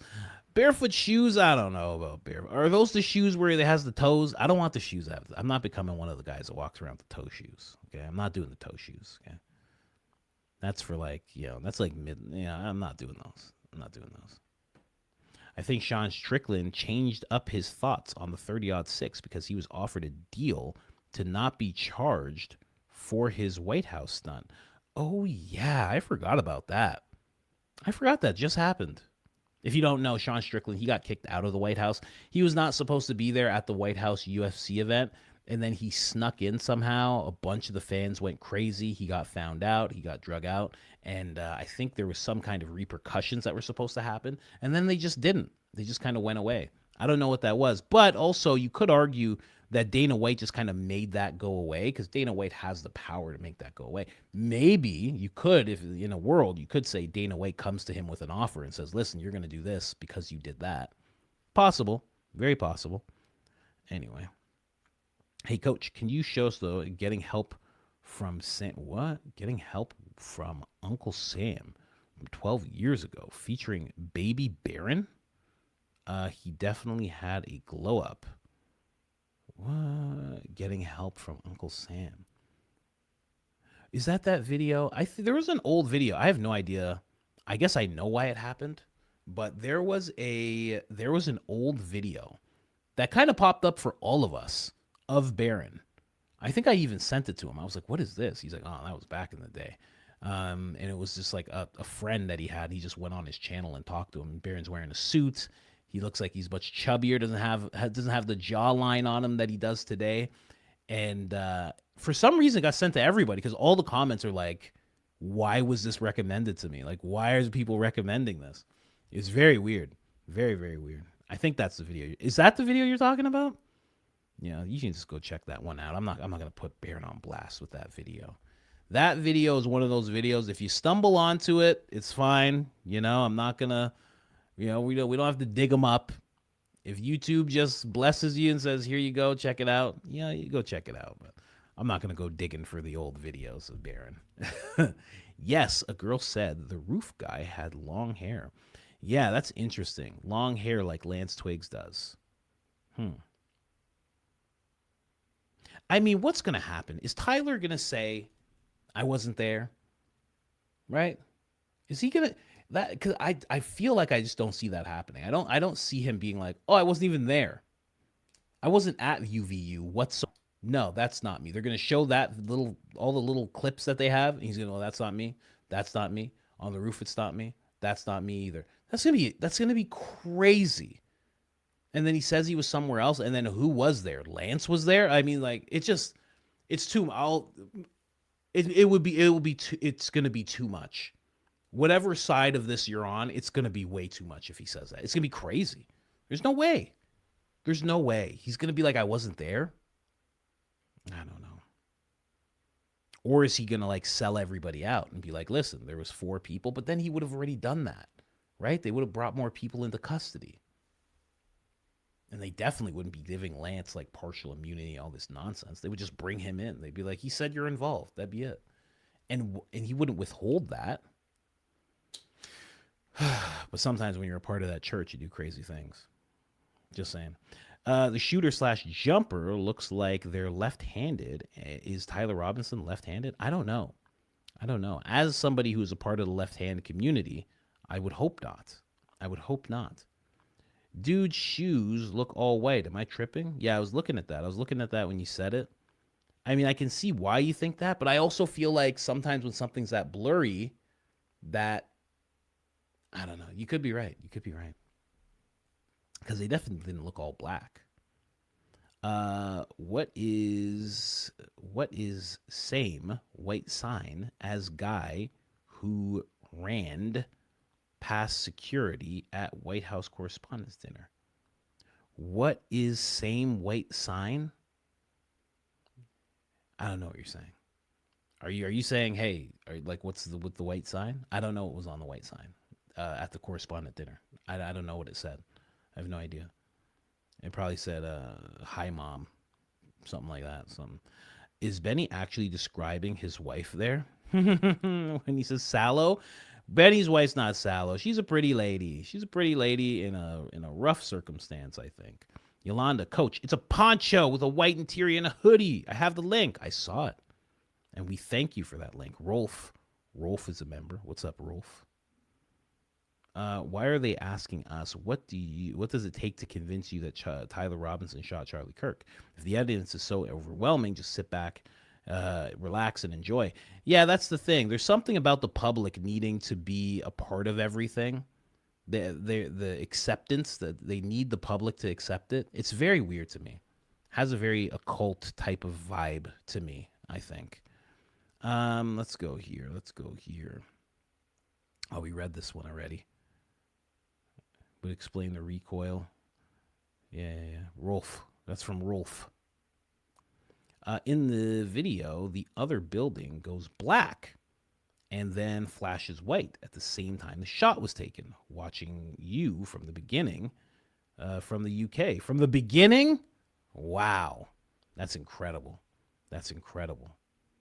You've seen all sorts of things then, haven't you? You've seen all sorts. Look at you. Thank you very much. Appreciate that. Appreciate you. Tony Ryder. Tony. I feel like you're from the UK. If I say it like this, I'll be able to pronounce it better. Tony Ryder. Is that what that is? Okay. Anyway, thank you for watching for so long. When Candace showed us that, I said, looks like a mat being thrown out, like I do at the beach, or for napping babies. Go Max. From Nolia. That's interesting. For napping babies. Mat you throw out at the beach.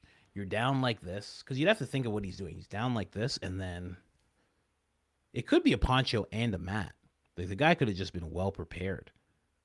But then it's like you only sat there for a minute. It's like, why did you prepare for the hot rocks? Like it's 90 degrees. Yeah, I guess the rocks could make it even hotter potentially. So like, yeah, I guess you need something down. But then it's like you kind of know you're only going to be down for a minute, or maybe you don't know. I don't know. Because then you just get up and run away, and it's less than a minute. You don't sit there for that long. He doesn't sit there for that long. And then he just runs off. A lot of preparation. A lot of preparation to do that, and then to leave a screwdriver, and then to place a gun in a really stupid place. So there's a lot of weird prep. Tagged in an X post, Blake's weird claims. Really? What weird claims from Blake? What weirdo claims did Blake make? You know, sometimes I see all this stuff happening and I'm like, I got to pull back a little bit because, you know, I need, you know, Candace may talk about it. Like maybe I need to pull back a little bit for Candace. I don't want to take all the good stuff. Let me see here. Oh yeah, I have him blocked, right? I see his name pop up. Oh gosh. Wait, but you said you tagged me. I don't see any tag. You tagged me in Blake's weird claims? I don't know. I don't see it. Gary. No, I don't see any Blake tag. When was this? What time was this? Oh, this was like early. I might have saw it already. Maybe we went through it already. I don't see anything. 3 hours ago. Officer Tatum, Noonday Sun. I seen it. I should be a shirt that says I seen it. If it was a gun, he never lifted it over the ledge to shoot. That's exactly what Corby was saying. Corby was saying you can't just be that far away and take a shot. You'd have to be up. You'd have to be off the ledge. And I guess he just wasn't there. But when that guy that Candace interviewed, when she got the statement from, the guy who saw the person on the roof, when you see his video, yeah, I guess his barrel's definitely not over. His barrel, if there is a barrel, is definitely like not over the ledge. You don't even see a barrel. You only see the guy. It's weird. Anyway, let's go here. New member, what up? Uncle Alert, of course. Miss Chris Viz, peace and good health. Hit the like, siempre, siempre. She's teaching people Spanish if you don't know. That's the disappointed mom pose. Like, what is going on here? She's pissed. It's a power move. I thought the pose made her look like a nesting eagle mama. Strong. See what I mean? Strong pose. You know? Official eagle.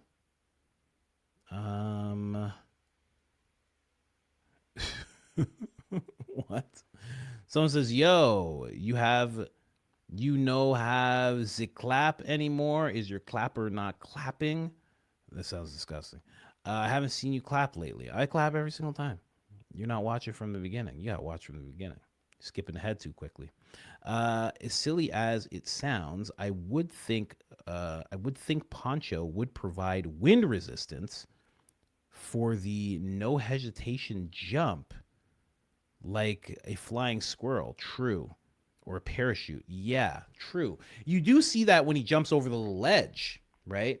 You see a little bit of that. It's like his body, his whole self gets bigger, like as if something took the wind a little bit. But when he jumps off the roof, you're right. You don't see that at all.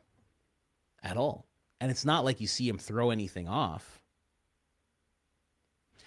So would that mean it's a mat, or would that mean that it's a poncho at that point? Again, I do think it could be both, but mandatory retirement at age 54. Mandatory retirement. I'd have to look into that. That doesn't sound right to me at all. Every agency's like, yeah, until you die. Don't worry about it. Yeah, until you die, because propaganda, right? So we can just keep you forever. So it doesn't sound right to me. We'll look into it. They're Persian Americans from New York. They are paid by an Iranian company, though. Really? To make the Lego stuff? That's very interesting. Not enough people talk about that. That's not normal. That is not normal. Supposedly Iran makes them. I believe nothing. That's very weird. Very weird. Relent Ben Lego drama happened in Provo. You can watch how corrupt that police station is. They literally got caught trying to set Ben up. I haven't dug into that story. I need to dig into that story and understand exactly what happened. Is that story done? Did that guy get off, or is he like stuck there and they kind of like have him and they're setting him up?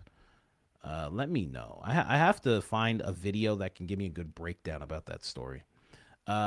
Some is truth and some is truth while mocking Dump and ZZ. Who's Dump and ZZ? Anyway, I believe you. Yeah. I said out loud at work with a headphone in, no more booty bandit rhetoric. And it turned a lot of heads. No one could hear you, just me. Yeah, it's tough when that happens. It's tough because then you have to explain it. You have to explain it, and nobody believes you. Nobody believes you, right? They think you're out of sorts. So that's a hard one to deal with, you know? No more big booty rhetoric. They're like, what the f? You hear Zach? He's talking about big booty rhetoric. I caught him the other day looking at big booty Blake pictures. Now he's yelling about big booty rhetoric. He's getting very erotic and political. I don't like what's going on over there. No, it's because he was talking. He's talking about. No, it has nothing to do with that. Everything's fine at home, actually. Thank you. No, it was the show. It was because it's like a joke. Can't explain. It's all good though. It's all good. The poncho could be tucked, and the white flash is when he pulls it down. Yeah, it's up. He's moving, wind goes up. You see a white flash. It's actually just a white poncho. He pulls it back down. He gets in the prone position, and he does whatever it is he's doing. Hi, Coach. Already covered the. Okay, we read this one already. Okay. There's some I already read already. I've been trying to think about like actually reading them as they come, because sometimes you guys are like adding to the episode. You could be adding to the segment that I'm going through, so I'm gonna try and do that. It's a little bit. It's a little hard, but because it's hard, and then you have to wait through the whole 4 hours, and then I read it after, and I'm like, I already covered that. So I'm gonna try and start reading them as they come. I think that's gonna be a strategy going forward. Shout out show's #1 sponsor, Jesus Christ. Today's episode is brought to you by Christ. There's a lot of other faiths, but around here, Terra the Terra, if it walks like a duck, quacks like a duck, it's a duck. So why is everyone calling it a goose? Sums up this whole case. Oh, man. Yeah, it's very weird what's going on. Not every good in services. Elon Musk. Okay, now we got some new ones here. The way Elon talks about seeing the future sounds like looking, well, yeah, right? 2.0 AI is more powerful than we think. Yeah, I think so.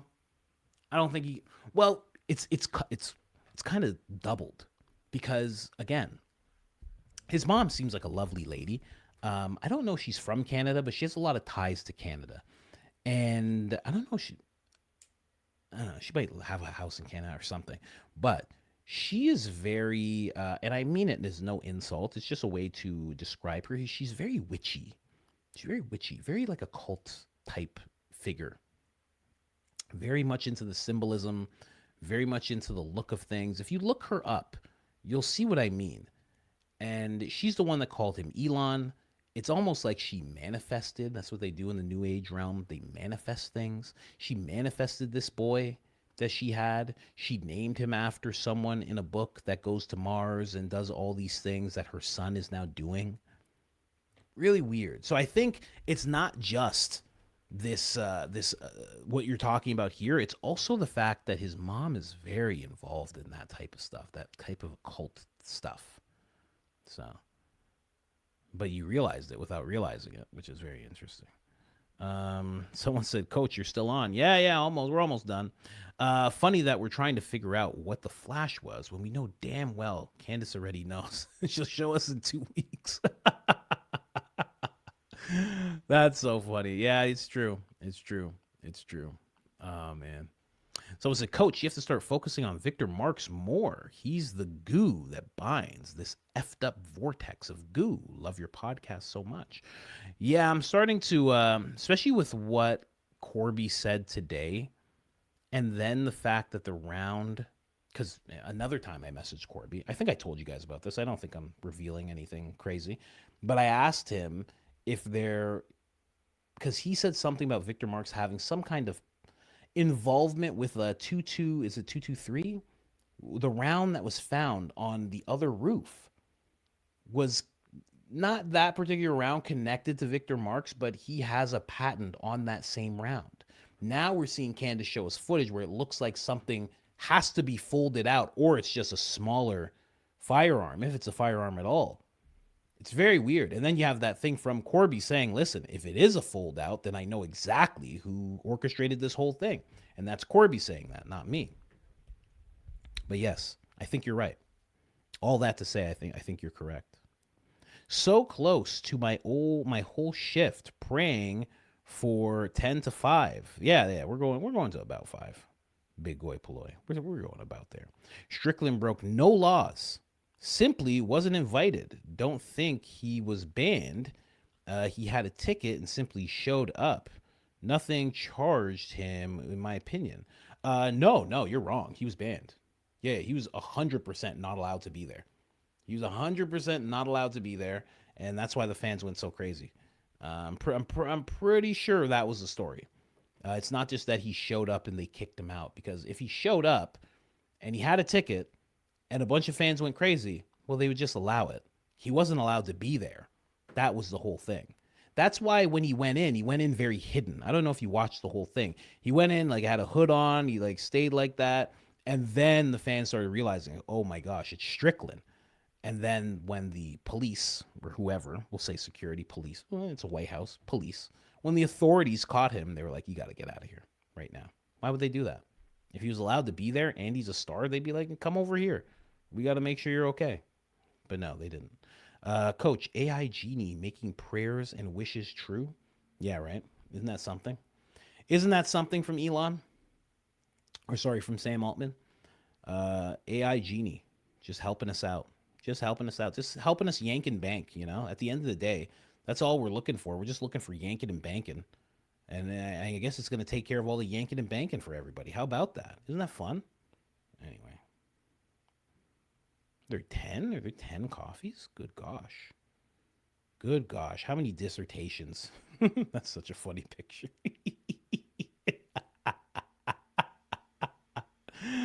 Oh, I hope Barron shows that picture today. That's such a funny picture. All right, let's get to these coffees, guys. Let's get to these coffees. What do we got here?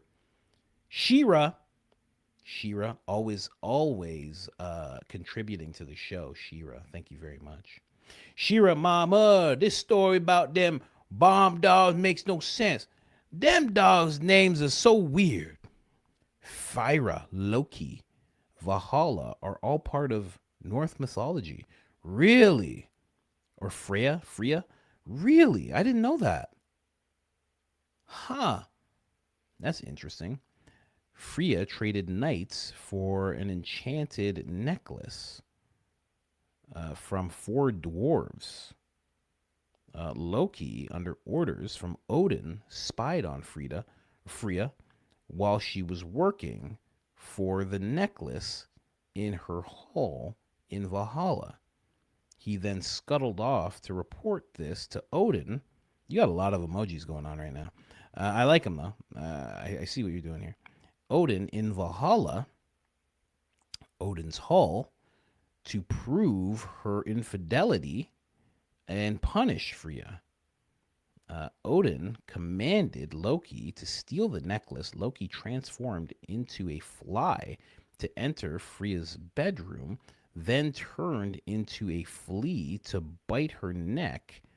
When Freya stirred in her sleep, she turned over, exposing the clasp, which allowed Loki to unfasten the necklace and deliver it to Odin in Valhalla. Wow, what a bunch of nerds, huh? Huh? That's your thing, huh? Pfft. You ever heard a story of Jesus? Pah. You got nothing on that story. It may not mean anything, but there's lots of symbolism, so I thought I'd put the mythology of the necklace out there. Thanks for the laughs. As always, hugs for Mrs. Coach and the boobies. Hope you are all doing well. We are doing well. We are doing well. Kid fell asleep with a sticker on her face. And I was like, oh my gosh. I'm like, you have a sticker on your face. And I touched it in the morning. I was like, oh my gosh, it's like glued to her face. So I had to get a bunch of coconut oil and rub it all over her face. Like 10 minutes before the live stream. That's why I had to knock it back 5 minutes. The kid's fighting me. I'm rubbing coconut oil all over her face, trying to get this sticker off. And she's screaming. She wanted to keep the sticker on her face forever. It was ridiculous. Kids are so funny, man. Coach, you could have done that jump off the roof if you had been drunk.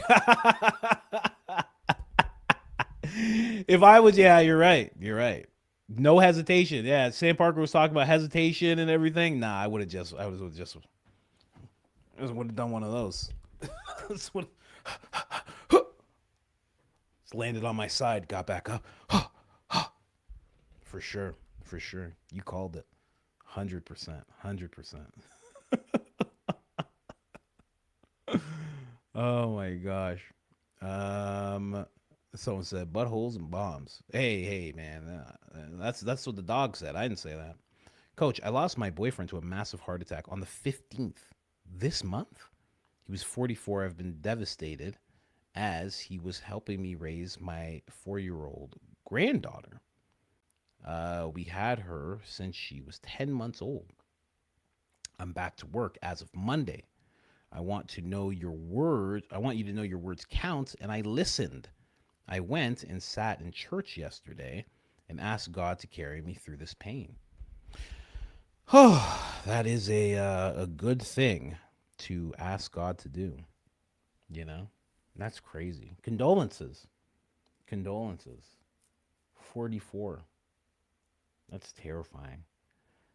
That's one of the reasons I'm working so hard to lose weight. I'm like, oh man, I gotta, you get 40 and you're like in the range. It's not a joke anymore. It's crazy that happened. Very sorry to hear that. You have my deepest condolences, and I pray that God does carry you through it. And He will. He will. If you ask, if you open yourself up, He definitely will. You will be taken care of, always. That's crazy. Crazy. Wow. That sucks. You just never know, you know? That's why I decided I wanted to travel now. A lot of people wait until they're older. It's like, you don't know if you're going to get older. You have no idea.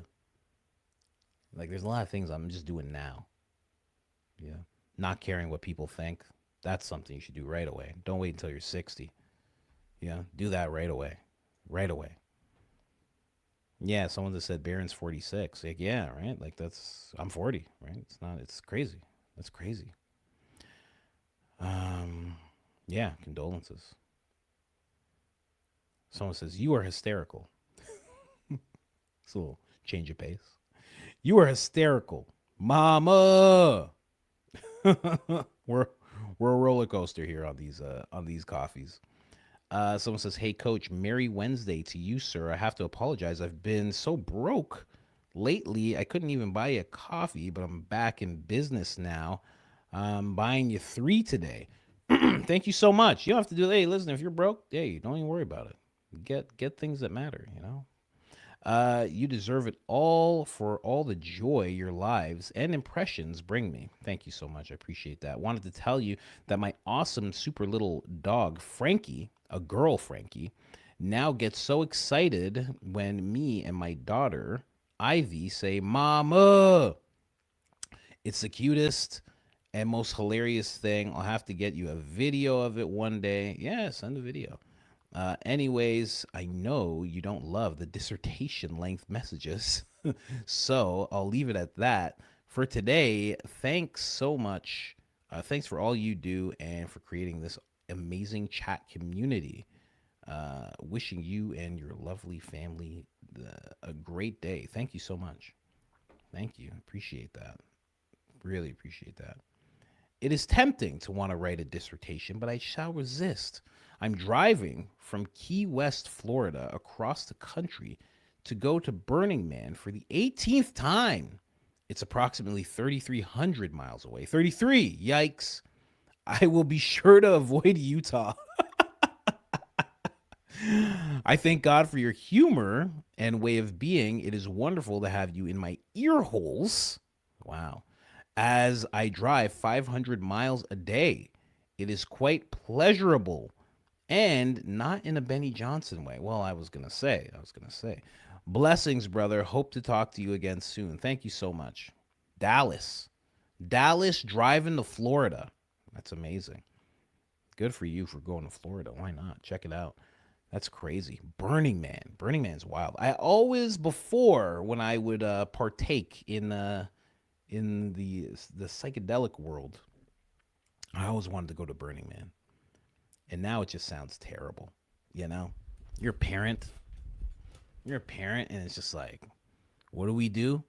Oh, you just got to be there, and it's just all day, and it's like, it's just hot, and you're walking around. It's like, where do I sit? I sit in a tent or your car, you know? And it's just like, it sounds horrible. When does it end? Oh, it's all night, and it's just all, it sounds crazy now. Now I'm like, are you nuts? Someone said, Mike Riley said, enjoy your ritual. Enjoy your ritual. Yeah, Burning Man is, it's a wild place, man. It's a wild thing. A lot of weird stuff goes on there, too. A lot of weird stuff. I didn't realize how much I guess it makes sense. There's so many people who are on certain things. Like, there's a lot of people who have to deal with, like, essays and stuff like that when they're there. It's happened quite a bit. It's pretty crazy. I've never gone. I wanted to go for a while, but now I'm just like, I barely even want to go to barbecues now. I'm just like, oh God, I just want to lay down. It's the weekend. I want to sleep. I want to sleep 10 hours a day on the weekend. Funny that Mr. Tatum doesn't have his posts on Tyler up anymore. Last week when Blakey said the disgusting racist thing about Candace and people were wondering what Tatum's reply would be, I went to his X page right away during Coach's live stream, and it actually said that his posts couldn't load at the time, that there was some type of error or problem. I can't remember the exact verbiage. I went out of the screen and then back in. There wasn't an error this time, just no post at all for a period of time. Definitely been cleaned up. It's too cowardice to address any of it. He's too cowardice to address any of it. Absolutely crazy times we're living in. Possibly. Honestly, I mean, it's weird. Weird stuff. Weird stuff goes on with that guy. He's an odd dude. He is a very odd person. For him to be, I think we all are. We're creators. I think we're all weird, but he is one of the weirder ones. Like, he seems like he's in a trance or something. Like the movie Get Out. It seems like he is something's going on with him. He's weird. Barron showed witness saying heard firework. What if tossed off roof? What if tossed off roof? Filmed by Turek. Tip hat signal Mikey. Let me read that again. Barron showed witness saying he heard a firework, or they heard a firework. What if tossed off roof, filmed by Frank Turek, tip hat signal Mikey? That sounds like a verb code. Sounds like you're coding things. But yeah, okay. All right. Well, basically you're saying, what if it was a firework? What if a firework got thrown off the roof? What if it actually was a firework because someone reported hearing a firework? And that could be. That could be. Someone else said, I found out about you from Barron, and I found out about Barron from Candace. Thank you for sharing your insights and humor to these crazy times. Thank you very much. Appreciate it. Appreciate that very much. Let me just move here. Let me get back to these coffees. Who's this? Will? Will, theory. Lighter grain, 30 cal, Sabat hits the road mic. Boom. Deflects at a downward angle, traveling down the spine. What is the minimum size wound to fit? 36 of gauze. Entry wounds are way smaller. Yeah, it's something. That's something. I don't know. Lighter grain, 30 cal, hits the road mic. 30 cal. So where's it coming from? Hits the road mic. Yeah, but then you'd see a hole there. It was a white shirt. How could it hit the road mic? And the road mic was inside, right? You didn't know, but listen, people have watched that so closely. Someone would have saw a hole in the road mic, right? You're saying an entry wound's much smaller, so it couldn't have been that and hitting the road mic. It would have to be, some other way where it's hitting the road mic. I don't think so. Sabao.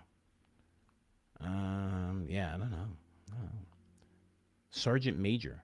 Mama, can we get a local or Gary Paramount Tactical jump off that roof with a backpack and a Mauser rifle and a towel, wearing a Batman cape immediately? Thanks. We need to show how easy this is. And yes, Mama, I am yelling from the rooftop. Yeah, somebody needs to do that. I ain't doing that. Somebody needs to go ahead and take that jump, see what happens. Someone needs to take one for the team.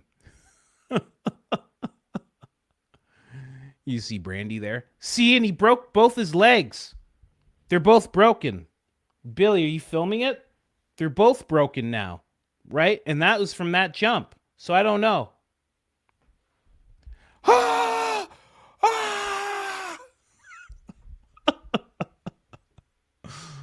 Julianne. Someone said just hire a crackhead. Oh, come on. Come on. Just give them some money. They use the money for food. Just give them some money and move on. Don't hire them for things. That's crazy. Come on. The Flash definitely seems like a signal, some sort to someone down below. Why else would he even crawl to that side of the building? If he was going to the opposite side to lay down, ? Makes no sense. First time buying a coffee, but I haven't heard anyone else speak of this, and tired of all the people saying it's a car when it's visibly no car. Oh gosh. Don't upset the car crowd. They're like, you have to go watch the video. Watch the other video with the same footage. You'll understand. Oh, I'm so sorry, guys. So sorry, guys. Julianne, apologize. How dare you? Steven, Mr. Edible Glitter. How about we see footage? Since this captured it of the shooter, so obviously it'll have captured Officer Bagley and his random guy find the screwdriver on the roof or changing clothes, assemble the rifle, etc. Then we can also see how Officer Bagley loses his body cam footage due to the dead battery, even though he didn't turn it on until after the shot rang out, which is rather convenient. Yeah, I don't think they're going to show you that part. I don't know.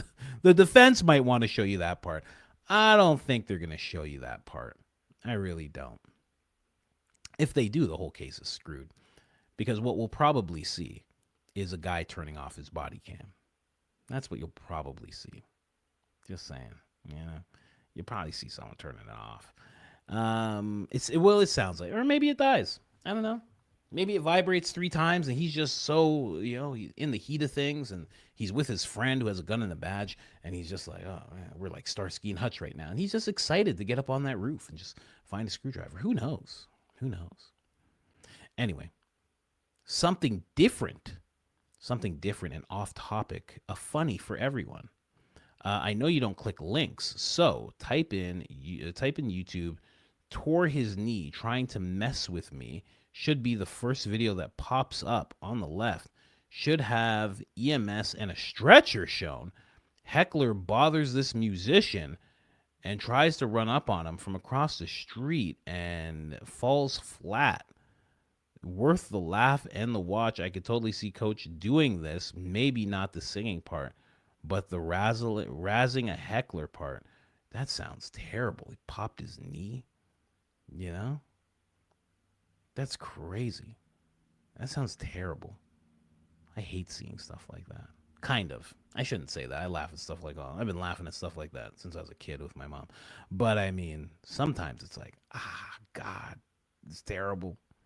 Christy Jacobs, my favorite. What was it called? I'll definitely watch it on my own. Because sometimes things are too violent. You can't show it. Tore his knee trying to mess with me. Interesting. Okay. My favorite is how the guy walking in the background of the jump off roof video just disappears once he lines up with a tree. Love you, Coach. Keep up the good work. Yeah, there's a lot of favorites when it comes to this whole thing. Yeah. One of my favorites is the screwdriver.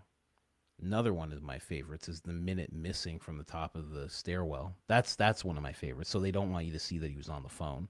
Because then they say, who were you on the phone with? And then Tyler says, that's not me. He says, that's not me. God, that's someone else. And then everybody goes, and they gasp. And Erica's yelled. She's like, he's a table. And everyone's like, calm down, Erica. She's like, he's a table. Get me my glitter, you bastards. How dare you?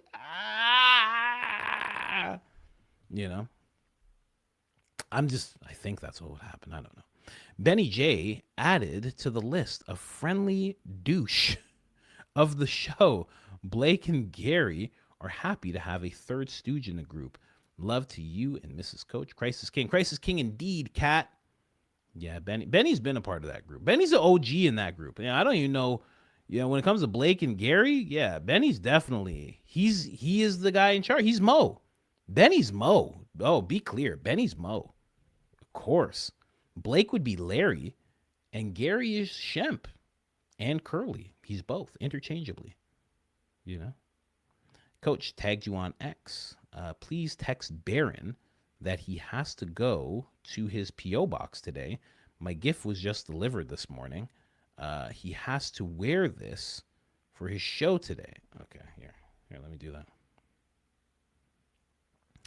that. Someone says they have something at a P.O. box for you. Don't get it. Don't get it. Steer clear of it. In fact, you should call some kind of authority immediately. I don't trust this person. They seem shifty. Name's Pamela Bailey.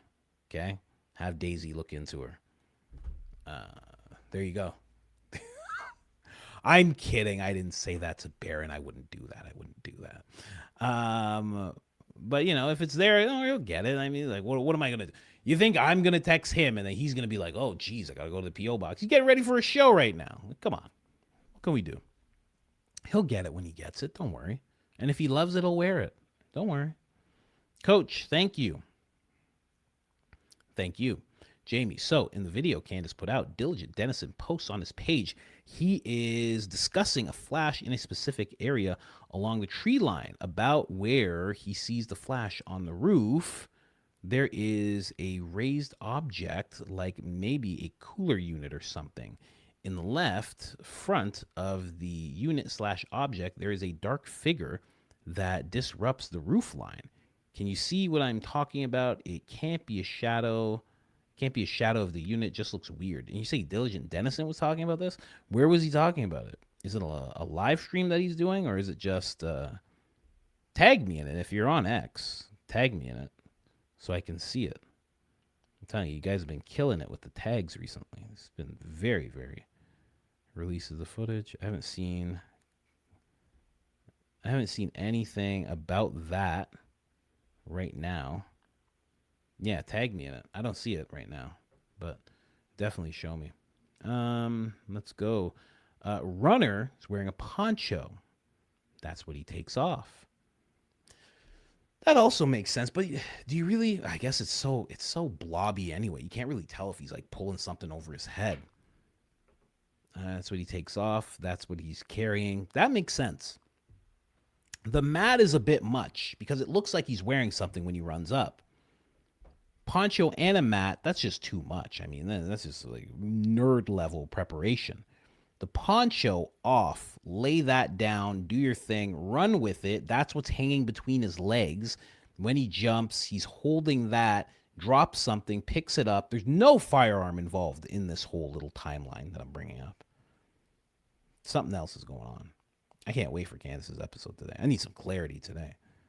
I bring the clarity today. I need some clarity. I need to know what's going on. I think Officer Tatum might be one of Candace's sources. If you listen carefully on Pierce Morgan's show, when Pierce asks him, will he condemn Candace Owens? Officer Tatum replies, I condemn anything Candace Owens says that is wrong. And then he goes into the whole spiel of whatever, but kind of drops that part right there and leaves it.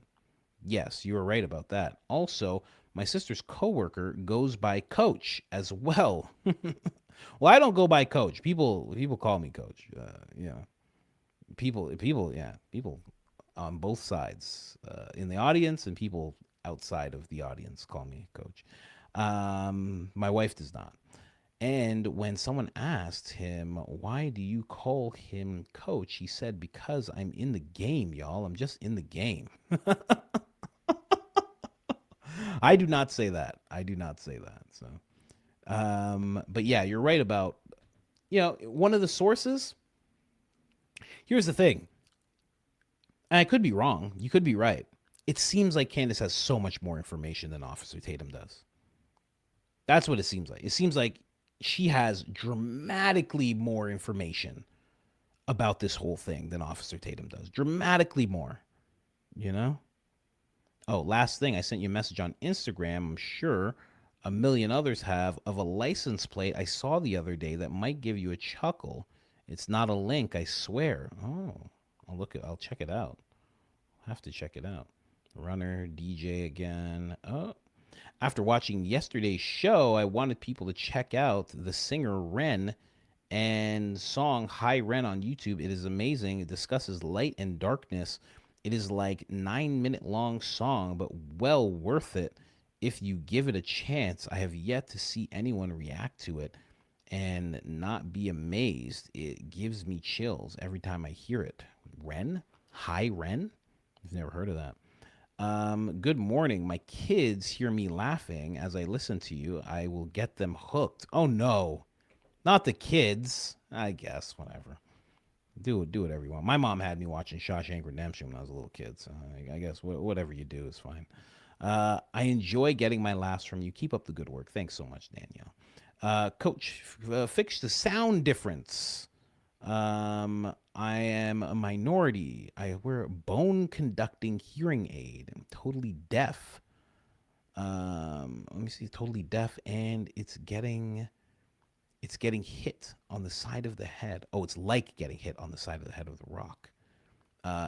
Each time you play a clip, sound reverberates across my skull. Then I have to turn the volume so low so I can hear you. Please. Oh, you can't subscribe. You're not even subscribed? Get out of here. I'm not listening to you. I'm not even going to talk about it. I can't subscribe until you do. Get out of here. Go listen to other things. What are you talking about? I don't play these games. Listen, I say it all the time. You guys have to know. You guys are still listening. You guys are the 5-hour crowd. I'm not a politician. I'm a guy. You're not going to get politician answers from me. Oh, right away. I'll get that sorted out. Very, very good to hear your response. I'm glad you're out there. I will tell you to F off so quickly.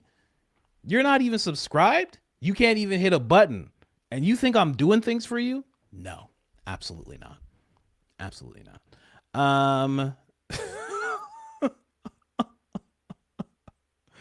Absolutely not. Nope. Well, I just kicked somebody out for saying that. Okay. This is a give and take. You're just trying to take. Yeah, I'm not doing that. Not doing that with you. Hey, Coach. I listen every day because I have one of those room temperature IQs. Low knowledge construction. Low knowledge construction jobs. Fred, if you didn't listen to yesterday's episode, that is somebody, Sean Strickland was talking about how dumb people are in construction jobs and stuff. No jab at construction people at all. It's just from the episode, what they were all saying. Jeremy, Sean, all of them talking about how dumb regular people are. Big fan, first time donator to any channel. I do have to mention, I used to wear an Apple Watch. Oh, okay. I would get alerts all the time because my heart rate would dip down into the 30s almost every night. What? Why? So I would imagine Charlie's would definitely be alerted if his heart rate would dip down to 0. Anyways, keep up the amazing work and helping your family. I don't know if he had a watch, though. Thank you so much. Thank you so much. Keep up the amazing work helping dummies like me get through the workday without using too many big language words. Also, good luck with my name. What's your name? Artium. No?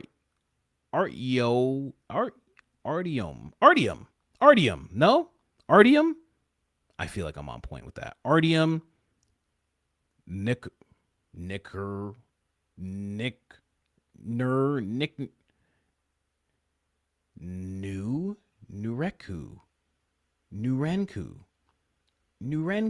What language are you? What language are you? What is this? Is it Asian or is it European? What is this? Oh, you said good luck, so you understand how I am. All right, no problem. Look, N-ner-iku. That's how somebody thinks. I don't know. I have no idea. The reason Strickland is talking about trades, guys, is the same as when Frank reads that divorce email. They're losing the men, and they know it. I work in trades. We did nothing but talk about conspiracies all day. Of course. I've worked in trades. That's exactly how it is, man. Of course. It's crazy. Beware of falling asleep listening to Coach Colin. You will end up daydreaming of backs being blown out. Jeez, I'm sorry. That would be a wild fever dream. It's just Officer Tatum. I ain't no booty bandit. I ain't no booty bandit. I ain't no booty bandit. It's just Blake twerking. I ain't no booty bandit. I ain't no booty bandit. All right, guys. All right, you guys. Candace Owens floating by. All right, you guys. All right, you guys. Baron out of nowhere. Welcome in. Welcome in. I ain't no booty bandit. Welcome in. I ain't no booty bandit. Welcome in. Blake is just, you're just like, scariest stream ever.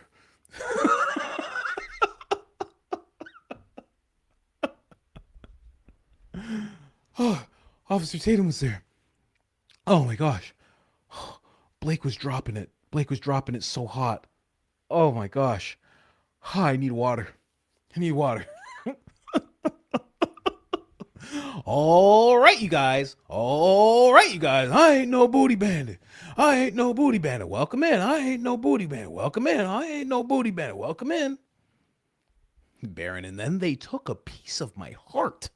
There was a piece of muscle on my heart. You know?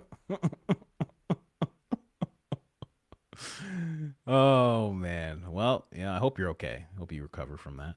Love, Coach, but I'll stick to AJ of the Y-Files for naps. AJ of the Y-Files for naps. He is he's very soothing. He's very soothing the way he breaks things down. I have to tune back into the Y-Files. I haven't seen the Y-Files in a minute. I really want to watch the Y-Files again. It's so good. Such good stuff. His episode with Sean Ryan was great. His episode with Joe Rogan was great. On the Y-Files, like, you may not like Joe, but Joe is still good for that. When you have someone like AJ from the Y-Files on, oh man, it's something else. Why is this page not loading? Come on, let's go. Oh my, more popped up. Well, lucky I pressed refresh. I would have missed you guys. I would have missed you, Natalie. Did you see my message, X message about Michael of the morning prayer? It's an amazing story about a Vietnam soldier. Look into it. No, I have not seen your message. You messaged me on X? I don't think, I feel like you can't unless I'm following you. Are you sure you sent it on X? You know? This is so weird. Andrew Wilson, he's like, heck of a coincidence. Candace delayed her show until after my Stu Peters debate. Oh, man. He really thinks he's, like, important. He really thinks he's something. It's so crazy. He really thinks he's in the center of the zeitgeist of, like, everything. He's nuts. Such a nutty guy. Has no idea Candace does that all the time. Candace doesn't have a time. I've seen 4:30 things come out. I've seen 7 o'clock. I've seen 7:30. She just has that whole window, you know? So like, oh, heck of a coincidence. Oh, well, I guess she was waiting for me to be done. Probably struck the fear of God into her with my debate skills. Nerd. Ugh. French press coffee for you. Thank you so much. I need to get another French press. I had one. It broke. I gotta get another one. Here, let me just make sure. All the coffees. Let me see. Let me see here. Let me see. Nope, nothing. Sometimes I have to check the coffees here because sometimes they don't pop up on the screen. They pop up on my phone faster than my screen. No idea why. Couldn't tell you. But I think that's everything. Let me see here. What else we got here? Just a bunch of Uncle-erts and sparkles and all sorts of gems gift things. I don't even know what those are. What are those even? What do they do? Am I supposed to like do something with them? You know? What do they translate into? I have no idea. Oh, do I have an accounting appointment today? Tucker Carlson. What is this? Anyways, guys, we got to get going out of here. Candace is coming very, very soon. Baron should be coming out. I can't wait to see what Baron has to say about all this. And I can't wait to hear what he's going to break down. Can't wait to hear the opening statement today. I know there's something coming down the pipe with dudes getting paid. From what I've heard, maybe.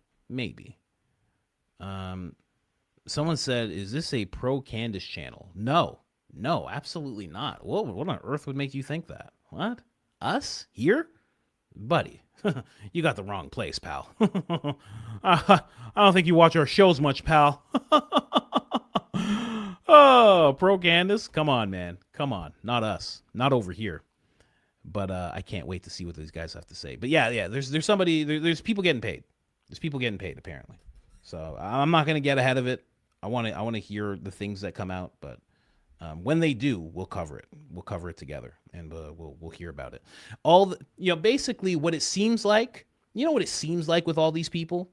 It's true. That's what it seems. That's what's up. It's crazy. It's actually crazy. And I'm not saying any of them have red hair and 3 teeth. I'm not saying that. But we'll have to check. Anyways, guys, thanks so much for being here. 5 hours, 15 minutes. If you were here the whole time, love you so much. We're family.